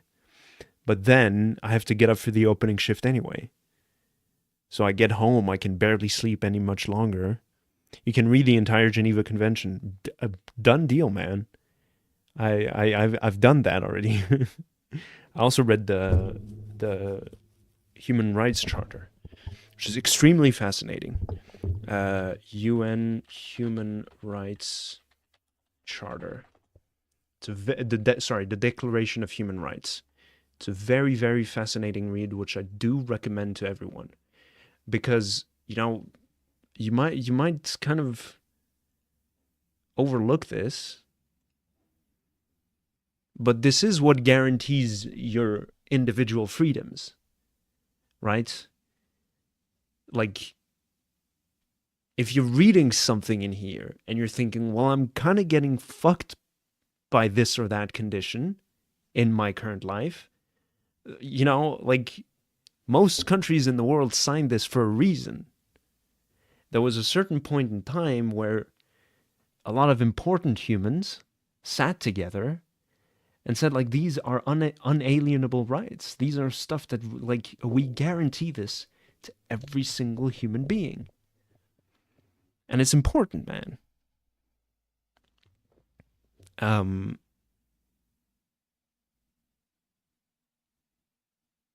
It's short as hell. It's 8 pages. 8 pages guaranteeing you universal rights. You know? There are I think the whole idea is that there are no conditions in which these should be removed from you. Whereas recognition of the inherent dignity and the equal and inalienable rights of all members of the human family is the foundation of freedom, justice, and peace in the world, whereas disregard and contempt for human rights have resulted in barbarous acts which have outraged the conscience of mankind, and the advent of a world in which human beings shall enjoy freedom of speech and belief and freedom from fear and want has been proclaimed as the highest aspiration of the common people, whereas it is essential, if man is not to be compelled to have recourse as a last resort to rebellion against tyranny and oppression, that human rights should be protected by the rule of law, whereas it is essential to promote the development of friendly relations between nations, whereas the people of the United Nations have in the Charter reaffirmed their faith in fundamental human rights, in the dignity and worth of the human person, and in the equal rights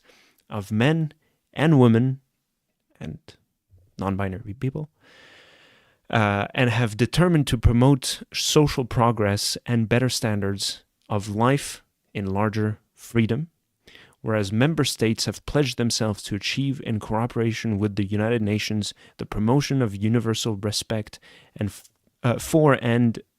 observance of human rights and fundamental freedoms, whereas a common understanding of these rights and freedoms is of the greatest importance for the full realization of this pledge. Now, therefore, the General Assembly proclaims this Universal Declaration of Human Rights as a common standard of achievement for all people and all peoples and all nations, to the end that every individual and every organ of society, keeping this declaration constantly in mind, shall strive by teaching and education to promote respect for these rights and freedoms, and by progressive measures, national and international, to secure their universal and effective recognition and observance both among the peoples of member states themselves and among the peoples of territories under their jurisdictions. Everyone gets this. No exceptions. If you have been born on this planet and you are of the Homo sapiens sapiens genus, family, you get these. I don't think it's a genus. Chordata? No. Phylum? Is it the phylum? Let me check.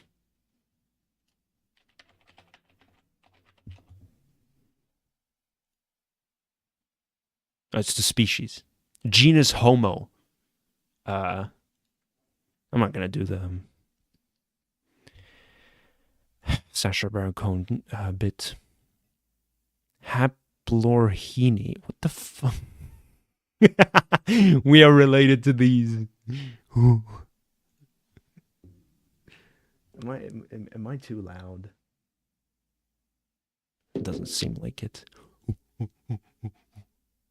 That's our cousins. Confused.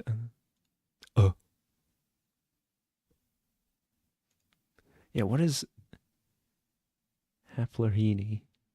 Haplorhines, simple nose or dry nose primates, is a suborder of primates containing the tarsiers and the simians, simiformis or anthropoids, as a sister of the Strepsirrhini, moist-nosed. Okay, so it's a birthday mode. Oh, the dark mode? Is it? Which one is the birthday mode? This one?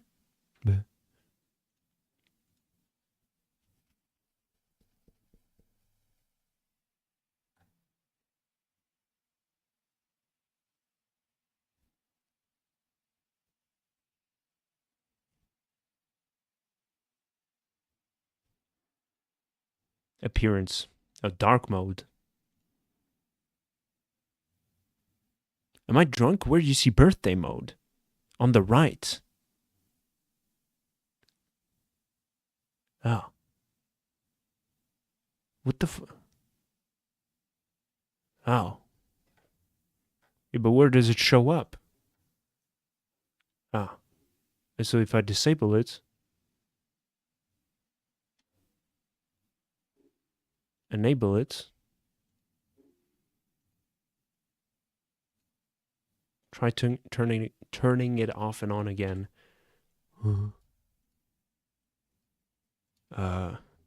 Wikipedia.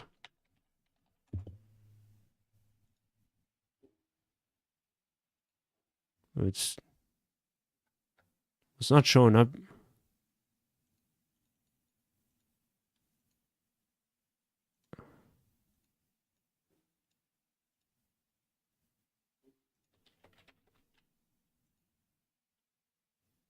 Am I drunk? Like, am I missing something?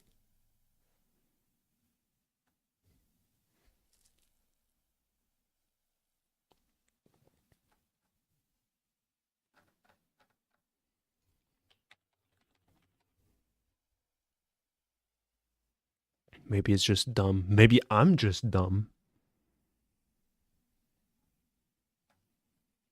Maybe this is a trigger warning.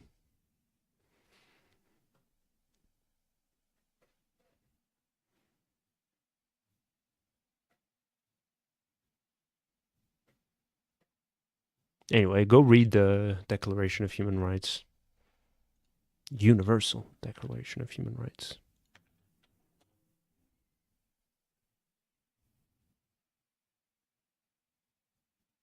You don't even have that option on Wikipedia. Well, that's depressing. Oh yeah, they announced a new Pokemon game. It looks good. I think it looks good. It's definitely a step up from the fucking garbage they released to us last time. But, I mean, the trailer looks good, I should say. There's another question if...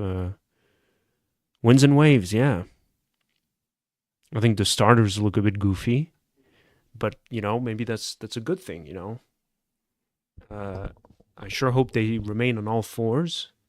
They stop with these furry starters, like Meowscarda or whatever it was called. If it's a cat, leave it on all fours. What's the big deal? It's the same thing with Litten. The fire starter is a fluffy dog. Yeah, it's cute enough.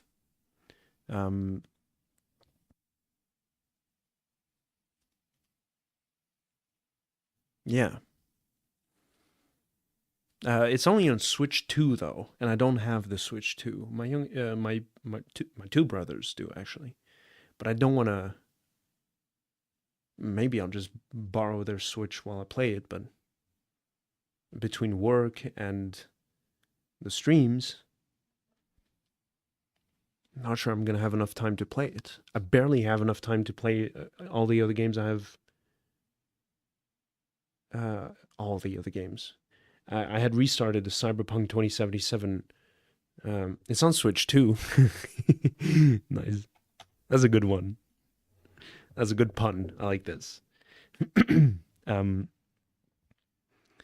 had started the Cyberpunk 2077 run recently, and I put a pin on it because of work and the streams, and most importantly the video. The video is what was taking the most time for me. Ah ouais, Sushi, je me suis fait amender dans le bus. Mon abonnement, il était expiré de 2 jours. Et le jour où je me dis, ok, je vais aller le remplacer maintenant. Parce que le week-end, genre, je t'ai fait tout le week-end. Ça. Et il y avait un contrôleur dans le bus. Mec, dans le car postal.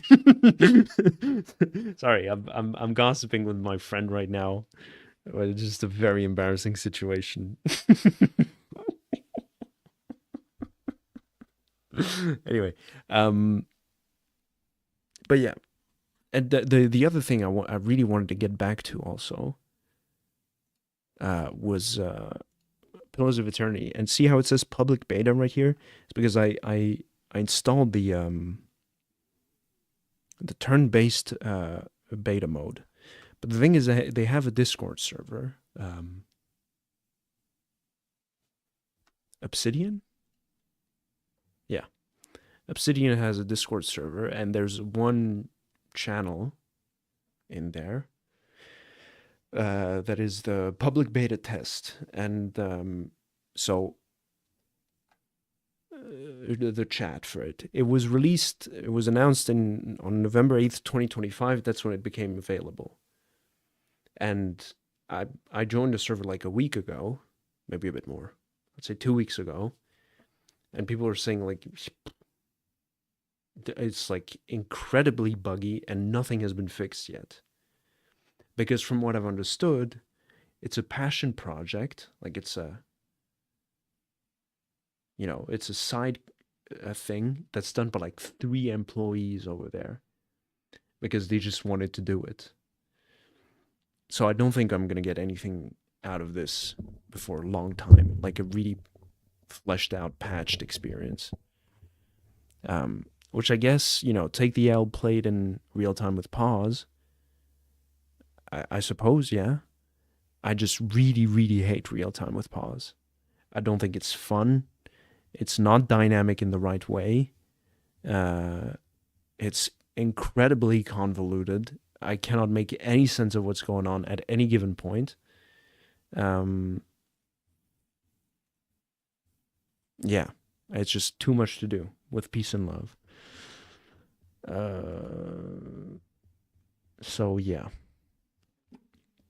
But that being said, between Disco Elysium and Terraria, I'm very excited with what's going on the channel right now, with the hopes that I'll be able to kind of remain consistent and still giving you guys at least 2 shows a week. You know,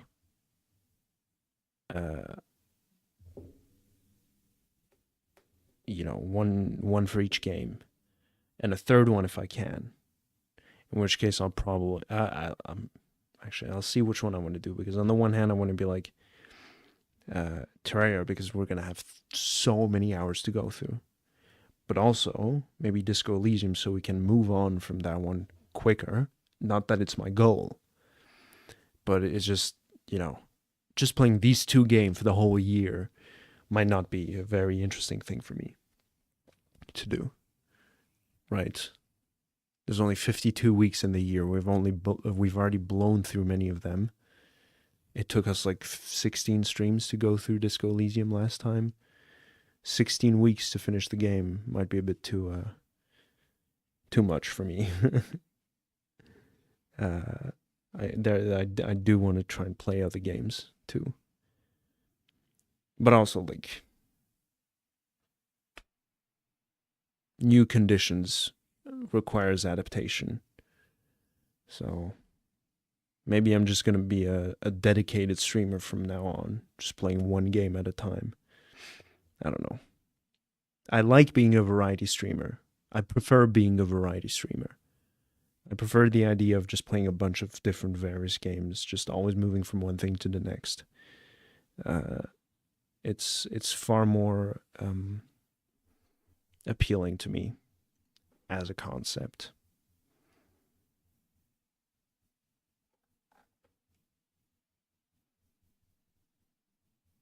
B from Hive, what time zone are you in? How many time zones are there in Germany? Just the one?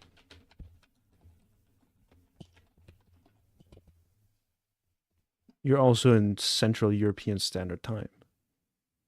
You have one. Okay, so we're in the same time zone. That's cool.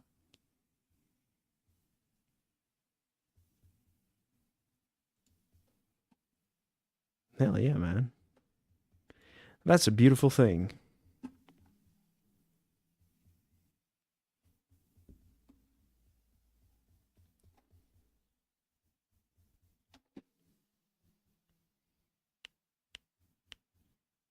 Netherlands and Poland are also on the same, I think.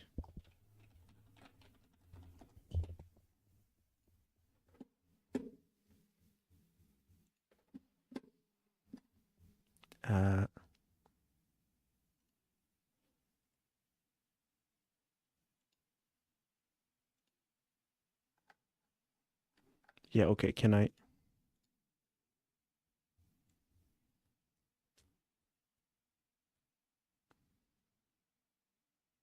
No, I always thought Paris was 1 hour behind us, or ahead of us, whatever it is.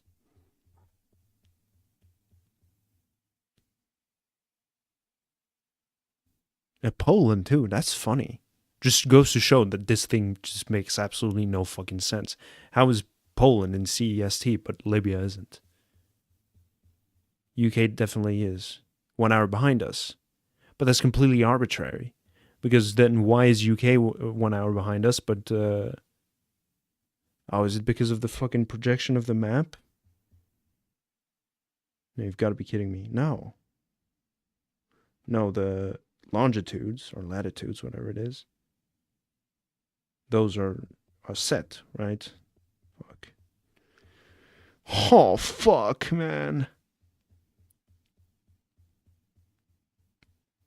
Portugal. Like, explain to me why this small bit north of Portugal in Spain right here is 1 hour ahead of, like, what's south of their border.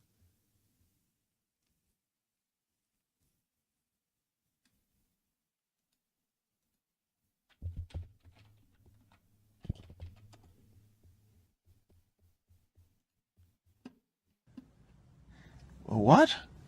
You Why you say that? What? This is making no Why you say this? This is silly. This is silly and danger. And danger. Isn't that Portugal? Yes, in orange right underneath it. But see how north of it, there's just one small...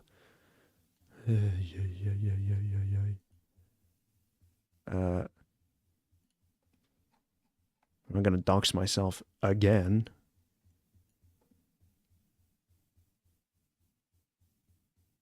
Yeah, okay. That's...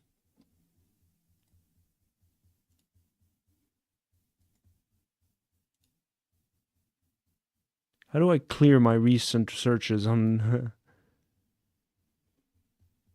Ah. Oh, fucking whatever. Man, what do you mean again? You doxed all of humanity with that map, yes. Look at that.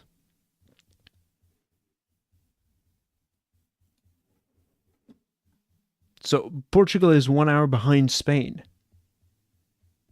So if you live here in Verin, right now it's midnight. Right, let's round it up. You take a 10-minute drive down to Aldeiro Seco, and boom, 1 hour behind.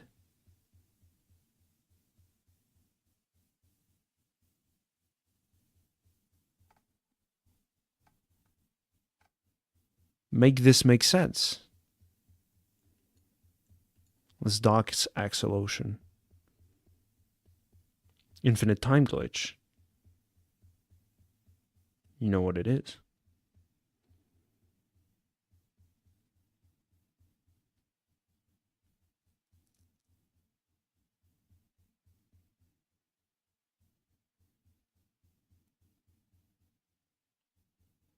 Let's dox Rabbik.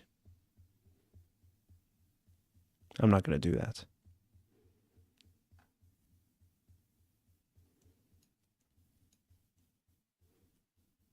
There's a part of me that believes that he just lives in Buenos Aires. No, I'm not going to... I'm kidding.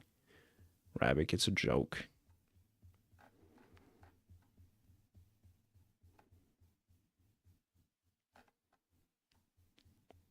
That's the kind of shit in fucking Civilization.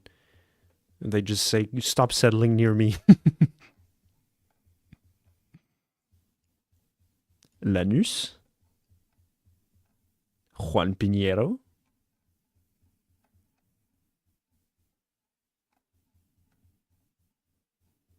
Let's dox Be from Hive. Rotenburg ob der Taube. Würzburg? Wohnst du in Würzburg? Oder vielleicht in Fulda? Wohnst du in Fulda? Ja. Ferdinand Braun Schule. Petersberg? What do you mean? Isn't that in Russia? There's a place called Kuchen.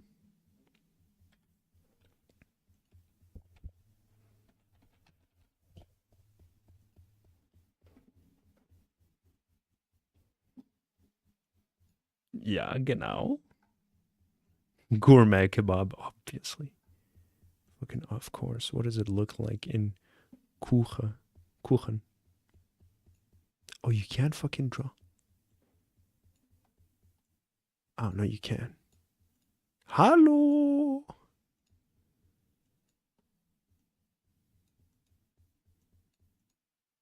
Oh, you guys have these two? Oh, 2022. Okay, no, we're good. Why did I think that was today? How expensive is gas? How expensive is gas today for you? Be from Hive. It's been going crazy for us.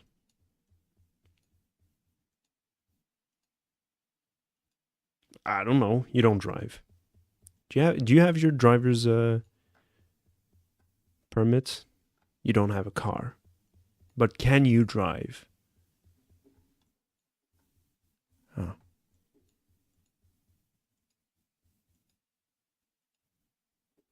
Love that.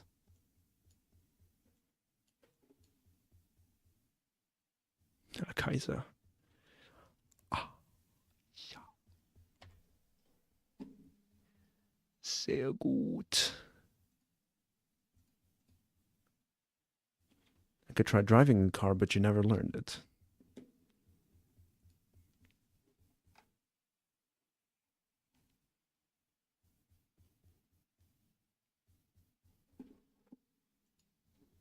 The green M&M, you will notice, is no longer wearing sexy boots. Now she's wearing sensible sneakers. Leading women do not wear sexy boots. Leading women wear frumpy shoes. The frumpier, the better. That's the rule. The other big change is that the brown M&M has, quote, transitioned from high stilettos to lower block heels. Also less sexy. That's progress.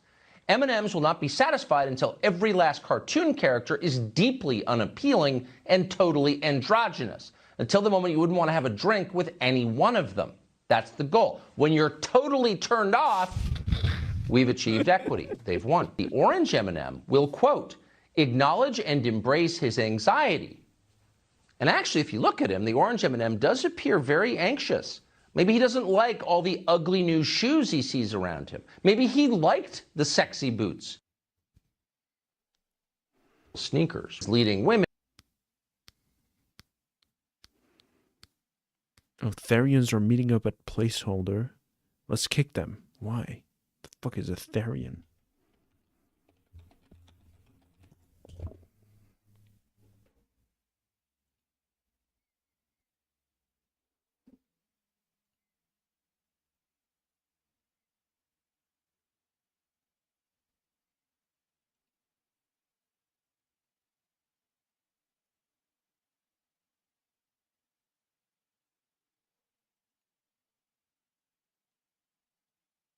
Oh, furries. People that have a spiritual connection to an animal. Oh, yeah. Yeah, that sucks. That's a bummer. Not quite furries. I see, okay. There's a distinction, my fault.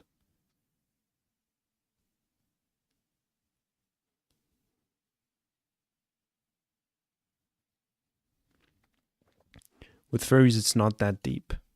Oh, Therians do like, it's like deep inside their heart and soul. They feel a special connection with an animal. Is that it? Or to an animal? Everyone in Argentina is talking about teachers, teenagers, kids, adults. I think so. Yeah. It'll pass, Rabik. It'll suck while it's here, but it'll pass. For a while in the United States, everyone was saying that like they were enforcing cat litters in elementary schools for the kids that identify as animals. They never did that. That never happened. They do have cool masks. Hell yeah. Yeah, I've said it before while we were playing Assassin's Creed Shadows. I'll say it again here. Furries are not my enemies. I suppose Therians neither. I don't know much about Therians, but basically from what I've seen, I don't have a quarrel with furries. I don't. Fursuit is really expensive. I've heard that. Yes, I've heard of that. Yeah. It's tailored to you and everything. Much like a three-piece suit. In a sense, maybe business people on Wall Street are furries. They just don't have a persona. They are instead sickeningly obsessed with money. Also color, animal, etc. Oh, yeah. All that. Sure, absolutely. But yeah, it is crazy how expensive it is. It's a commitment. Russia has quad robotics, which is popular among kids. They do sports on all fours. and like to wear animal masks. That's cool. When I was a kid, I used to love running on all fours. It was super fun. I felt like a monkey, you know what I'm saying?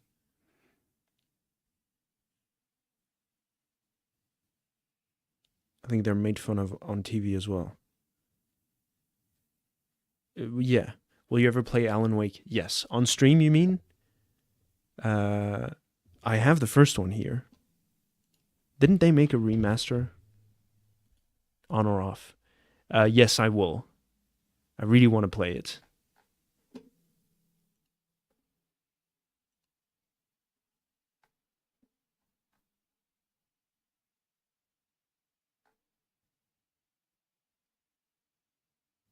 They call it Western perversion, I think. Oh yeah.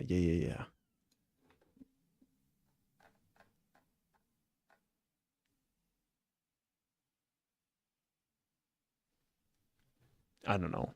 I think that like if Russia was like entirely disconnected from, yeah, I never heard of quadrobics. Oh, not quadrobotics. Quadrobics. No, I've never heard of this. But I can guarantee you, if North Korea truly is fully disconnected from the West in the sense that they have no idea what's going on here, I guarantee you there's at least like 7 people out there that are meeting in like insanely obscure places, wearing animal masks and doing whatever, you know, jumping through hoops or, you know, role-playing stuff. They have their own mini conventions. I can guarantee you that. I have no proof for it. Source came to me in a dream, but it would not surprise me if that ends up being true. It's not an alien thing. You know, it didn't derive from like,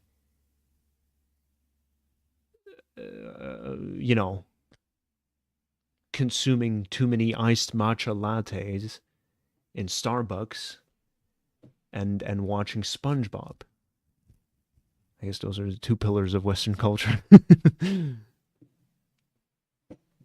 not byproducts of capitalism and slavery.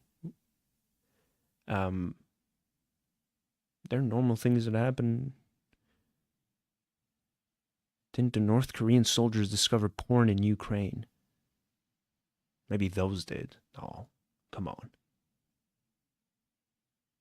Pornography is like one of the, maybe not video pornography, but no, I guarantee you that, what's up, Willow? Woo! How are you doing, Willow? Great to see you. Are you on your retreat up north? Did that end up happening? Are you still there?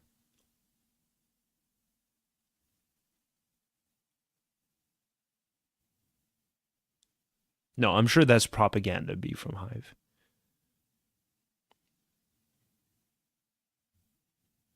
I can't imagine that that's real.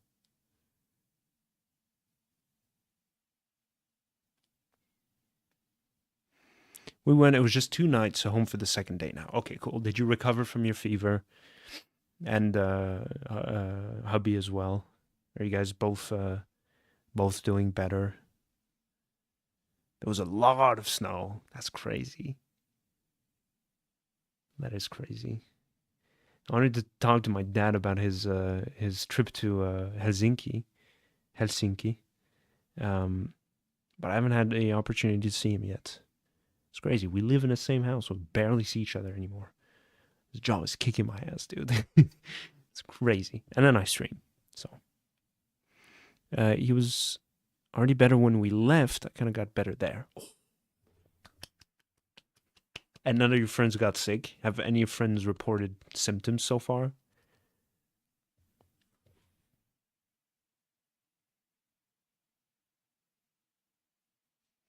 Like, they discovered videos for the first time, I think, after living in North Korea all the time. You haven't heard of any. That's what's up. No, like, I understand that that's what you meant, B from Hive. It is unthinkable that that is real. Just like think about it for a second. Like just an absolute ban, like not a single footage of it exists in the entire country. Like how many people are there in North Korea? DPKR no, DPRK population 26 million people. Come on. A population of 26 million people, and none of them has invented pornography before the 5 soldiers went to Ukraine. Come on, dude. Please, let's get real for a second. No, maybe not all of them watched it, much like not everyone in the West has watched pornography.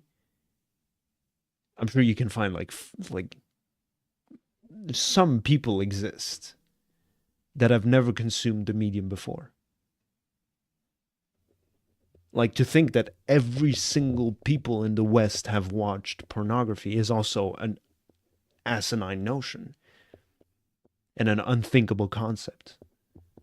There are some people that have been, you know, spared from it, in the sense of like they've never interacted with it.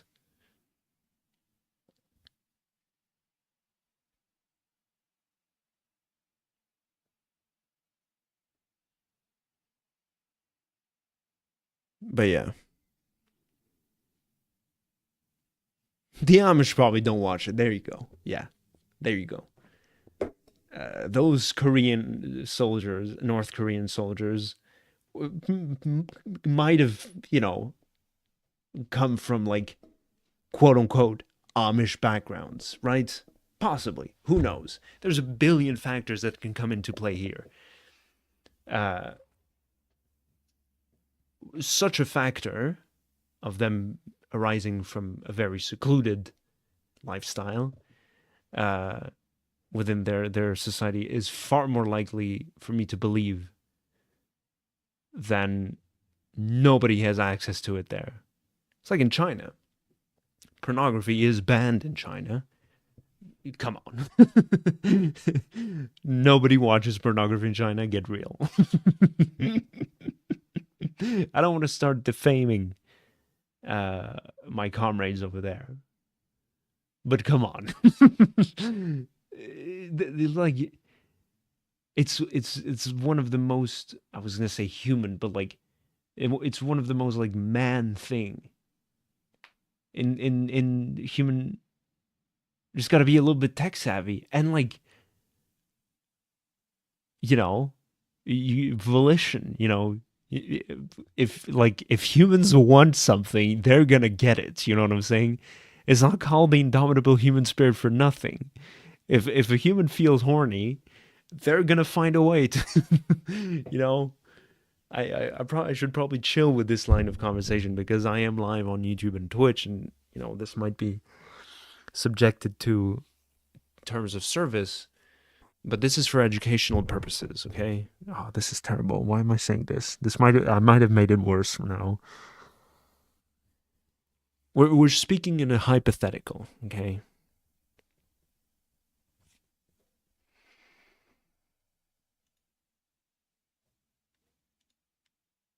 Let's just watch a silly video. Kim Jong-un. Man, am I right? Oh yeah, speaking of North Korea, Kim Jong-un just won another election. How cool is that? I don't even need to be tech. He found dad's stash at like 11 years old. What was it? Do you remember it? You don't need to share it on the internet. Congrats to him. Oh. The people must love him. Yeah. Yeah, he must be really popular over there.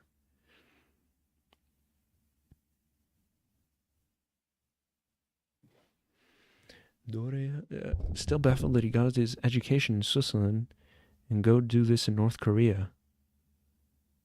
Didn't he learn anything? Some magazines, some comics. What is Manara?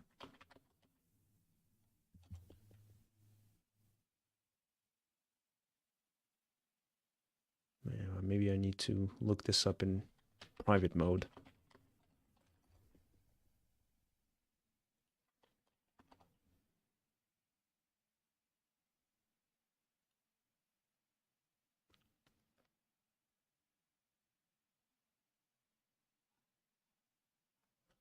Nice. Expensive as hell, but I love democracy in the Democratic Republic, yes. But what do you mean, didn't he learn anything? He learned everything he needed to from his education here in Switzerland, yeah. How to be a dictator.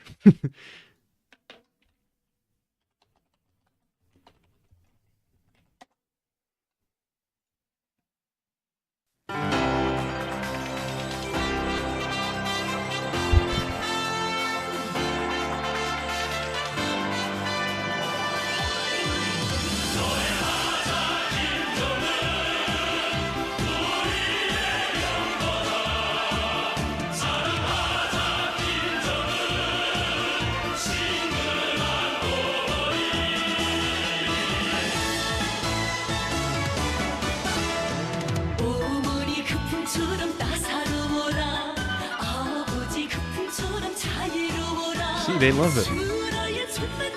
They're all smiling and happy, singing along.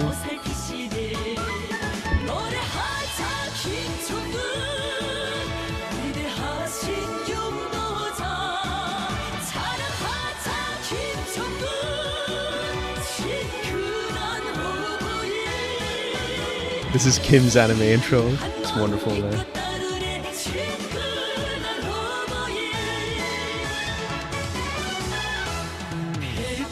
I'm probably gonna get taken down for this. Sorry, guys. You can download the episode while it's still up.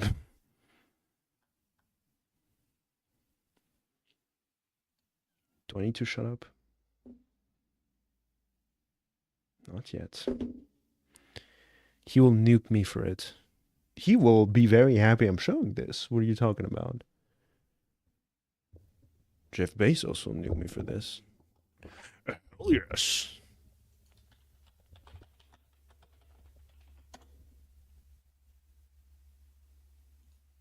Hell yes. Obviously have grander space ambitions than going to the edge. Obviously have grander space ambitions than going to the edge of it. Did this moment motivate you to push deeper into the cosmos? Hell yes. Obviously have grander space ambitions than going to the edge of it. Did this moment motivate you to push deeper into the cosmos? Hell yes. That's my employer. Obviously have grander space ambitions than going to the edge of it. Did this moment motivate you to push deeper into the cosmos? Hell yes. Obviously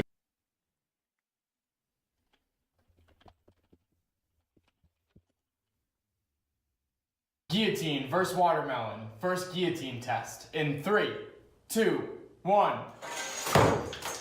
This is just the beginning. I'm making this the world's most powerful guillotine. Follow to see how. Guillotine versus watermelon. First guillotine test. In 3, 2, So that's how it 1. works.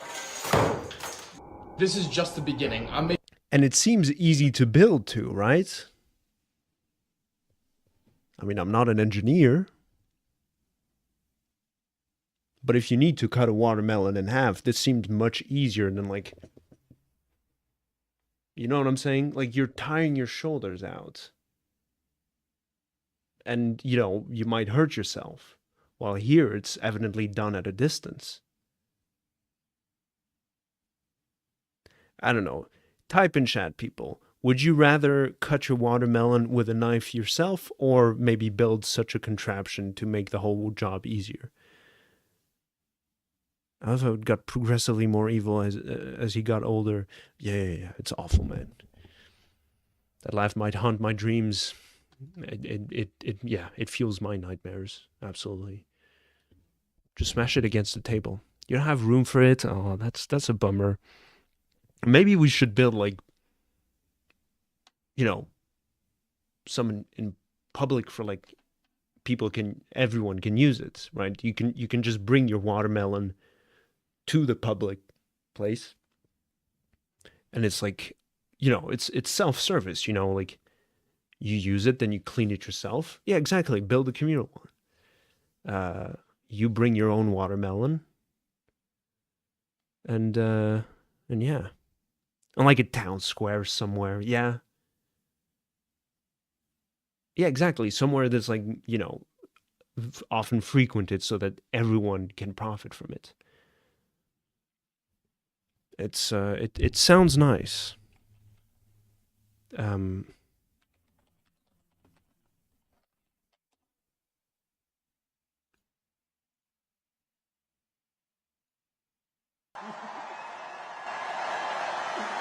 Yeah. I mean, this is the kind of positive energy that America is all about.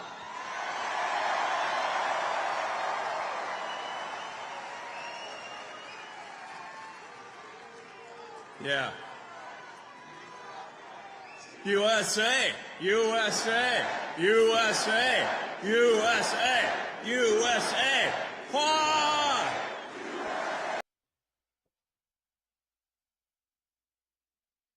Yes. USA. Yeah. USA, USA, USA, USA, USA. Wah! Yes. Painful. Bro emoted like a Discord moderator.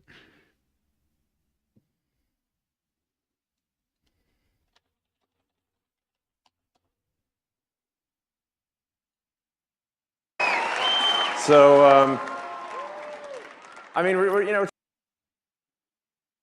Please make it stop. Okay. Just this one. Okay. Trying to get good things done, but also like, you know, have a good time doing it, and you know, and have like a sense of humor, you know. So, like I mean, the sort of the left wanted to make comedy illegal, you know. Like you can't make fun of anything. So then it's like comedy sucks. It's like nothing's funny. You can't make fun of anything. It's like legalize comedy. Yeah. Legalize comedy. And he was the one who started like banning people who made fun of him on Twitter.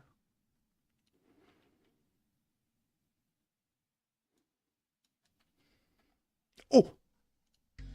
When taking a photograph With Madonna in the background? When taking a photograph in public, what's the most important thing to check? Is it the aperture? Is it the light? No, it's whether you're getting in the way of other people to take that photograph of something you're never going to look at ever again and no one else is interested in seeing. Make sure you have checked your surroundings, step to the side if needs be, so you don't get in other people's way. I love this man. Oh.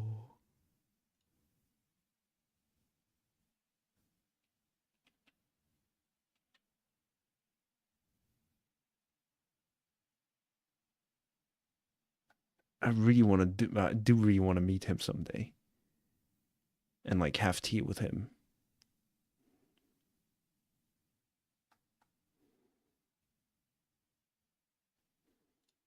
Now here we are sharing calamari and there's the tartar sauce. What we don't want to do, as you should know by now, is double dip. However, if you are a double dipper, what you can do with a teaspoon...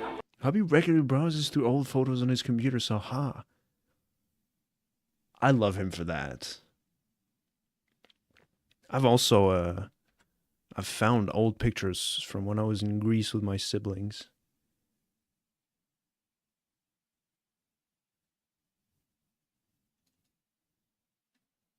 Oh, this is just the top of their heads. But I had, well, the same camera I'm using to record the videos. I have had it for a while. And there was this one time we went to Greece with my brothers. And I took this picture. And I really, really like it because they look really silly on it.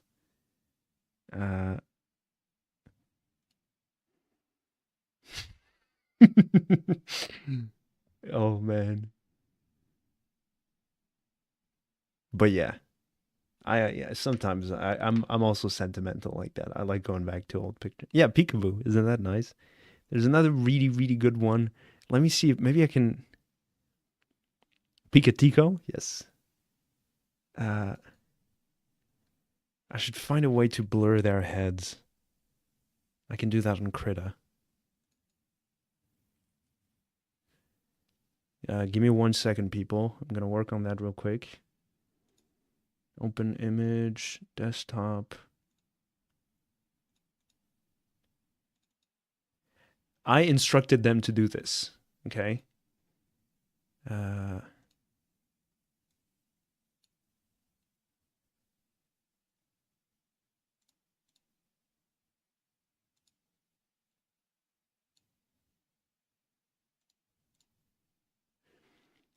Okay, now export. Let me just put it on my desktop for now. I'll delete it afterwards.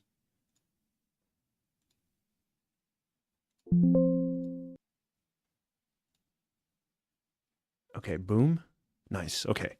So I'm gonna see if anyone has the reference for it. Might anyone know what this is referring to? I was super proud of myself when we did that. And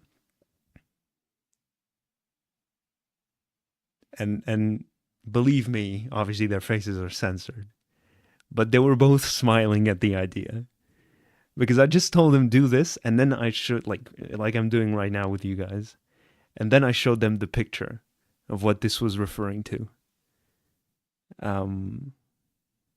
So I'm gonna wait a bit and assume that like no messages will mean that you guys don't care about playing the game, and I'll just show you guys what I meant to emulate here.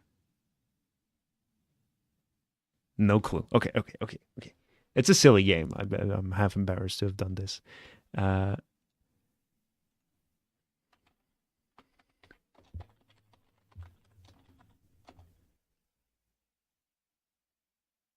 Painting. Who did that? Was it Caravaggio? School of Athens is the name of the... Oh, it's Raphael. It's Raphael. And so the whole idea behind this painting of Raphael... So you have Plato here in red and Aristotle in blue, right? The colors of the Republic and the colors of democracy. I think that's more a modern interpretation of it. I might be wrong about that. Of like, it might be anachronistic, is what I'm saying.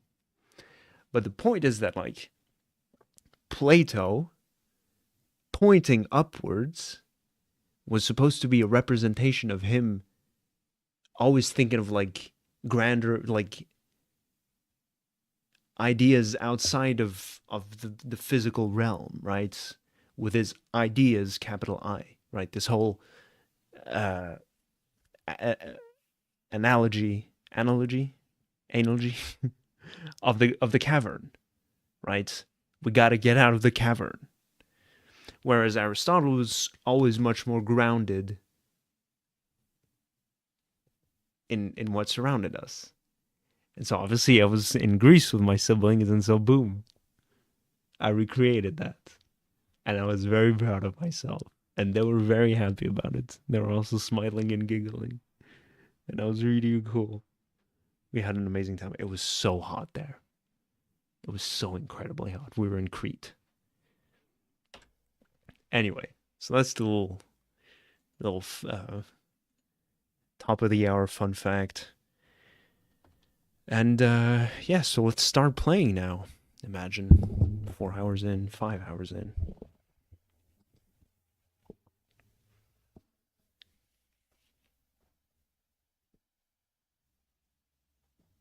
I really hope I get to travel this year. Nerdy fun, very nice. Yeah, that's the best kind. Give me 1 sec.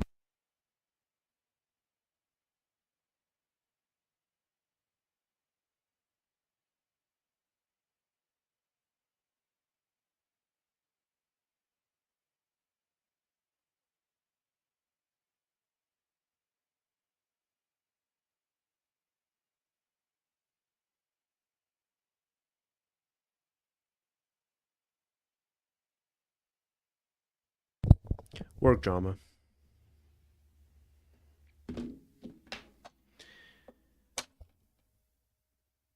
That's pretty much all I got for you guys.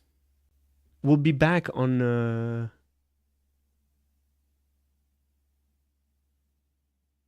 it's a green cap. Oh, you guys can't see it. I want to be back on Monday or Tuesday because those are my days off. I have my days off. I have Monday and Tuesday off, so I'll be able to stream. I'm still orange. This sucks. Maybe I need to get back. Start classes on Monday. Oh, so no Terraria for you. I burped, sorry. Yeah, you're gonna miss all of Terraria. Terraria. I'm just gonna keep calling it Terraria. That's such a bummer. Just watch the VODs. Is God's punishment for being smart. Yes, but remain humble about it, because life can always throw you a curveball.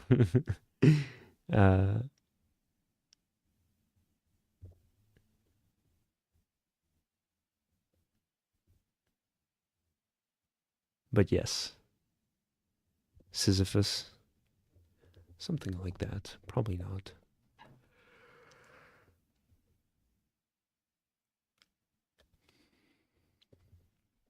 Let's watch one silly video before we leave.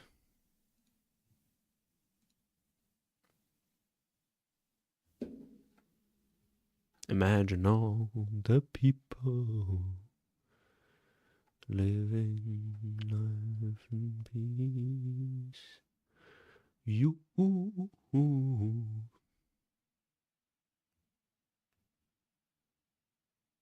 But imagine what? Oh, maybe you're still typing.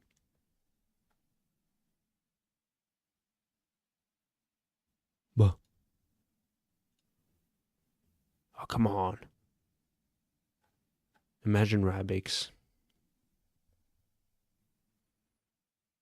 Oh yeah, wait, I saw something hilarious. Hold up, let me try and find it again. Find it again? Find it again. Rabbik. Deltarune wiki. And if you go in the, if you scroll down enough in the trivia, it says, in the unused classroom in hometown, there is dust lying on the ground, possibly referencing Rabix. Oh, one must imagine Sisyphus happy. That's, oh yeah, sorry.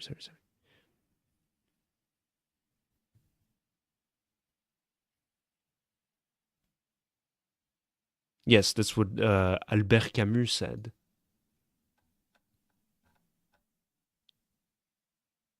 Which I disagree with. Yeah, Rabik is a Deltarune enemy. Yes. Look, here's the deal. Let me say this simply and clearly. We hold these truths to be self-evident.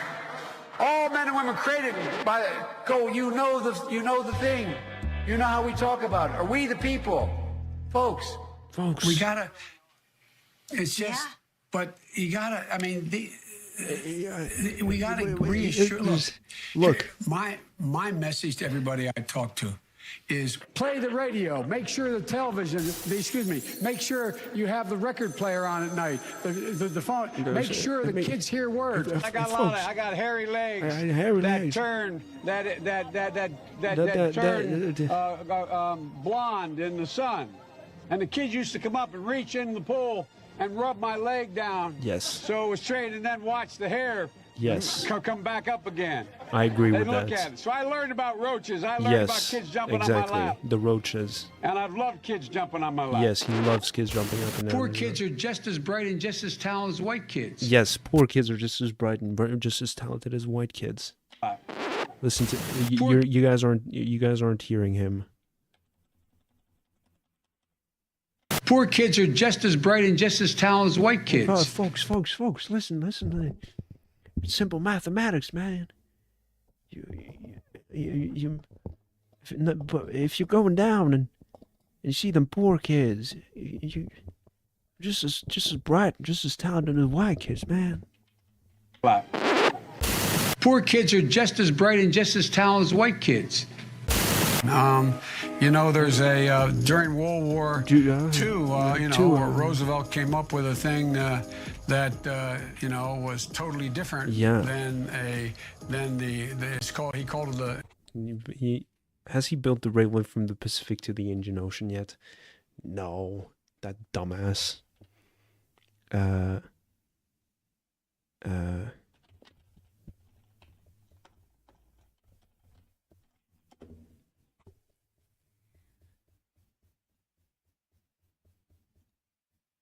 Hello, everyone. I want to issue an apology. This is dumb. I feel guilty. Also, not.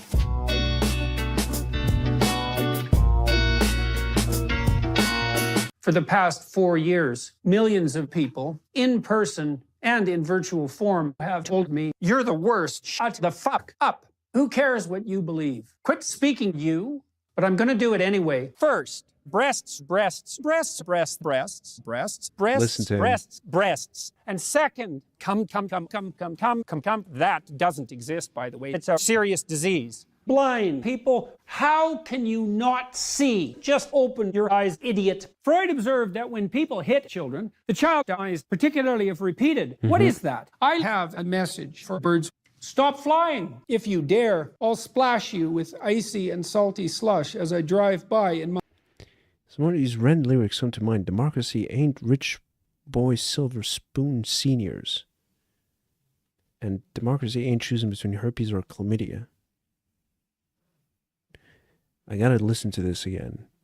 Democracy ain't rich boy silver spoon seniors. Democracy ain't choosing between herpes or chlamydia.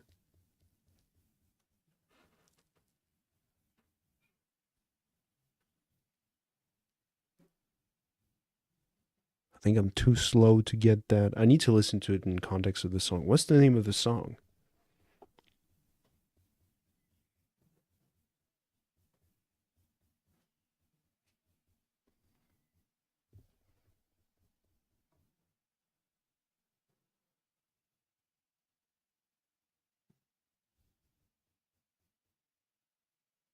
Starry Night Act 3.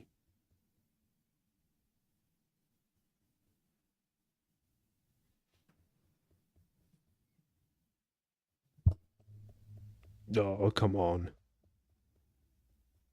I have Acts 1, 2, and 4 here.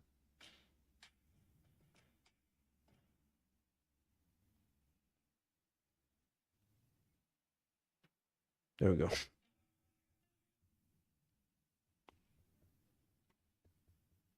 Okay, I'll save the album and listen to it.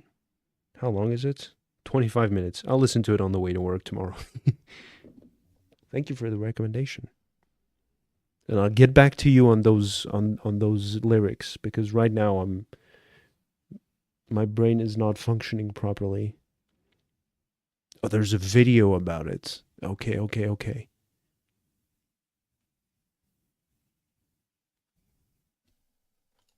My Ford Bronco SUV. Existing is pain.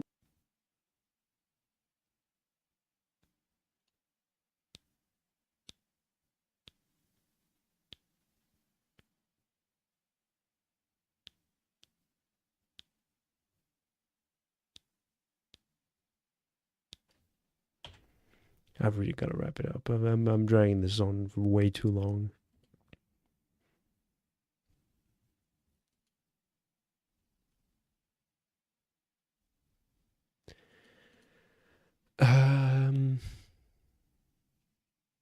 Monday.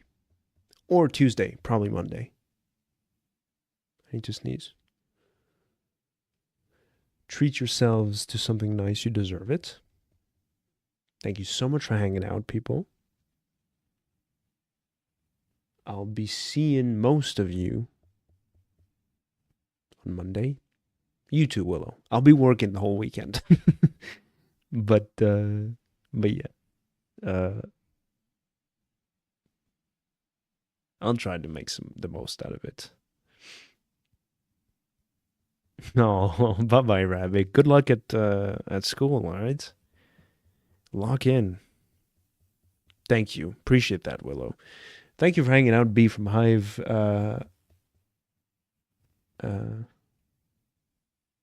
Bleib gut. Bis bald.